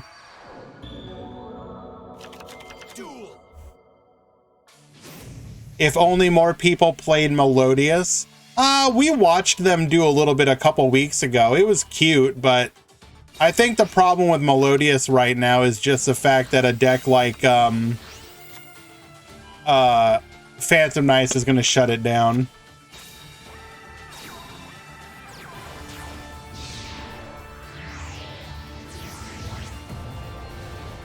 Hello, Opportunity. How are you doing? Welcome.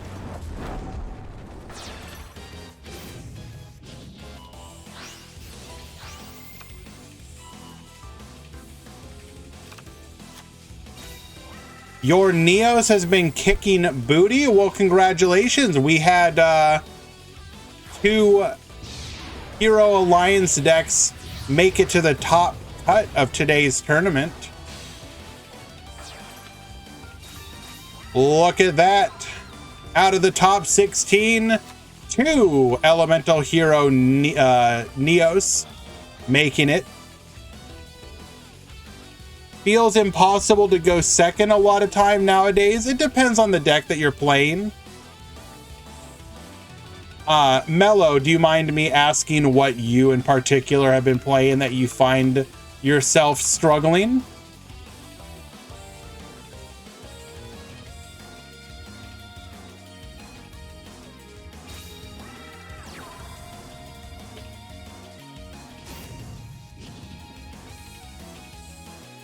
playing World Chalice. Unfortunately, World Chalice is very much a go first kind of deck. That's like, World Chalice can fold to like literally a single interruption sometimes. And that's unfortunate, but it's like just kind of the reality of the deck. It needs uninterrupted plays to set up its board.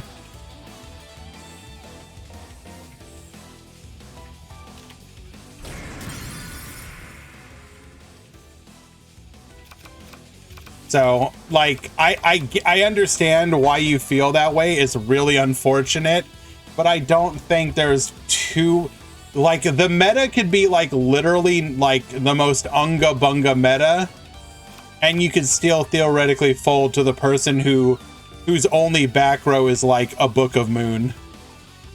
It's real unfortunate.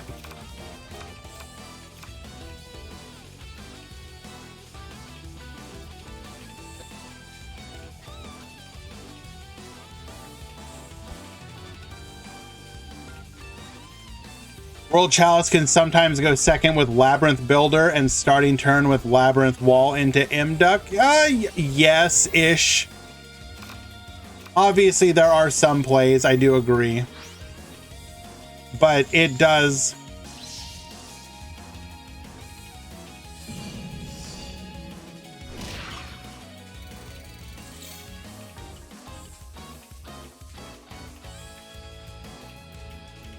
Alrighty. Back to Reaper.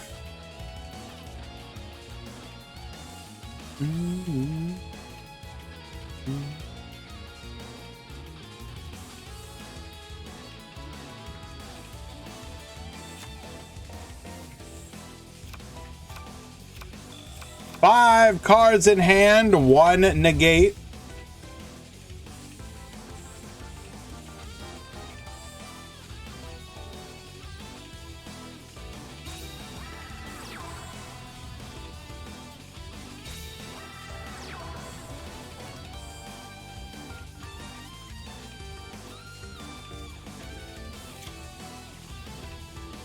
Do I think Odd Eyes is more of a rogue deck? Currently, yeah. I'd call it like a weak rogue deck, but it can obviously still get wins, but it's a fragile rogue deck.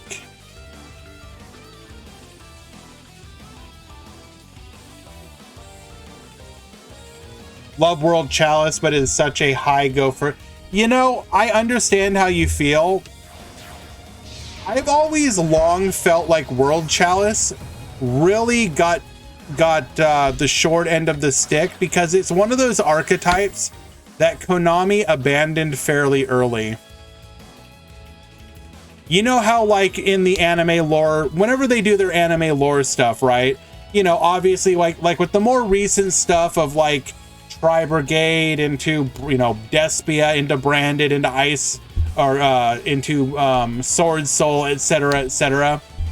They at least, like, continued to support the different archetypes.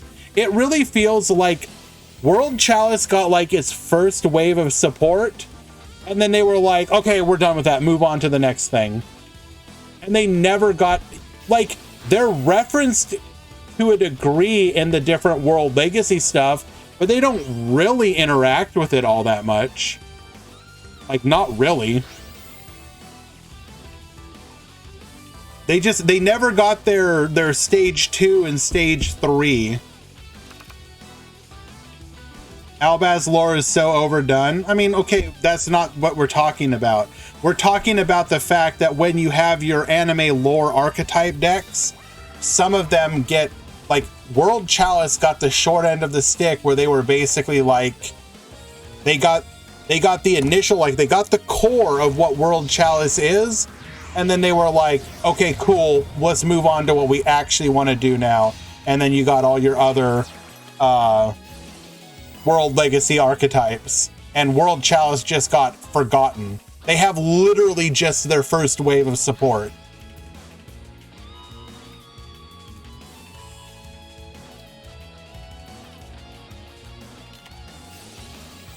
Where do I play Star? I mean, that's like a loaded question, Ryax. I've told you before that I think Starry Night is a very good deck.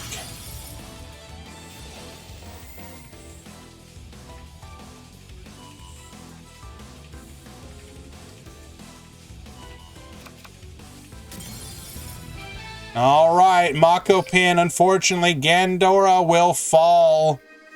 Made a valiant attempt, making it to the top 8, but unlucky.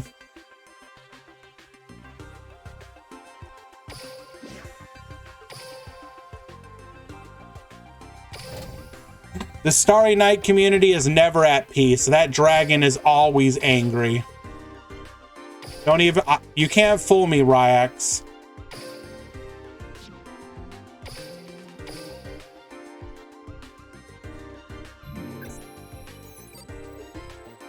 World Chalice should get Ib? Sure, why not? Let's do it.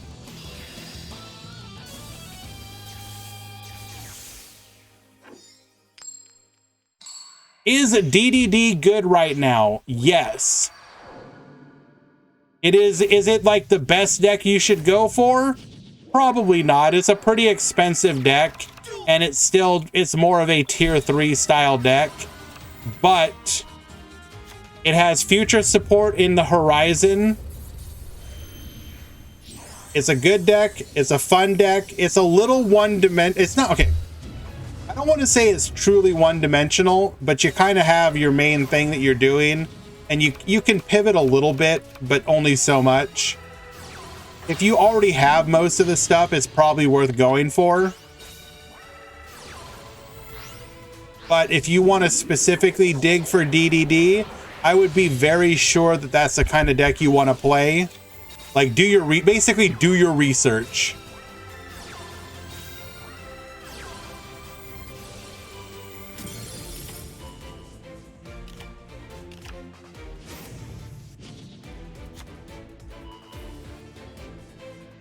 All right, the Dark Magicians, 2 back row.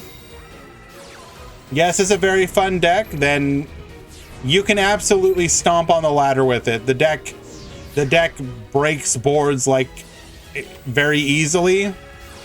Its weakness is that its going first board is pretty. It's not bad, but it's not very good.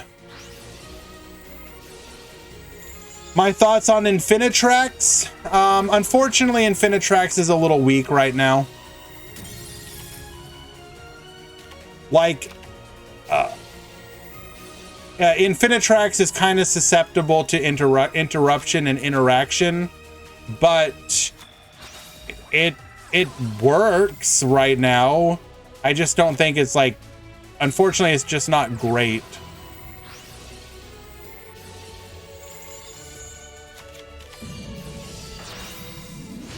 Going into Mithrilium, we will compulse there.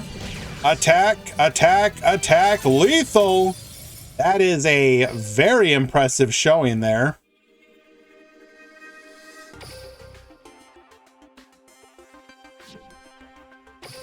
All right, let's watch game number 2.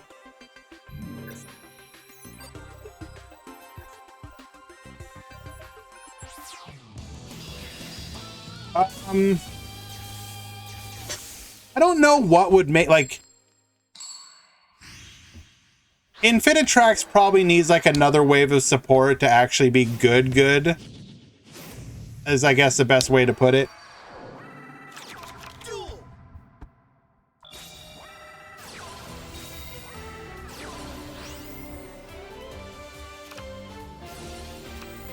Here, seeing the darkness, drawing 1.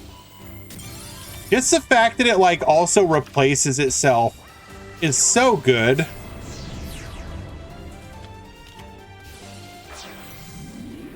What's an older deck that I would like to see get some love?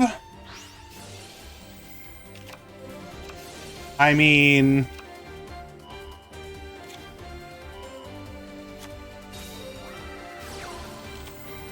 good question. What older deck would I like to see get some love?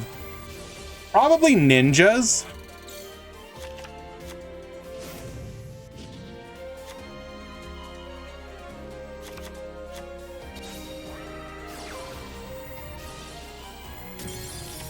Digibugs. Give us Registrider, you cowards.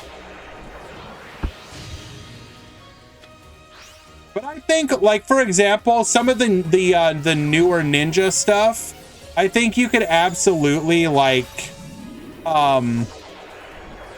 cherry pick. Like, obviously you're not going to give them all of the newer ninja support, but if you were to cherry pick like 1, 2, or 3 copies or 3 cards from like the new ninja stuff, I think you could raise like the power level of ninjas to an acceptable degree.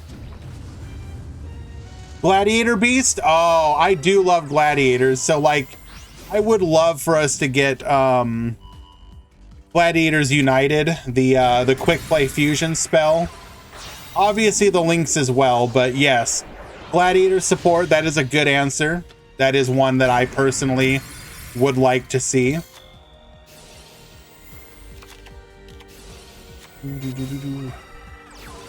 I wouldn't mind Mayakashi and Shiranui getting some of their missing support.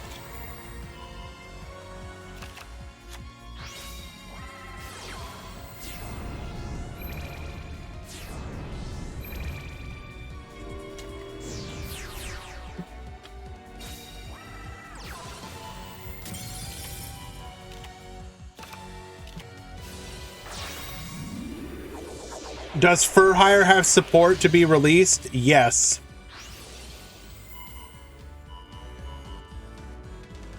At bare minimum, I know they have their link. I think they have some other monsters missing currently.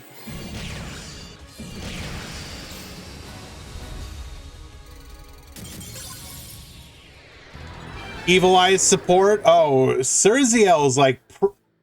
Surziel would be pretty nasty, wouldn't it? I forget exactly what it does. Let me look that up. Surziel. When this card is normal summoned, you can add 1 Evil Eye card from your deck to your hand. If this card is equipped with Evil Eye of Selene, you can target 1 special summoned monster your opponent controls. Oh my god. Yeah, they're not getting that anytime soon.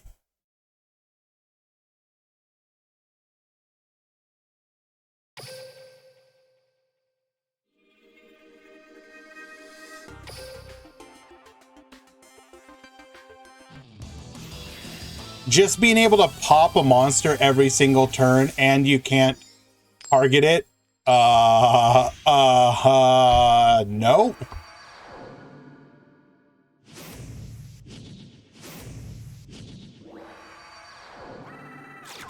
Duel.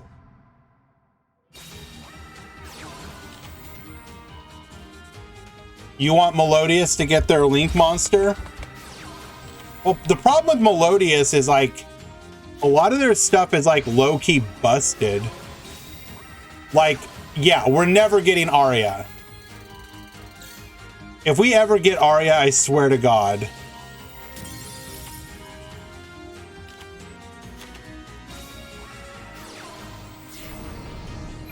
Link monster, Link 2, points to both sides or both down diagonal. You can discard one monster or discard 1 card, special summon 2 Melodious monsters with different levels from your deck to your zones this card points to. Yeah, literally unplayable. They'd have to change the zones. Yes, it is unplayable in Duel Links format. So they would literally have to change the arrows to like make one of them point down.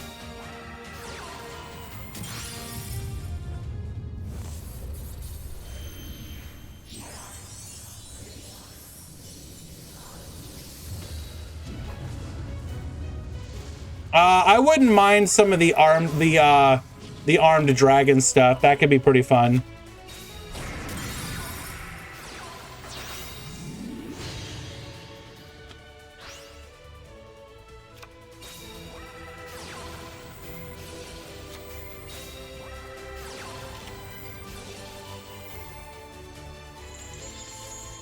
Scaling here. Piercing the darkness, allowing us to take out the Dark Magician. 1 back, literally being walled off by Pierce the Darkness.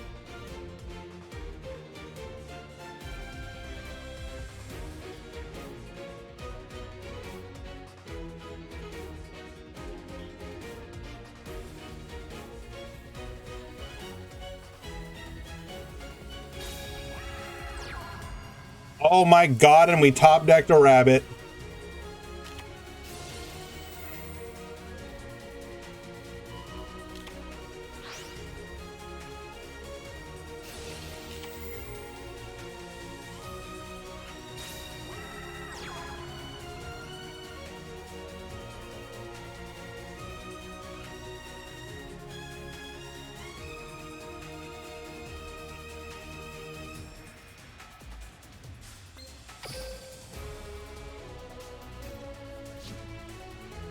Wahoo fighting for his life here.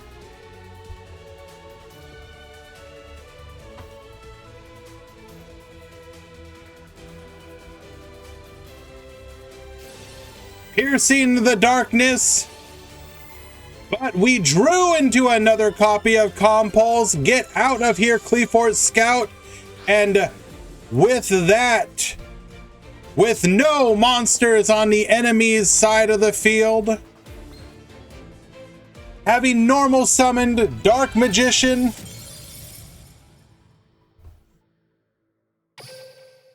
we attack for game.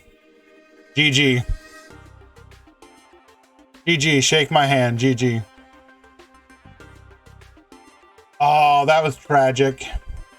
I mean, you didn't want either of those decks to lose.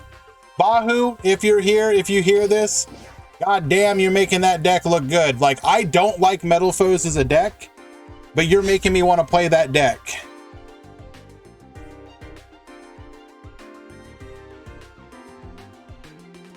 You legit make me want to play that deck. What the hell?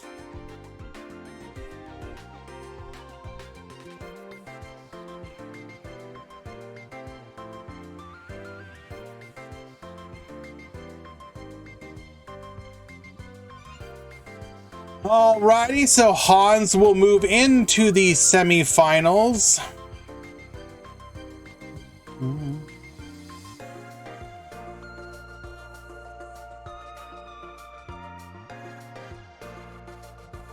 Jesus.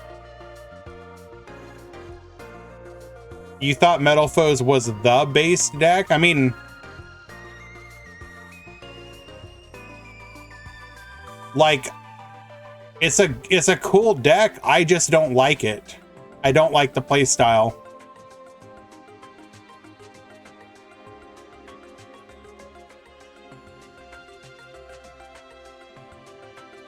I don't know. I don't know what to say.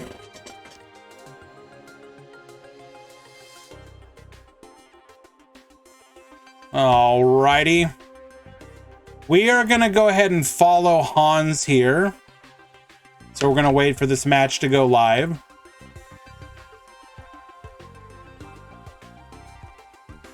Dead Skull. There was one they lost in top 16.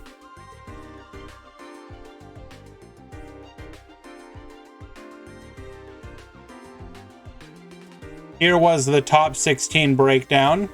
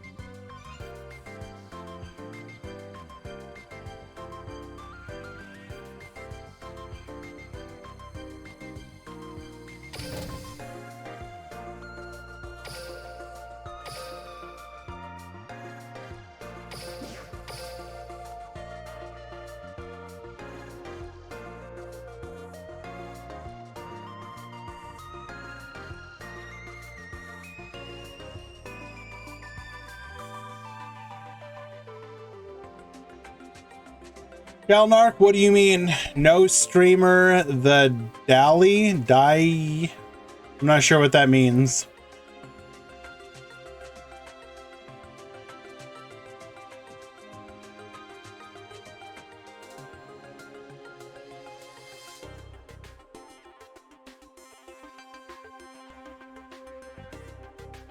We are waiting for both players to enter the room. We have one, just waiting for one more.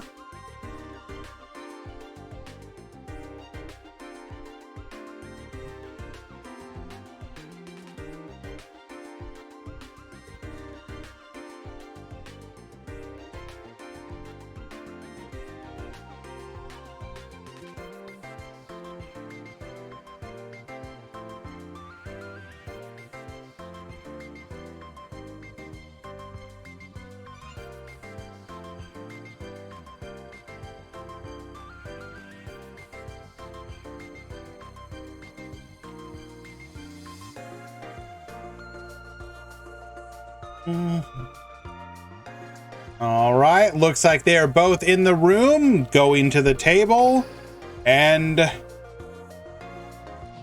they have begun.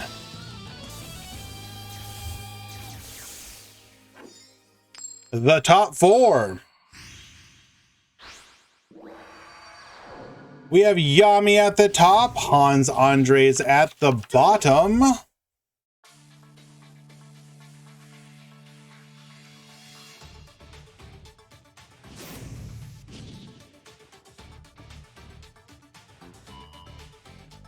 Activating our skill, revealing Cloak and Boots. We're going to send Cloak back to the deck to dump a Cloak to the graveyard.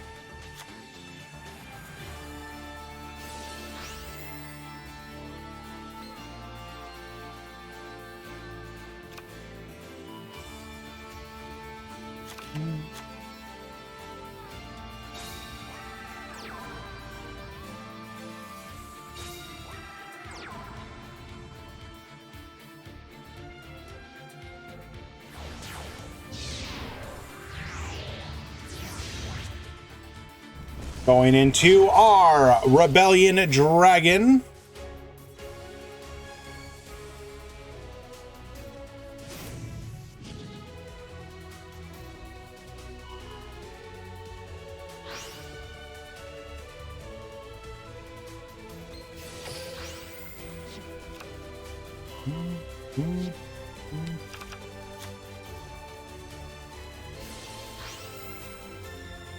Love's Effect, we're going to be able to dump a Cloak for the follow-up turn.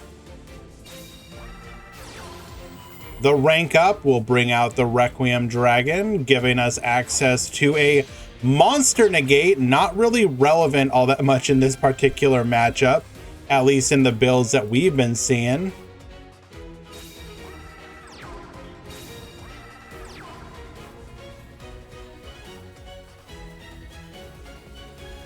Setting to back row and passing to Hans. Alrighty.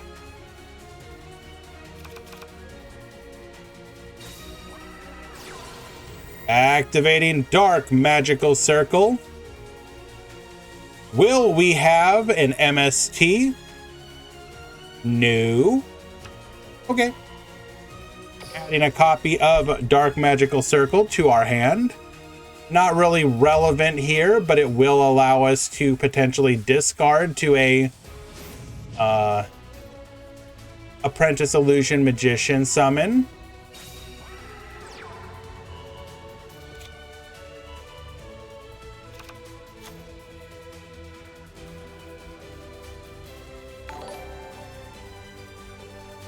XP Escobar, thank you so much for the follow. Appreciate you.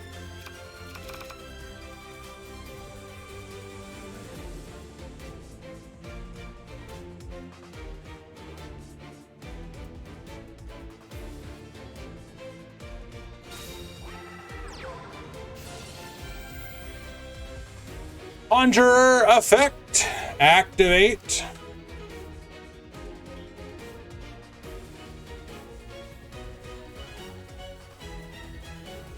Yo, it's my boy A2. Hello, hello.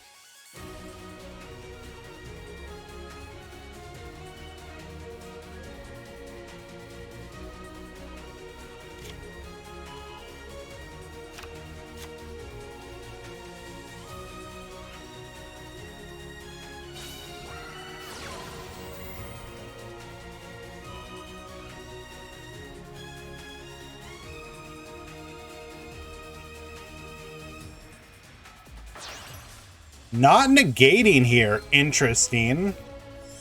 What is the game plan?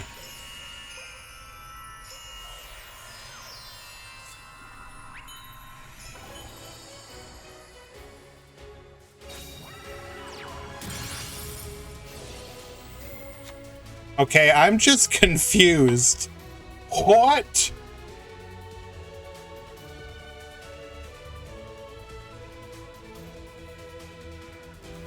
I know it doesn't target. That's not the issue. Why did we not negate the Conjurer?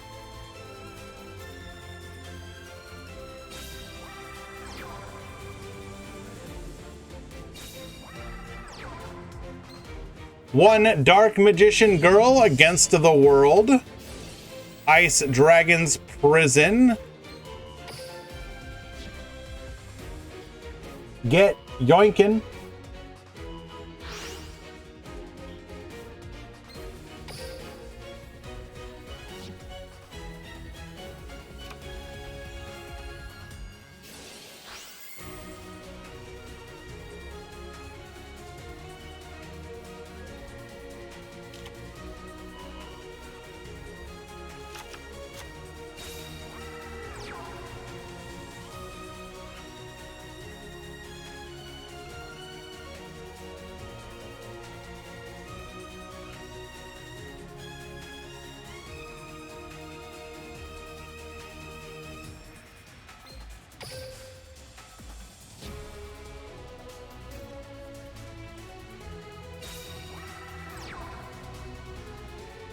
Normal the Greaves, special the Boots.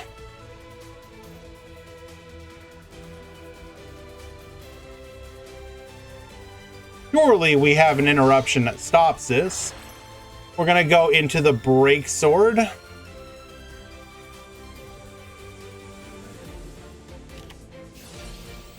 Compulse. Do we have the Lance?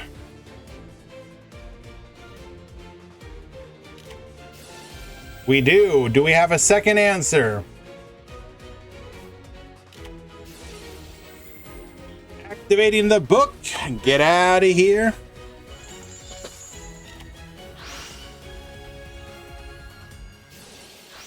We're going to be leaving our opponent on exactly one pair of wings.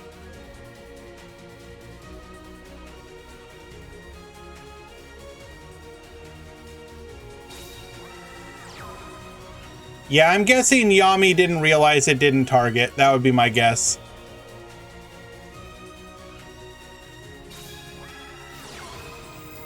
Dark Magical Circle number 2. Look at the top 3 cards, finding a Dark Magician off of the top. This might just be lethal. We can tank one. We can resummon one time after tanking a hit. Oh wait, no, we won't even be able to do that.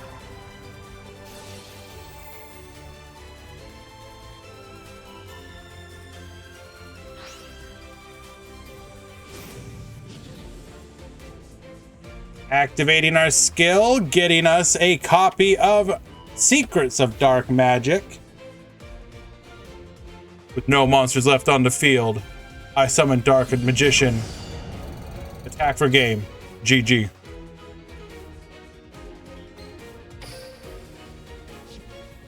Looks like we did not have a way to go for lethal, though. Interesting.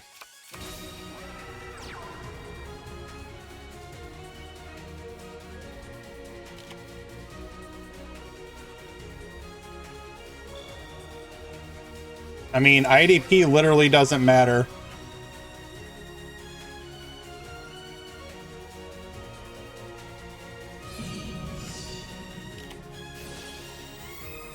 Book will let us live for one more turn, but like realistically, like what are you gonna draw?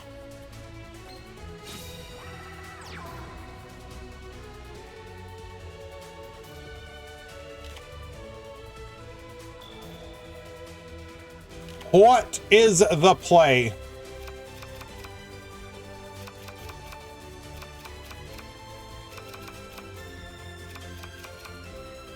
How do you not have any plays with 4 cards in hand?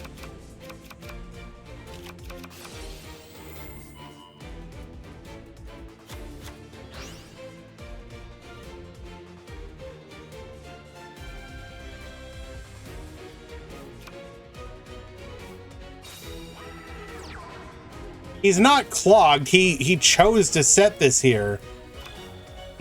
Okay. He wasn't clogged, then he chose to set this here.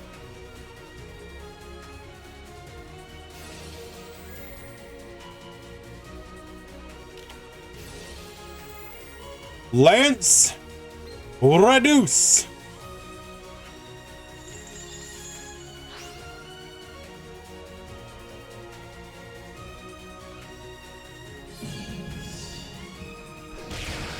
Game number 1. Going to Hans.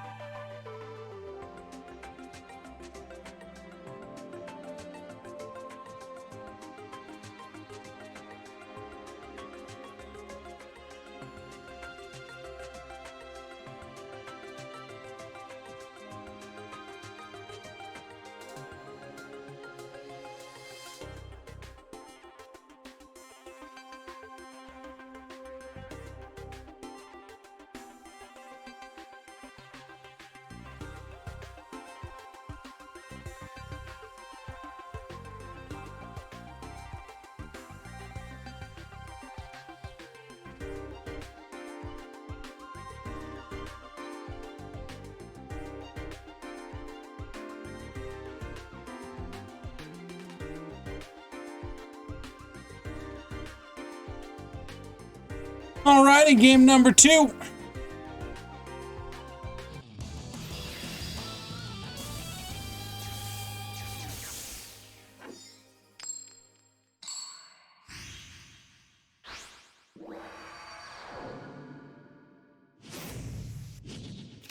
Duel.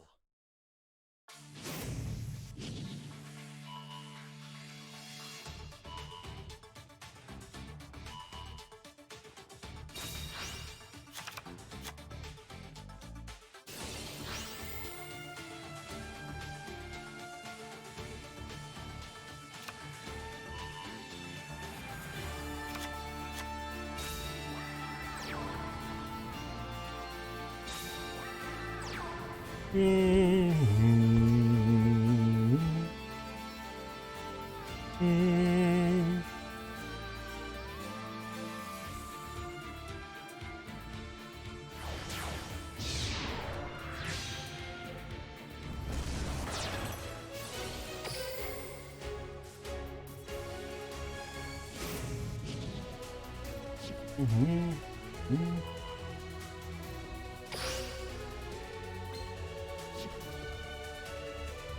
activate Silent Boots' effect.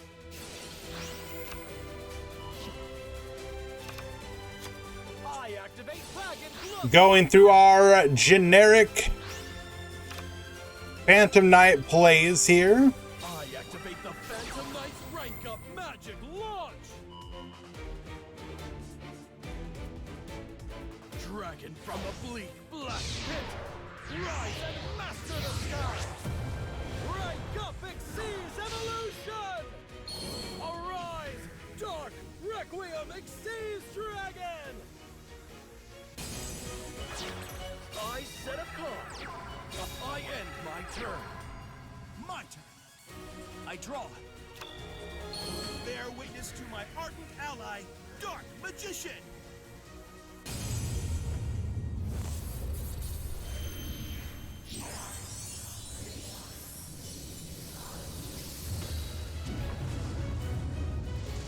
We're gonna summon out our Dark Magician, activating Magician's Magic, searching for a copy of Secrets of Dark Magic.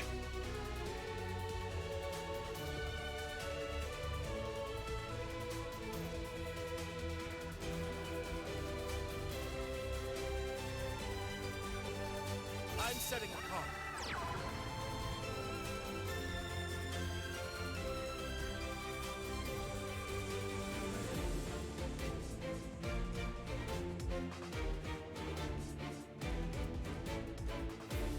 I set a card. I set a card. Triple setting the back row.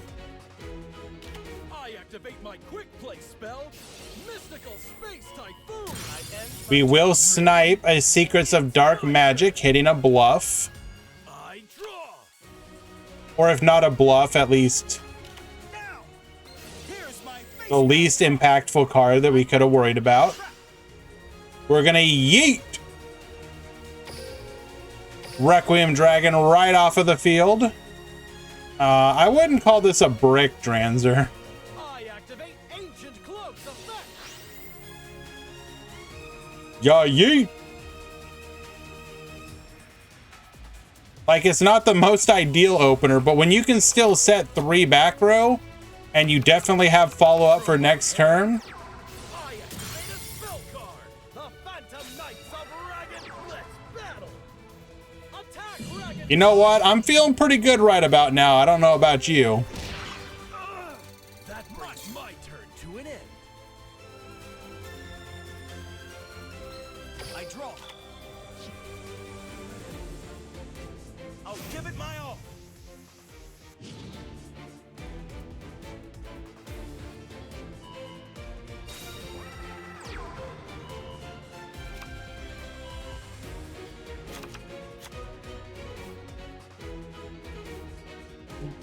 Here it comes. I summon, I activate my monster's effect. Activating Dimension Conjurer. Even if it's IDP, it's like not the worst. It's unfortunate, but whatever. As a PK player, you're still in a bit of a pickle.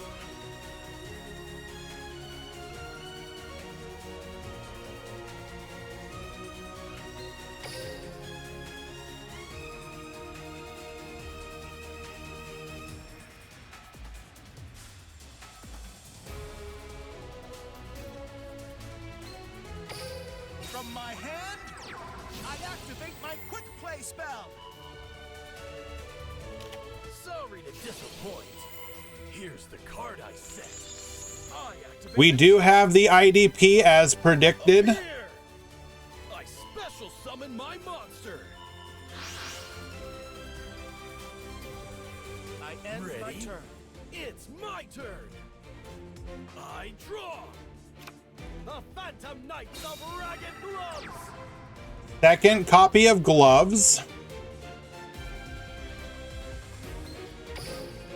The souls of the fallen rise to fight again. I accept. Right. I activate Dragon Blitz Battle. Ouch! What was your hand? So we know the hand was at least one Dark Magician girl. What else was it? You did my phantom. Unlucky. I mean, I didn't 3 Dark Magician? Okay. Unlucky.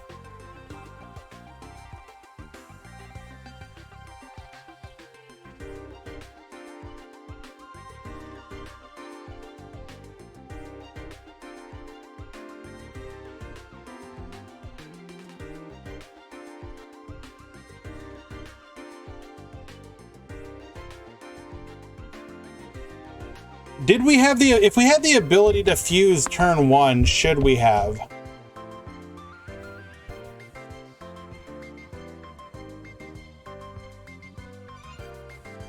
We would have sniped a not, well, okay, we were able to keep the compulse because we didn't get sniped. So it did a job.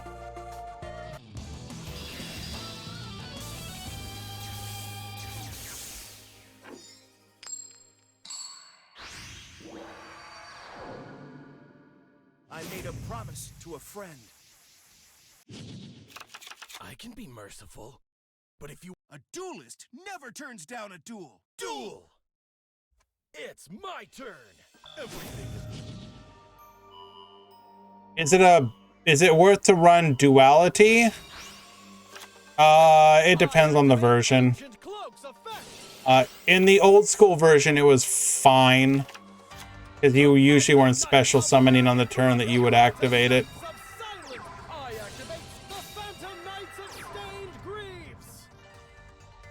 So, Yami opens up a hand that will get him 2 bodies on the field, but only 1 potential back row.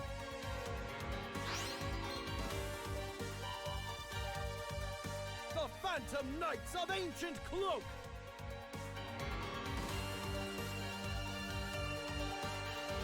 Cloaked in shadows and relentless in its objective. I exceed. Rise. I activate Dragon Gloves as effect. Everything.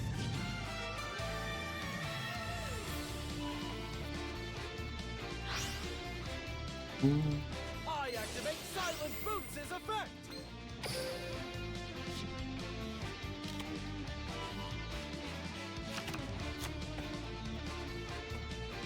I activate Dragon Gloves as effect!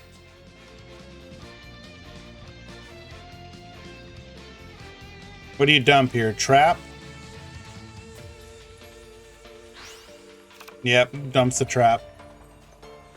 I activate the Phantom Knight's rank up magic launch! Dragon from the bleak black pit! Rise and master the skies! Rank up exceeds evolution!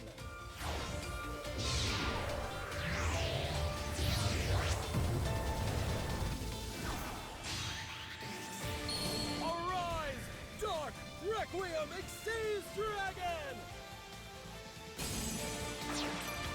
Well, that brings my turn to an end. It's my turn. I draw. The continuous spell, Dark! I activate my quick play spell, Mystical Space Typhoon!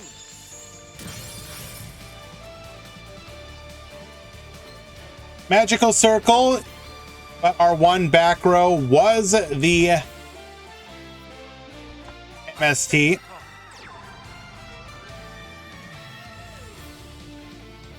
I set the card.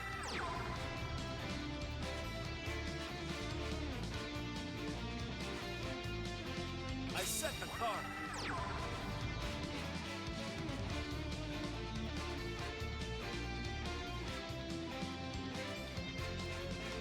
I activate Phantom Knight's Wings effect for my graveyard.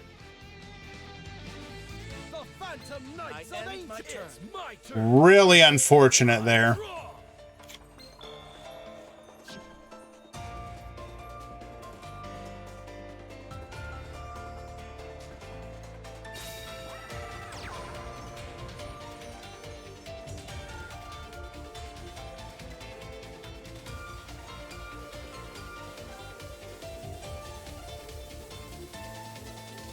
We need 2 interruptions here.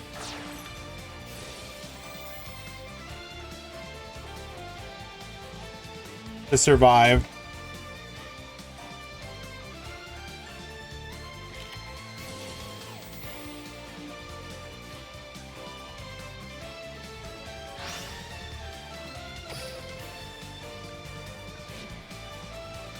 The really sad thing is that we can actually extend into another one here.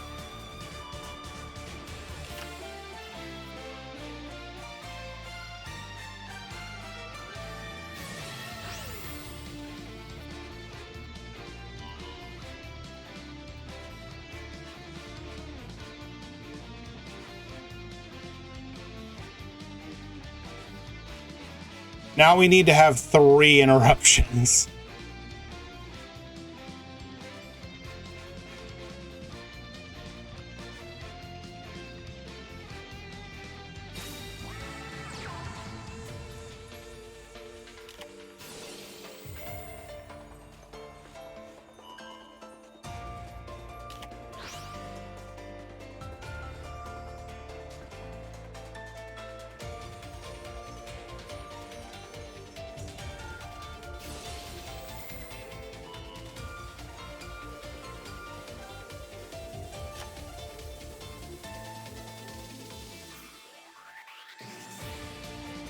He's not gonna have mirror for us, dude. Chill.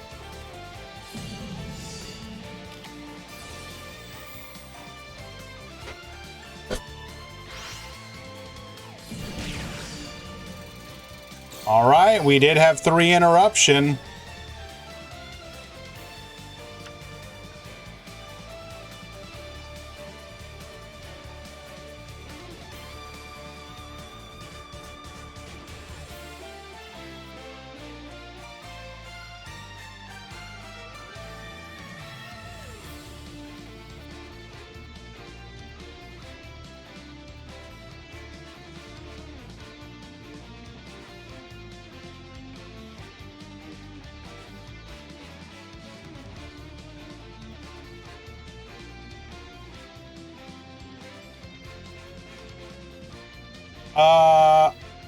We would have played whatever we were gonna play. This does not feel like a competent delay. Oh my god. Okay, that's not what we want to see here.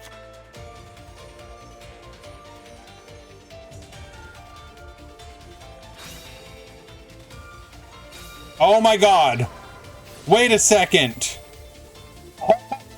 Bro.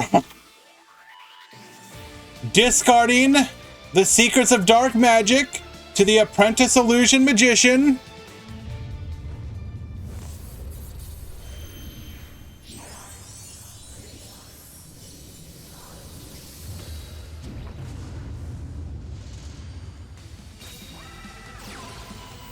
Magical circle, get Banishan.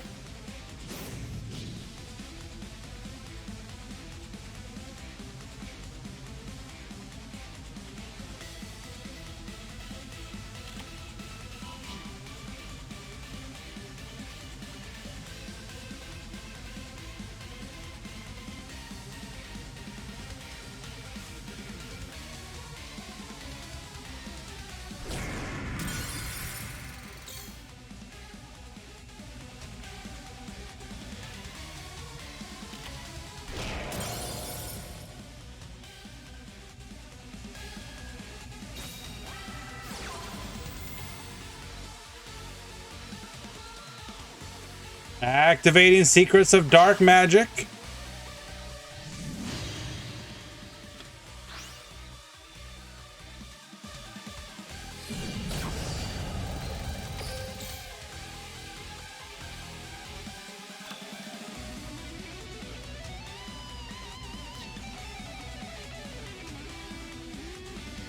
Oh wow, this comeback though.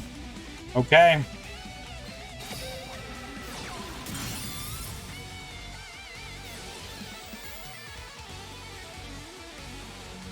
Hold.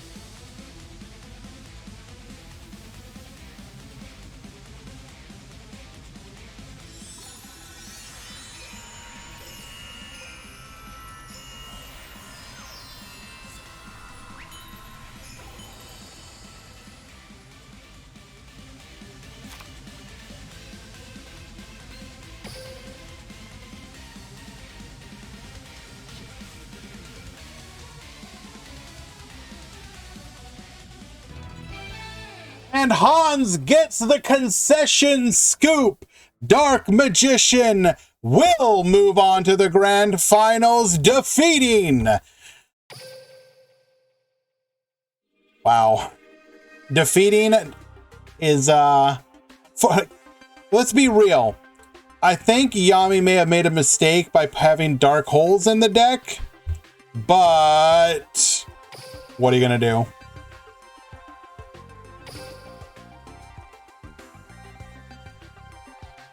Absolutely phenomenal.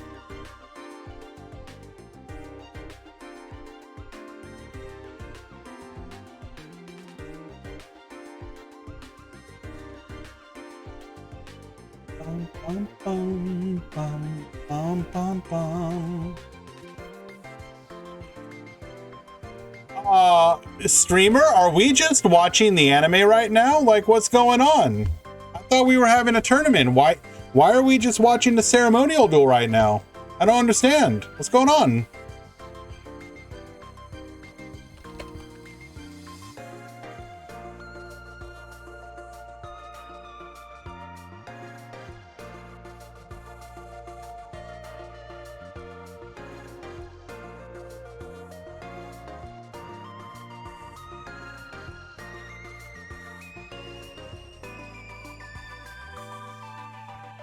Hello, by the way, Papa Tricks, Duel Links.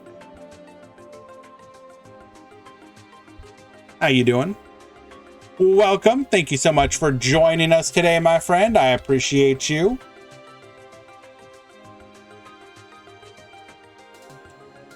All right, guys. We're gonna give Hans and Mako Pin a couple minutes to prepare themselves. I am going to take this opportunity. Well, I mean, that's why I said, hey, that's why I said they can have a couple minutes and I'm going to go use the restroom. I'll be right back, guys. Right afterwards, we will have the grand finals of the Duel Links Meta Weekly number 270. Be right back.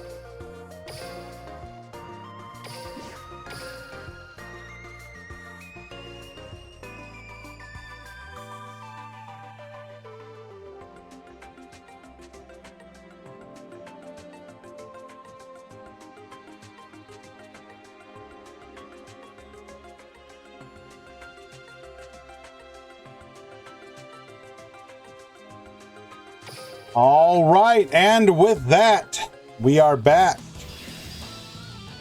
And your grand finals, Mako Pin at the top, Hans Andres at the bottom.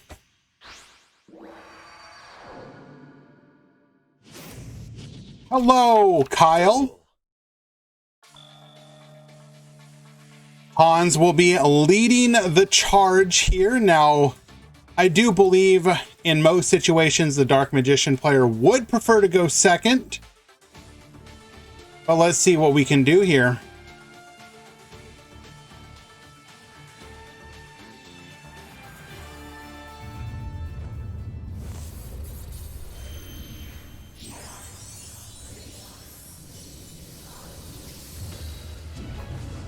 We will start off by normal summoning Dark Magician, activating our skill to add a copy of Secrets of Dark Magic to our hand. We will then activate the Secrets of Dark Magic using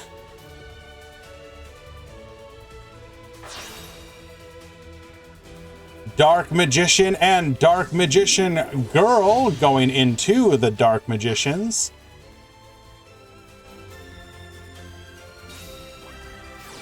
Activating Magicalized Fusion.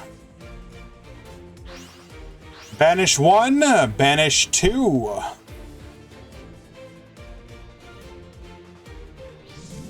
Into a second copy of the Dark Magicians. We're going to activate our skill, drawing a 1. Or not skill, but activating the effect of the Dark Magicians. We're going to set 1. Do we have a second? We do not. Unlucky. All right, this one back row is going to have to not get sniped and then draw into 2 more potential disruptions.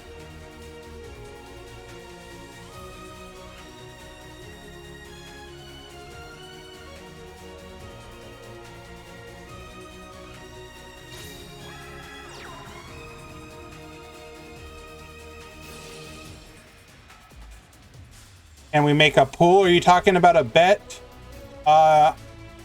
Unfortunately, right now, I cannot do that. I am moderating this one solo at the moment. But unfortunately, perhaps in the future.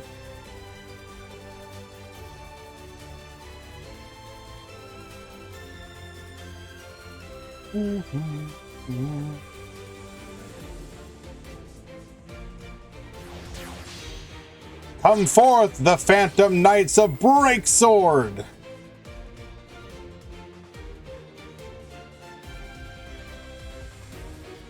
This will demand an answer, I think. Indeed, Compulse activating.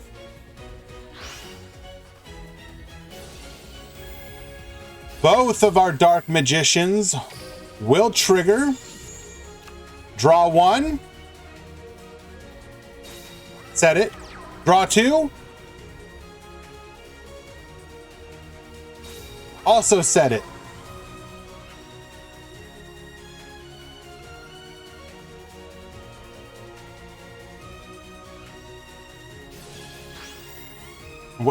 Keep in mind, these might be unplayable, but there is also the possibility that we drew into interaction. We have seen Han playing both Compulse and Book of Moon.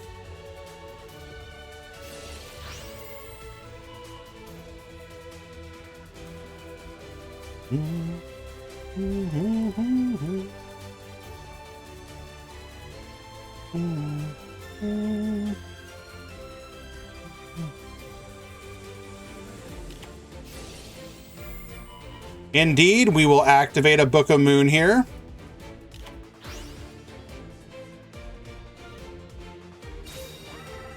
We will set 1 in the back row. And end our turn. Back to you, Hans.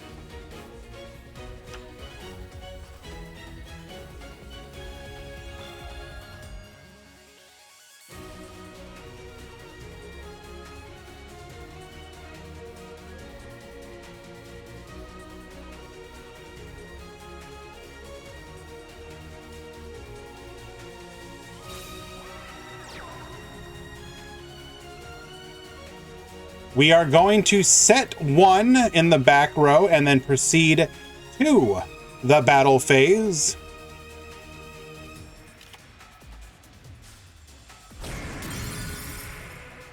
Taking out the Greaves. That did feel like a damage step delay. No, there's a Book of Moon. We're going to go ahead and target the Dark Magicians. We will be able to draw 1 here. We won't be able to draw on the next turn. It's actually performing fairly well, Con. Setting the card that we newly drawn.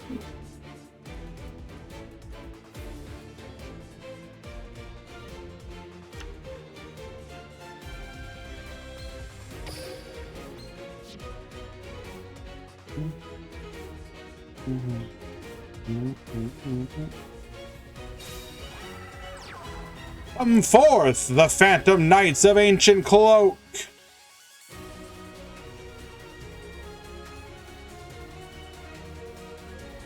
I think Hans has specifically built his deck to be able to draw into interruptions more often than not. AE Malakabos, thank you so much for the follow. Appreciate you.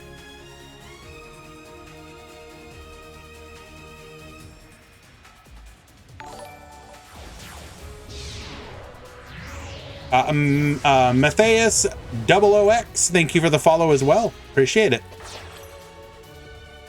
Come forth, Leviair the Sea Dragon, activating compulsory evacuation device number 2 that will trigger the Dark Magicians.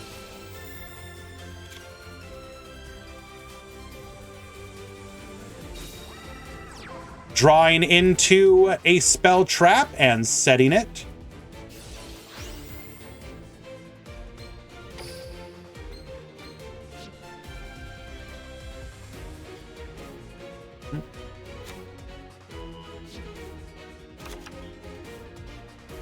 We just need 1 more piece of interruption.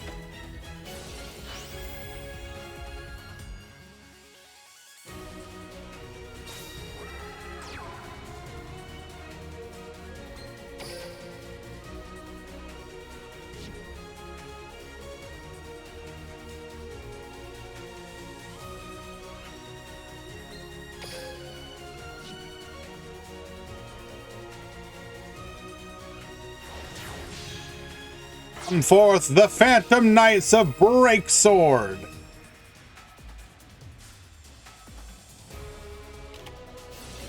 And the second Book of Moon will put an end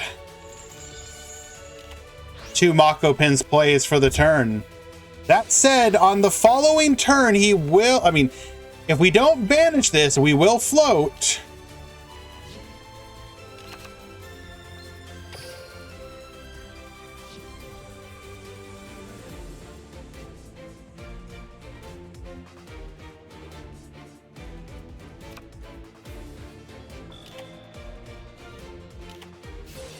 Activating the Dark Magical Circle. Looking at the top 3 cards of our deck. Adding a copy of Secrets of Dark Magic. And then the other 2 cards, just go ahead and draw them. Just take all 3 of them. Doesn't matter. Whatever they were, come on in.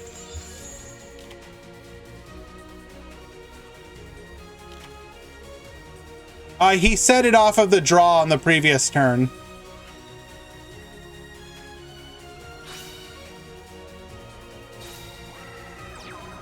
Special summoning the Apprentice Illusion Magician that will search for a copy of Dark Magician. And as we have not normal summoned yet, we will normal summon Dark Magician. Banish the face down Breaksword. Attack, attack, attack, attack. Lethal. Game number 1 going to Hans.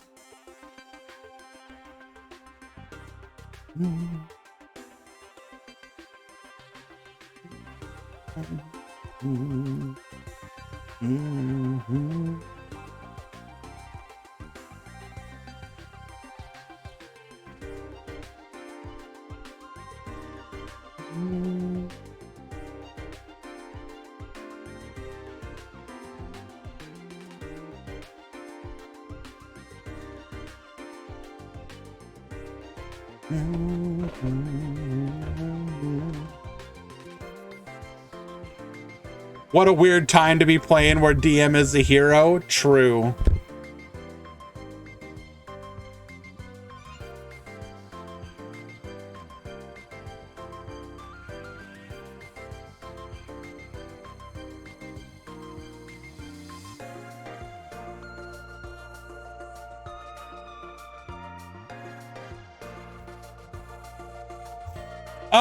So Swaggle, I will say that this version of DM, because they make it harder for you to do the whole banish, the oppressive banish on your opponent's turn. Yes, you are playing back row, obviously. At least, Hans has chosen to do so. But it is by no means to the same level of oppressiveness. And you're also up against Phantom Knights, which can just pop the heck off. So, like, realistically speaking, like, I don't know. PK is not the... I'm sorry. PK is, quote, the villain with no redeemable quality. Damn, bro. Damn. Fan favorite, Phantom Knights. AA, YGO just got here. What is in the grand finals? You have the new Dark Magician versus Phantom Knights. Dark Magician currently up 1 game.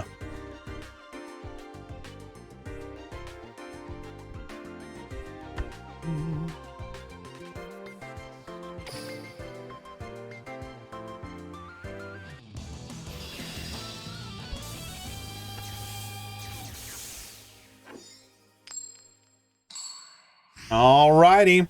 Hans forced to go first once again.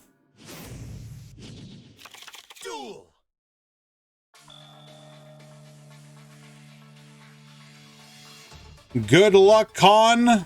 You'll need it.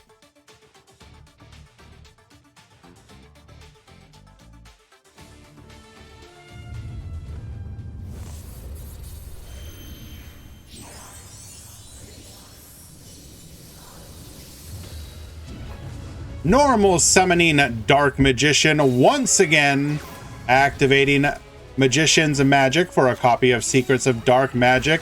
Well, this is looking incredibly familiar.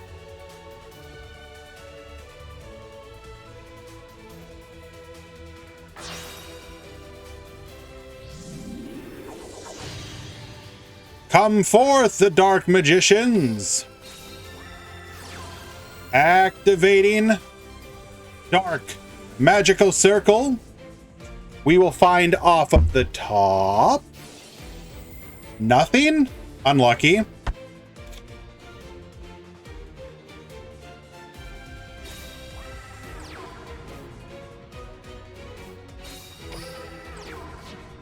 Alrighty.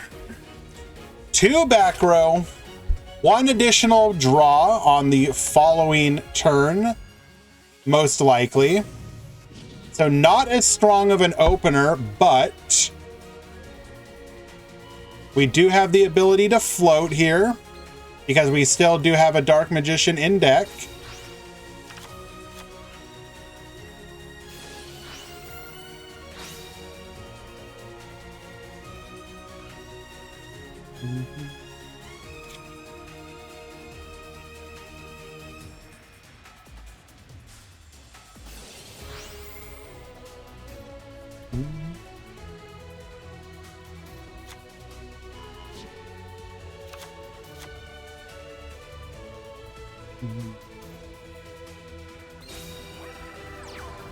Normal summoning the Phantom Knights of Ancient Cloak.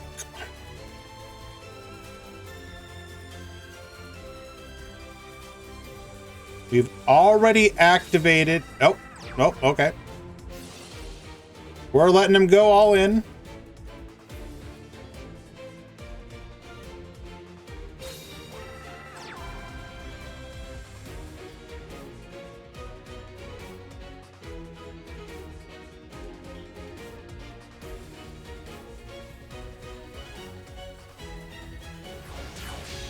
Come forth, Levier the Sea Dragon.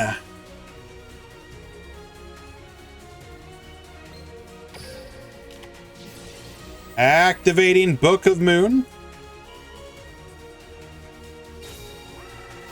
We do have the Lance.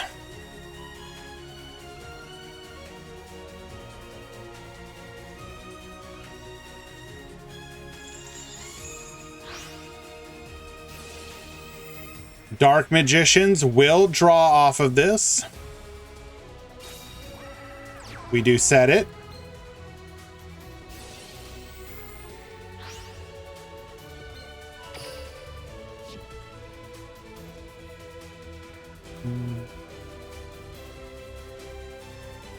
Correct, Jabberwork. It draws a card, and then if it's a spell trap, you can set it. And if it is a quick play or a trap, you can activate it that turn.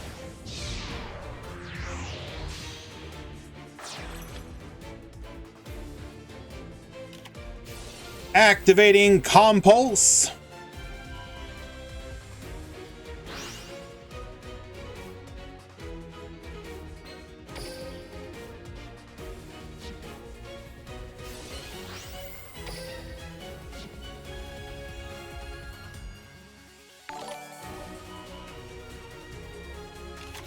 Cara Piroto 69, thank you so much for the follow. Appreciate it. Searching for the wings. We're going to go ahead and add that and set it. All right, back to Hans.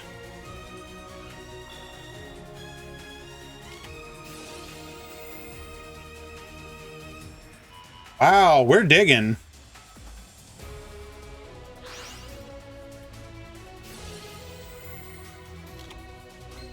Kind of. I mean, we were probably going to have to do that anyways, I guess. But we're really taking a chance there.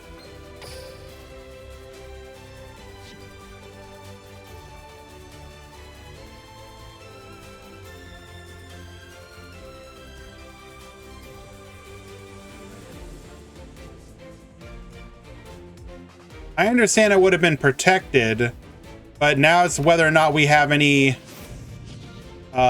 interaction on our opponent's turn.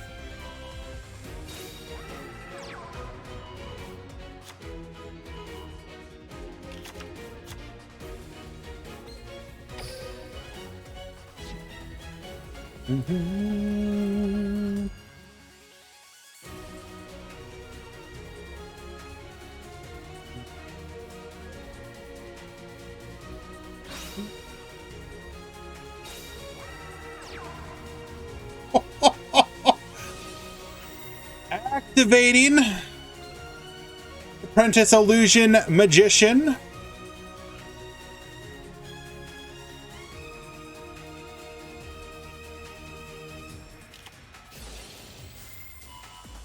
We're gonna go ahead and boost with the wings up to 2,500.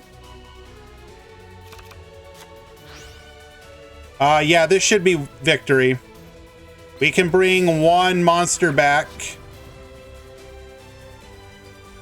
but we just need 2 attacks to connect. Go to battle. Wings come forth.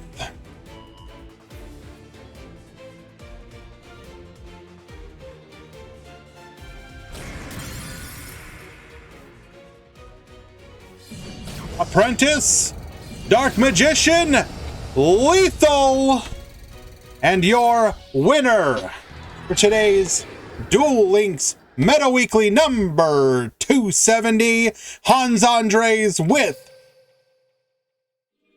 Dark Magician. 2-0ing Phantom Knights in the final. God damn. Yo, TPC, where's that high potential at? What's going on here? Well done to both duelists. That was a hell of a finals. I think you mean favorite magician.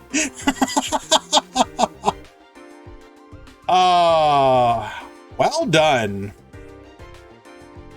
Well done. We will definitely be talking about that one, I think. Let's go ahead and take a look at the deck list for the top two. We're not going to look at 3 and 4. They were also just playing Phantom Knights. We will get Bahu's list, though. That was pretty spicy. And we will grab... Is there anybody else that was worth checking out? Nedex? Yeah. We'll look at Nedex's list. And anybody else?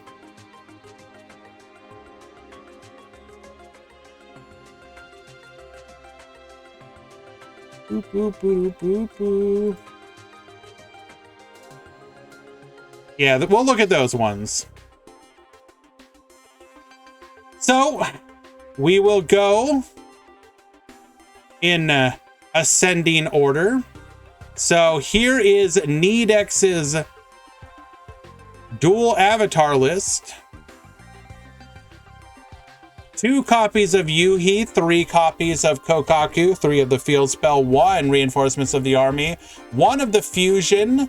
Very interesting. Not only running 1. 2 of the defeating evil, 3 of the return, 1 IDP, 1 compulse, 1 compact, and 2 expendable die. Fusions, we are on 2 of the big one, Gyo, 3 of the popper, 3 of the fist, 1 of the legs, ferocious, and phoenix. Pretty good. Had a lot of fun watching that deck list. Here is a G. This is gonna be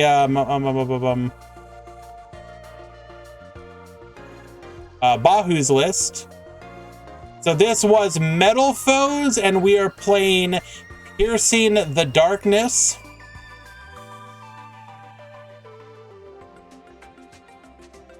That card put in a lot of work for him.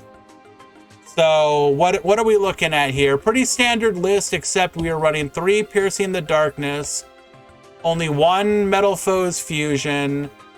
In the extra deck, we're running Imduck, we're running Security Dragon. We never saw the links get summoned, so that's kind of probably whatever. But yeah, Piercing the Darkness. We'll go ahead and blow this up just a little bit more so we can take a look at that. So 1 Hamster, 3 Rabbit, 3 Bismugear, 3 Gold Driver, 1 Cleafort Scout, 3 Steelin, 3 Volflame, 1 Towers, the other Metal Foes, I forget the name at the moment, 1 copy of Full Metal Foes, 3 of the Summoner's Art, 3 Piercing the Darkness. Very clean, I like it. Then your second place winner, Mako Pin, with what's probably a fairly standard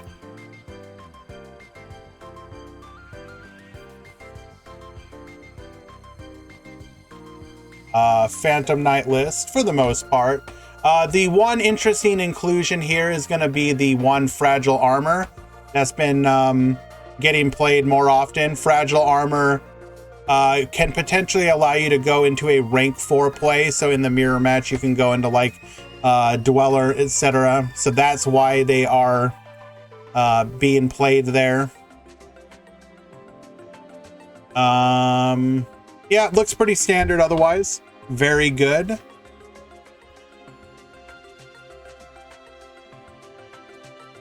And then your Grand Champion deck list.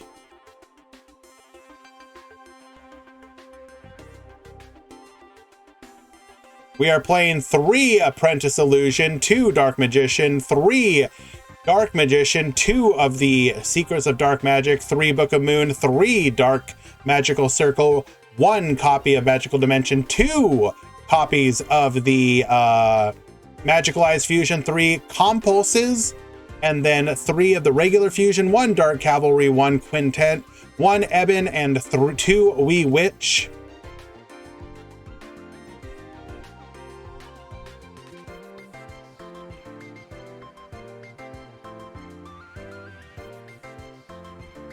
Yeah, excuse me, Fuse Line? You, Hans, is that just a meme or did you actually have some thought behind that?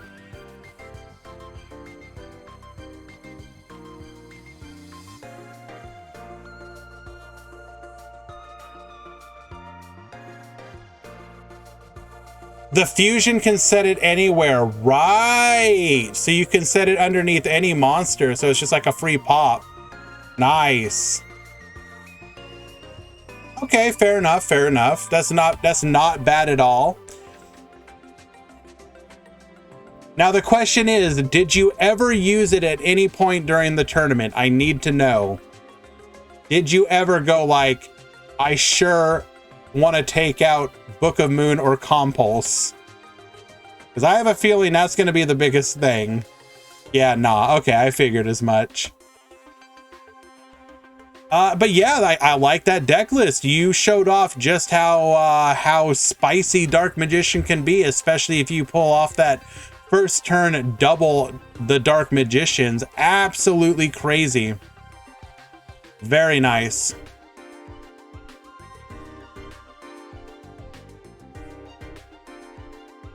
You can also side in the Super Poly against like heroes, and then theoretically go like my Dark Magician plus your elemental hero Neos into Dark Cavalry. So, you know.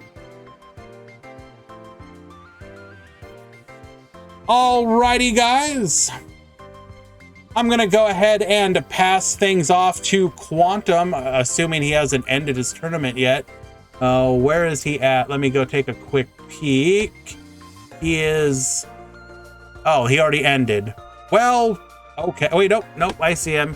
He's in the top 8, top 4. Well, anyways, we're gonna go raid the boy. I'm gonna go ahead and do Discord. If you want to join in tournaments other than the Meta Weekly. So if you want to join the Meta Weekly, you can sign up by being a subbed member of twitch.tv/Decade. Meta Weekly is every Monday at 2 p.m. Eastern. My own tournaments are going to be Wednesday at 2 p.m. Eastern and Thursday at 6 a.m. Eastern. Also on Sundays, we occasionally have weird tournaments like Legacy Duels or Turbo Duels. But yeah, consider joining the Discord for that. You want me to raid Gandia? What is Gandia doing? Nah, I'm gonna go ahead and stick with Quantum here. I like supporting my boy there whenever he's doing a tournament. I kind of feel bad whenever I like kind of rob him of potential viewers by having the Meta Weekly, but Quantum can raid Gandia afterwards or something. Thank you, everybody. I will see you either tomorrow or Wednesday, one of the two.